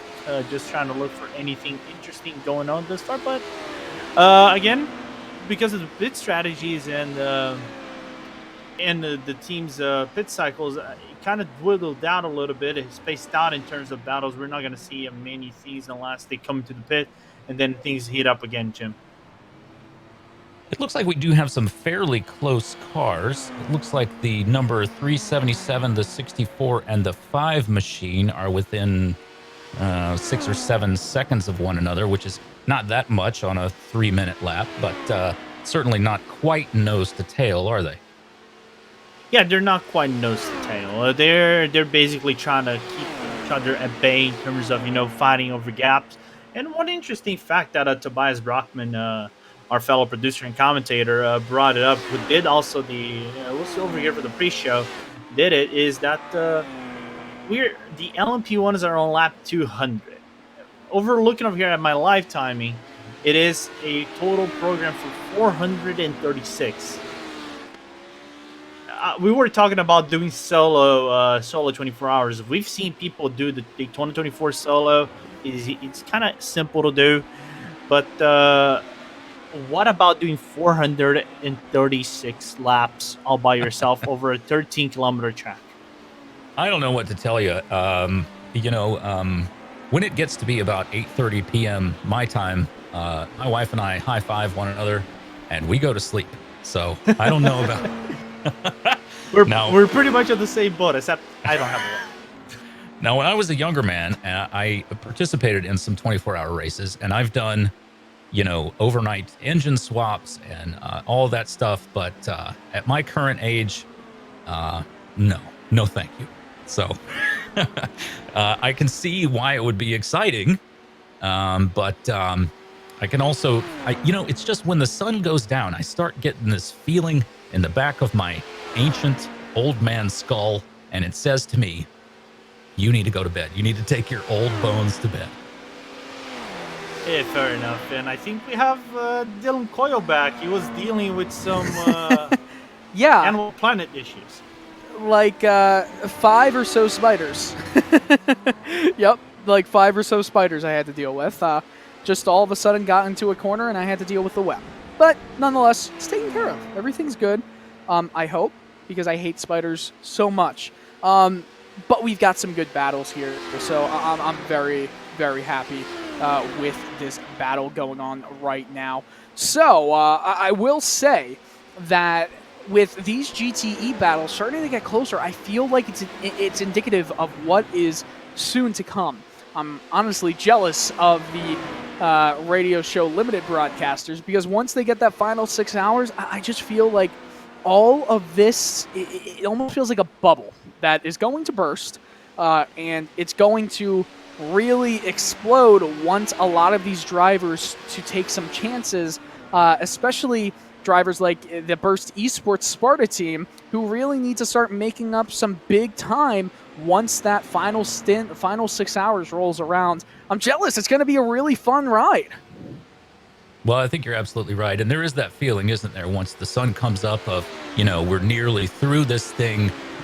If we've lived this far, surely we'll be in contention when it's, when the rubber meets the road, so to speak. So I'm jealous as well, but there's really not an unthrilling part of this whole thing. And I'm pleased to have had the time that we've had.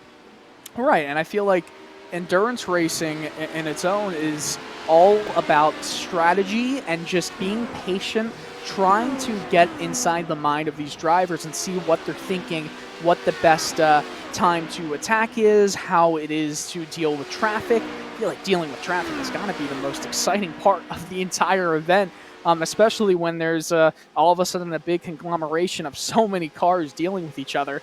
But nonetheless, endurance racing is a different beast than just quick 3-hour races or something like that, because there's so much more that goes into it. That's the World Endurance Championship, why most of their races are 6 hours. 6 hours feels like a sprint when you have a 24-hour race, really. Well, you're absolutely right. And it's, if you're trying to make a pass, particularly if you're trying to do it for place, the way to do it is, as you can see here, you fill up that guy's mirrors and hope that, or that person's mirrors, and hope that they make some kind of a mistake. If you're the car ahead, you're looking at your mirrors, and that's making you tense, but you're also having to meet your marks. It's and that goes on for 24 hours. It's again, that's why we love it so much. It's so fantastic. Yeah. It's quite the fantastic way to race. And also, the other thing to that is the team aspect. Even though there's team aspects in a lot of endurance racing, the team aspect in 24-hour races, it's a completely different story, because there are just so many different drivers. I mean, obviously, 4 drivers compared to 3, it's not always that much more. I know in the GT World Challenge that for their 1-hour sprint races that are held on weekends, they only have 2 drivers in 30-minute stints. And obviously, the GT World Challenge has the 24 hours of Spa, which we will be holding a broadcast of in, 3 weeks' time? That's going to be a lot of fun. All GT3 Absolutely. class cars. Oh, man, that's going to be... there's so many great events that we've got on the iRacing calendar to broadcast, everyone. Yeah, one of the greatest, the most iconic tracks in the world is Spa-Francorchamps.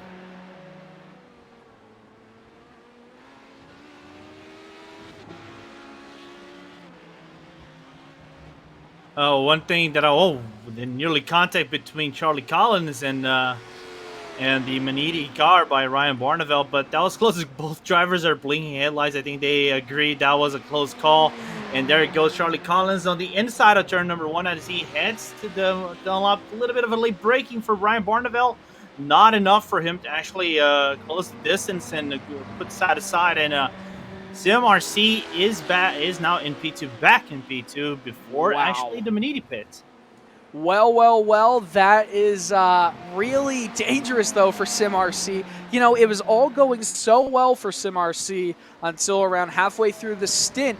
They just had a mistake in pit lane, and I'm sure no one's feeling worse about that than the driver who actually did it. You know, in a team sport, you have to go behind everybody, or not go behind, get behind everybody when it comes to making sure team morale is high. When you're not in close quarters with someone, or if you have an issue with them and you don't bring it up, that's obviously going to lead to a lack of chemistry. And racing, even though it doesn't always feel like it, especially with, for example, Formula One, just one driver, things like that, it's such a team sport because of the fact that all of these drivers have to work together. Their success is all dependent on each other, no different than any other team sport when they're all playing games at the same time. You know, in hockey, you've got 4 other players plus the goaltender on the ice at the same time. So obviously, it's easier to see there. But with endurance racing like this, your team morale really does depend on how well you guys get along and how much you're willing to accept in faults and how much you're willing to forgive those mistakes, because that at the end of the day is what makes a good team really great, even though it's more than that, but that's a huge part of it. Well, you're absolutely right, and it can be terribly frustrating if you have a teammate, and I'm speaking from experience here, if you have a teammate who's out for example, lap times rather than bringing the car home safe. In a race like this, it can really, really hurt your morale because you want to grab that person around the neck and shake them for quite a long time.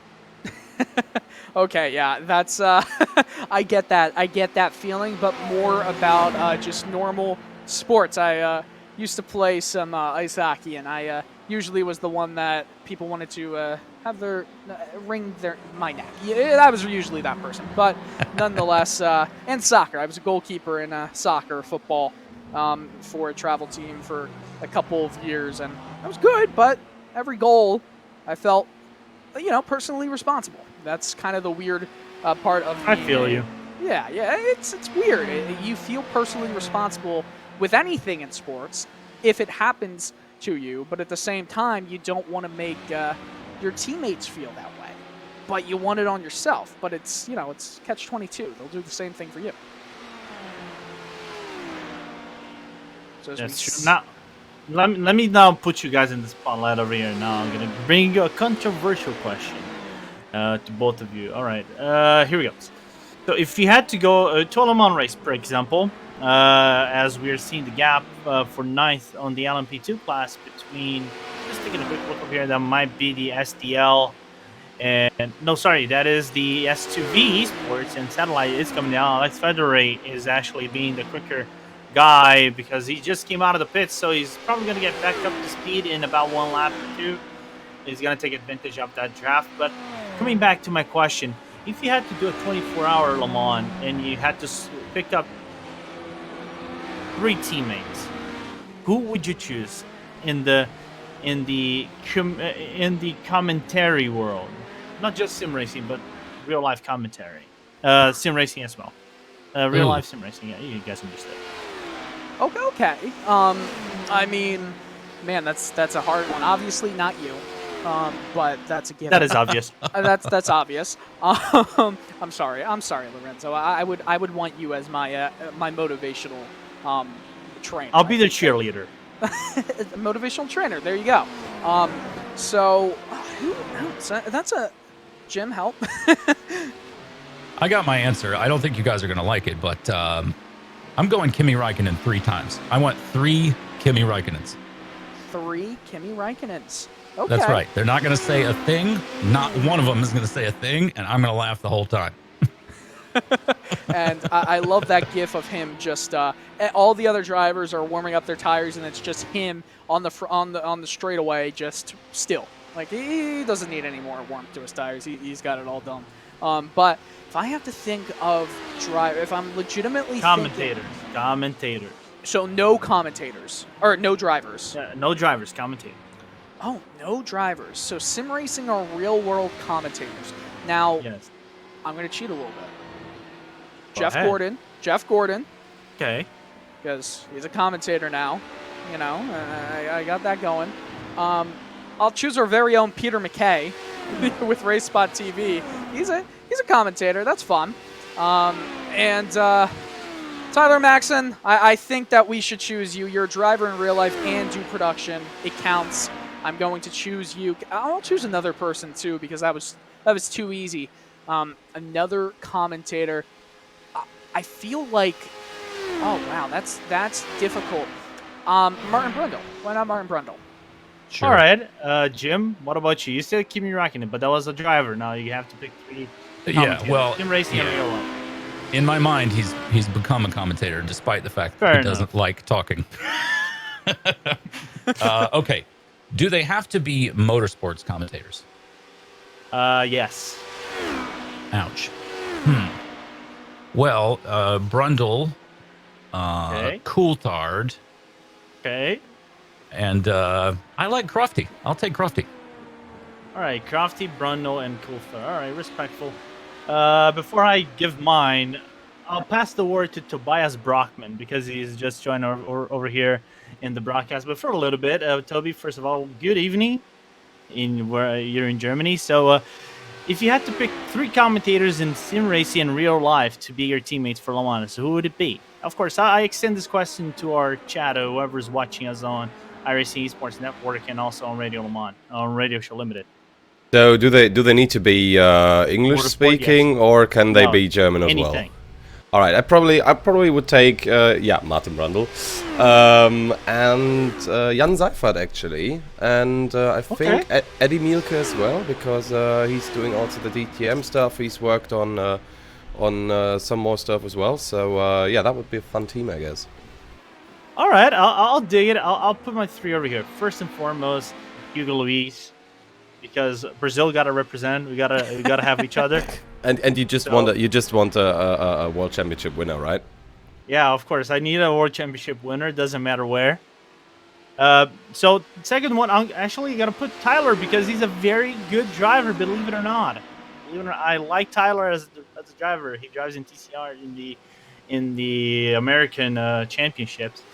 And third and foremost, he's gonna love this. David Haynes. David Haynes. Our fellow commentator, David Haynes, here from Race Spot. He would be my third guy for the banter. And he's probably the only one awake in the other side of the world right now because Precisely. it's already daylight at his place. I'm playing with time zone strategies as well. You guys are picking too many locals. I'm varying the locations on my people. Well, you're just picking a guy from the other side of the world, and you're saying that it's better with your strategy. Of course. Just one guy, one person. I mean, we've done interesting stuff 2018 for the 24-hour of Le Mans. I was in an Australian team who were racing with American guys, me as a German, and the Australians, obviously. And we actually never had a graveyard shift to do. See what I mean, Dylan? Strategy, man. Okay, fair. All right. I'll give you that. It's your only thing. It's your only win. Yada yada yada. Okay. Oh, look at Oh. S2V. Yes, racing as well. We do have racing on the track, as we see, going off course. That's not always the best thing you want to do, but S2V Esports, Dina Filippa, I believe that is how you say it. Filippa is how we'll say it there. Running a little bit off track. We'll get a replay here. Dangerous spot, though. Oh. Dangerous spot. That was so close, Lorenzo, to being just race over damage. You gotta feel, though, that the hair on that neck, God, it's gotta be standing up so much. We'll see what the issue is here. Going around the, I believe it's the Porsche curves, just gets too much curving, doesn't turn the wheel as much, but what a great job to take it down a gear, it looked like, and just go down in revs to really get the car back into a stable position to get back on track. Yeah, what happened is he actually came into the setup for Tata Rouge over there, and that uphill right-hander, it's kind of, you might think it's an off-camera, but no, you have to be mid-apex to internal part of the turn, because if you run too wide like Felipe did, the only thing you have to do is lift off the gas, because if you go for the slightest touch of accelerator, even if it is on the outside part of the curb, when you set up for Tetra Rouge, you're gonna have a little bit of a chip into the into the Armco barrier. And luckily for Filippa, he had that awareness, but that brings Satellite Racing into the fray once again, because Federer is now about 1.3 seconds behind him. That's pretty impressive. I feel like the battles are just continuing to grow, and this is exactly what you were talking about, Lorenzo, in the 24 hours of Nürburgring. It's the silly hours here. I mean, in sim time, we're close to we're getting close to 3 a.m. I mean, it makes total sense. It makes total sense. You know, some of the drivers already did their stints. They're trying to get as much rest as possible. We are seeing over here just a battle between Vinaval Sim Racing Yellow and F4H Red Sonia for the P3 in the HPD. So Dean Woods having a massive stint. And if you look at the laps, this is his 5th stint. So he's quintuple stinting. So we've seen that with the AZN earlier in the ANZ earlier in this race with the number 20 car in the LMP1. So I think this is the first time we're seeing it on the HPD being done. You can do that. Of course, if you're going for the 5 stints on the tires, that might be a drop off on the 4th, maybe 5th stint. So I fully expect for him to change tires on the 3rd stint. So, but 5 stints consecutively, I think the maximum I've done was 7. And that is tiring, very tiring. Trying to look at when last pit stops were for each of these two teams, and the last stop for F4H, the 379 car, was lap 182. Obviously, that was quite a while ago, and the last stop, obviously, for Vanderbilt Sim Racing Yellow, well, it appears that it just happened, if my information is correct. Yep, lap 192. So they just went in. And they've got a lot of speed, obviously. That stint for F4H is right now at 10 laps, so you got to feel like there's going to be a stop very soon for that HPD LMP2 vehicle. Does not cut back over to the pits, and he'll keep going for another lap, make that his 11th lap on this singular stint. This battle for 9th between S2V Esports and Satellite Racing now at just over a second. Pretty exciting racing. I keep saying it, but it rings so true. LMP2 cars, this has been the class that has provided the most excitement.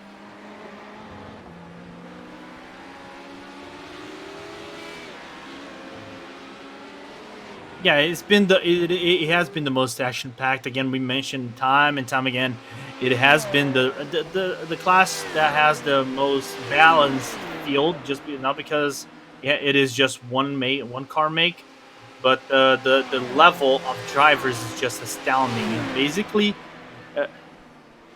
again, I said 7.3 K or 7,300 I rating. It was a strength of field when we started this race. So again, for those who are unaware, the higher you are in your I rating, that means your skill level, the higher the chances for you to get a good field, a very strong field, and that's what happened here on this top split. So, for example, Mari Cadesoya, which is on Beneval, trying to chase F4H.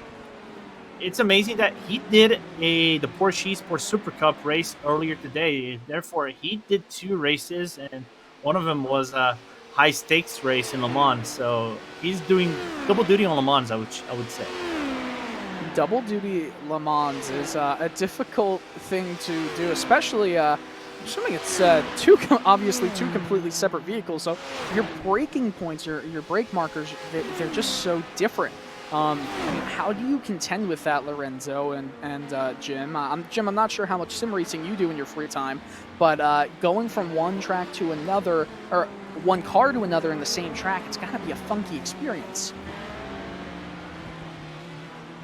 Well, I'll answer first if you don't mind, but it is. But that's sort of the really, to me, that's the beauty and the strength of e-racing, is that it doesn't cost you $200, $300, $400, $1 million to get a second car. So it really helps you build your skills as a driver in general. And you're right, there is a transition period there. There's a feeling of moving your braking points around, but you know, at a certain point, your sort of knowledge of the track is to a point where you can, your main car is going to have that anyway, because tires go off, you run low on fuel, so you're a little bit lighter, the temperature changes, so you're always making those adjustments anyway.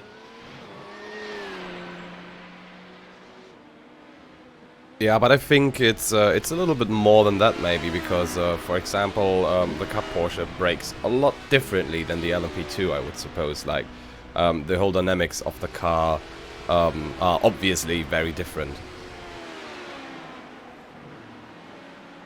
So if not sure if anyone is still paying attention to the battle for this I believe it's P9 in the class for LMP2s, but this is a really ridiculously close battle. They actually are having to take some time off right now. SDL Esports by Logitech G was just passed by S2V Esports for that P9 position, and it's pretty exciting here in the HPD. And there was a big moment. I'm not sure if anyone else heard that sound, but it sounded like some smash of sorts. Yeah, I'm just taking a quick look here. Apparently, the Bila Racing Team Aeronix crashed, and I can see their wings slightly bent to the right side. I'm trying to look at the replay. What happened? Yeah, I'm trying to look too. You could kind of hear it. I'm trying to watch watch a replay here. Hopefully, we do have it from Tyler. Oh, Tata Rouge. Wow. So this is obviously not good at all. Ooh. Oh. Yeah, that was an O indeed. It was just before Tata Rouge, lap 179 for Tobias Uvela. He had that Dino Philippe issue that I was mentioning. He just ride way too much on the outside part of the curb on the exit before Tata Rouge, and he caught an HPD in the midst of all things. That was the Positive Sim Racing P2 car. Wow. So obviously that P2 car is not at all really battling for a top spot. But still, that's unfortunate. I don't know if that P2 car took any damage from it, maybe just a touch or so. We'll see in the replay. Ooh, actually, I'm completely out of my... That's a little bit more than a touch, I guess. I didn't quite see that car hit the wall that hard. I thought it was just a tap. I was just catching up on our live feed here. Yeah, that's some pretty good amount of damage, and unfortunately, Positive Sim Racing will not be so happy about that, and we'll have to go into the pits without, it looked like, a rear wing. But look at this battle for P8. S2V and SDL separated by less than a car length. Oh, this is a close one here. Coming through underneath that Porsche banner. It's pretty exciting to see what these two cars are going to do. Lorenzo, they won't be so positive about that incident, and I just stole your joke, and it was a bad one at that. Yeah, Tobias over here said that he kind of stole my joke, but a very complicated place for him to be, as there were a few cars overlapping him at the exit of Porsche cars, but Team DeLille just managing to narrowly making it back to the pits, but there will be some lengthy repairs in that car, and I can assure, because of the wing, that car won't be the same when it comes back. Okay, so you see right there that S2V is going into the pits, and SDL is going to pass them coming through the Ford chicane down the front stretch. So obviously they'll take over that position, or go in front of also the Leo Racing Team, which I'm not sure where the Leo Racing Team is, because it's not showing up as a car that's actually participating. If you guys can find what is happening with that car. It might have just been a disconnect, but nonetheless, we'll let you know what's going on there. Look at that minute gap from Movado Sim Racing LMP2 and SDL Esports by Logitech G White. So that battle's over. So we'll have to find a new battle to look at here. Look through the GTEs, and everybody's getting close. That's the good thing here, is that we're not really seeing like huge gaps for the majority of the field. The nice thing is that everybody is getting really close to each other. And actually, Alexander Masia and Andre Martins are fighting within 2 seconds for P3 of the GTE class. So that's a good battle here. As you see, that Manatee Racing Gold machine is just 1.8 seconds back with the AAA Esports White. Guys, I don't know if you love that name as much as I do, but Manatee Racing Gold. Fantastic. Yeah, it's literally gold. Another question that came up to my mind now, with the bent wing on the Ferrari, the Biela Racing team car will not get their top speed that they used to be. I mean, we got to look at the lap times in the future. But with 12 hours to go and SimRC only being, let's say only in this matter, being 37 seconds behind, I'm not sure on what strategy they are, or if they're a little bit on par, but there might well be a chance for SimRC now to take the lead back again that they had for a few minutes in the beginning of the race. Well, still trying to follow along with this battle for P3, and look at that, there's some friendly competitors just around them. An LMP2 car is flying by the AAA Esports White machine, and an LMP1 as well, so a fun time with all three cars here. And wow, so Lorenzo, you rewatched the Biela incident. What happened there, you think? No, I'm just looking right now. Biela just went through Indianapolis, and I want to look at the speed gap between SimRC and Biela at this lap, where actually Huvela got a little bit more clear traffic. Unfortunately, Charlie Collins is in the middle of a HPD problem that he has to solve, and getting overlapped by those HPDs. They might lose a little bit of time over there. But apparently Collins has the better car, better in terms of a faster car and more stable as well. Okay, well, thank you for that little update, Lorenzo. We're still following along with this GTE battle, and a LMP1 car has joined the crew behind the Manatee Racing Gold machine. Pulling off to the right is Masia, as well as the driver of AAA Esports and Andre Martins. Look at that speed difference. We haven't talked about that at all in the stim. It's ridiculously... let's just get it straight. Andre Martins just hit a 170 mile per hour speed at the end of the Mulsanne straight, at the end of that kink going into the Mulsanne corner. Mike Partington in the Bavano Sim Racing LMP1 machine just hit a 199 mark. That is how crazily different these speeds are. It's just unreal.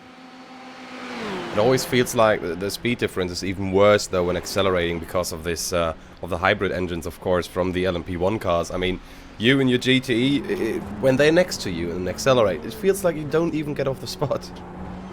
Yeah, it just feels like, I saw someone say earlier, it feels like the GTE cars are just frozen as the LMP1 car just flies by them. It's unbelievable. But nonetheless, look at how close this gap is now. It's literally one car length separating between AAA and Manatee. Manatee will have such a big run going off of Arnage, going into the Porsche curves, going down the inside. Very easily done, but will there be an attempt at a switchback maneuver? We'll have to see. Not even close to having enough room, and Andre Martins will have to peel off and try to reach the machine of Alexander Masia's gearbox. It just doesn't look like Andre Martins is going to have enough steam, maybe at least until they get back to the Mulsanne straight. It might be going into the pits as well.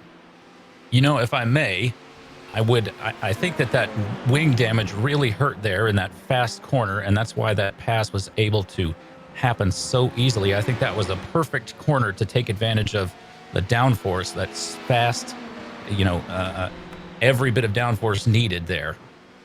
Well, I mean, if you think about it, and a lot of people, obviously, for a lot of people who are hardcore sim racers, they're very well aware of what the differences in wing angle will do. But for people who are just, I don't see the giggles there, but for people who need either to find out a little bit about it or need a little refresher, typically we'll just stick to rear wing angle. If you've got the wing almost to a higher degree. So we'll think about it sticking almost straight up, right? Like obviously it's not like that. It'll only be a few degrees higher. But it's going to push more air right off the top of the car. It's going to keep your car more grounded, but it's going to be much more. Let's say there's going to be a lot more drag. It's going to end up in a very slow straight line speed, but you're going to have a lot of cornering speed. If you have a wing that is mostly flat, you're going to have a lot of trouble throughout faster corners. That's where aerodynamic grip will come to play, but you're going to have a really fast car down the straight. And if you have a car like that Bila one with no wing, you are not getting any positives no matter what. So, Jim, I know that's what you were laughing about.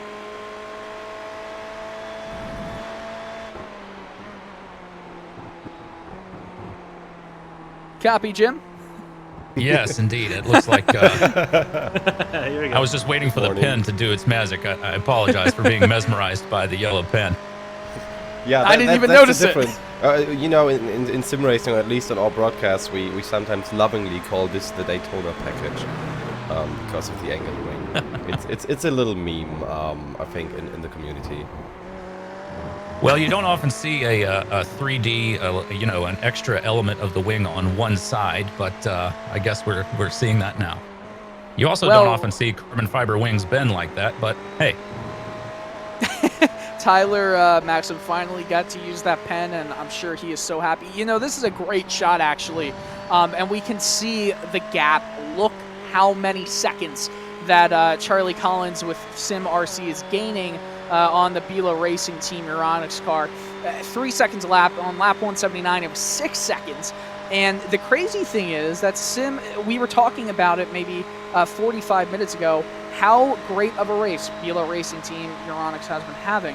Literally no blemishes on that car. And now, obviously, it's a bent wing. It's going to take some extra time to fix once that they do get another pit stop in how many laps time. But SimRC, who had the speeding penalty, as that's their only problem throughout the race, well, they're going to have the chance to catch up and maybe make some amends for the earlier mistake. It's just it's the Porsche curves, that is where it's going to hurt the most. And obviously, it's going to add a little bit of drag when you're going down the Mulsanne Straight. I mean, talking about catching up, they already they already shaved off 6 seconds towards Bila Racing Team, SimRC that is. So that's going to be interesting very, very soon. Of course, in Lorenzo, I know you've been very giddy about the pen, but what do you got for us? No, I was going to mention if there's one thing we can look as a positive from that wing damage, that they can showcase their partner, which is Euronics Gaming, a little bit more than usual. You know, sometimes the wings stay flat. We don't see the sponsor very well. So you put a little bit up, you show a little bit more of the sponsor, so the sponsor's getting more airtime. Okay, well, I guess I remember in I think it was the first edition of the Jim, I'm not sure how much of a NASCAR fan you are, but I feel like you might remember this if you were watching one of the races at the Charlotte Roval.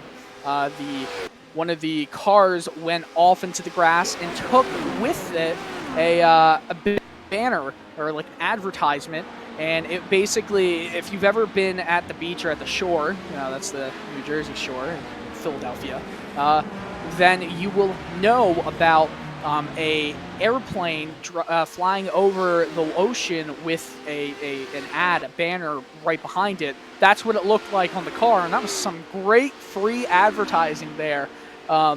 So I also have to wonder if sometimes cars get some big name sponsors go to cars who are generally slower or wreck a good bit, because maybe that'll get their logo shown a little bit more. Yeah, I've seen that happen in IMSA as well. When they do those, they put the signs on either side of the track for sponsors, and cars will occasionally pick those up and carry them around for a lap or two. But yes, by the way, for everyone paying attention to the racing and not talking about banners and advertising, those are 3 cars that are very close in the LMP2 field: Satellite Racing, Movano Sim Racing, and SDL Esports by Logitech G White.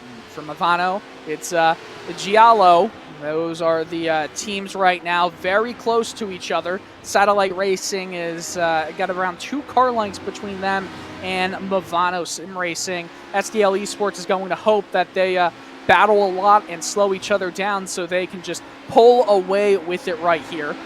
But nonetheless, it's going to be a draft fest, at least for Satellite and Movano down the Mulsanne Strait, considering nothing happens at Tertre Rouge, which nothing does, Lorenzo.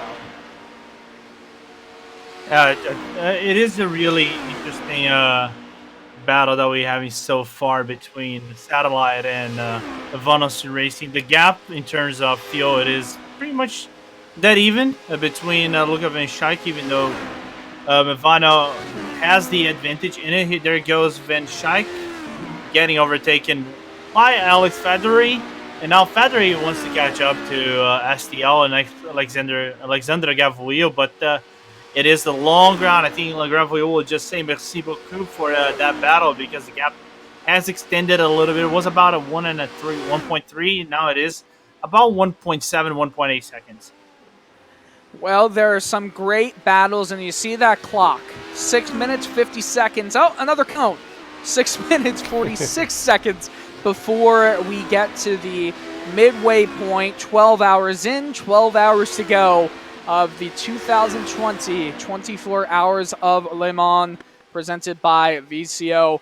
Guys, I do have to say, I think it's time for us to wrap this up. And it's been a great, fun time.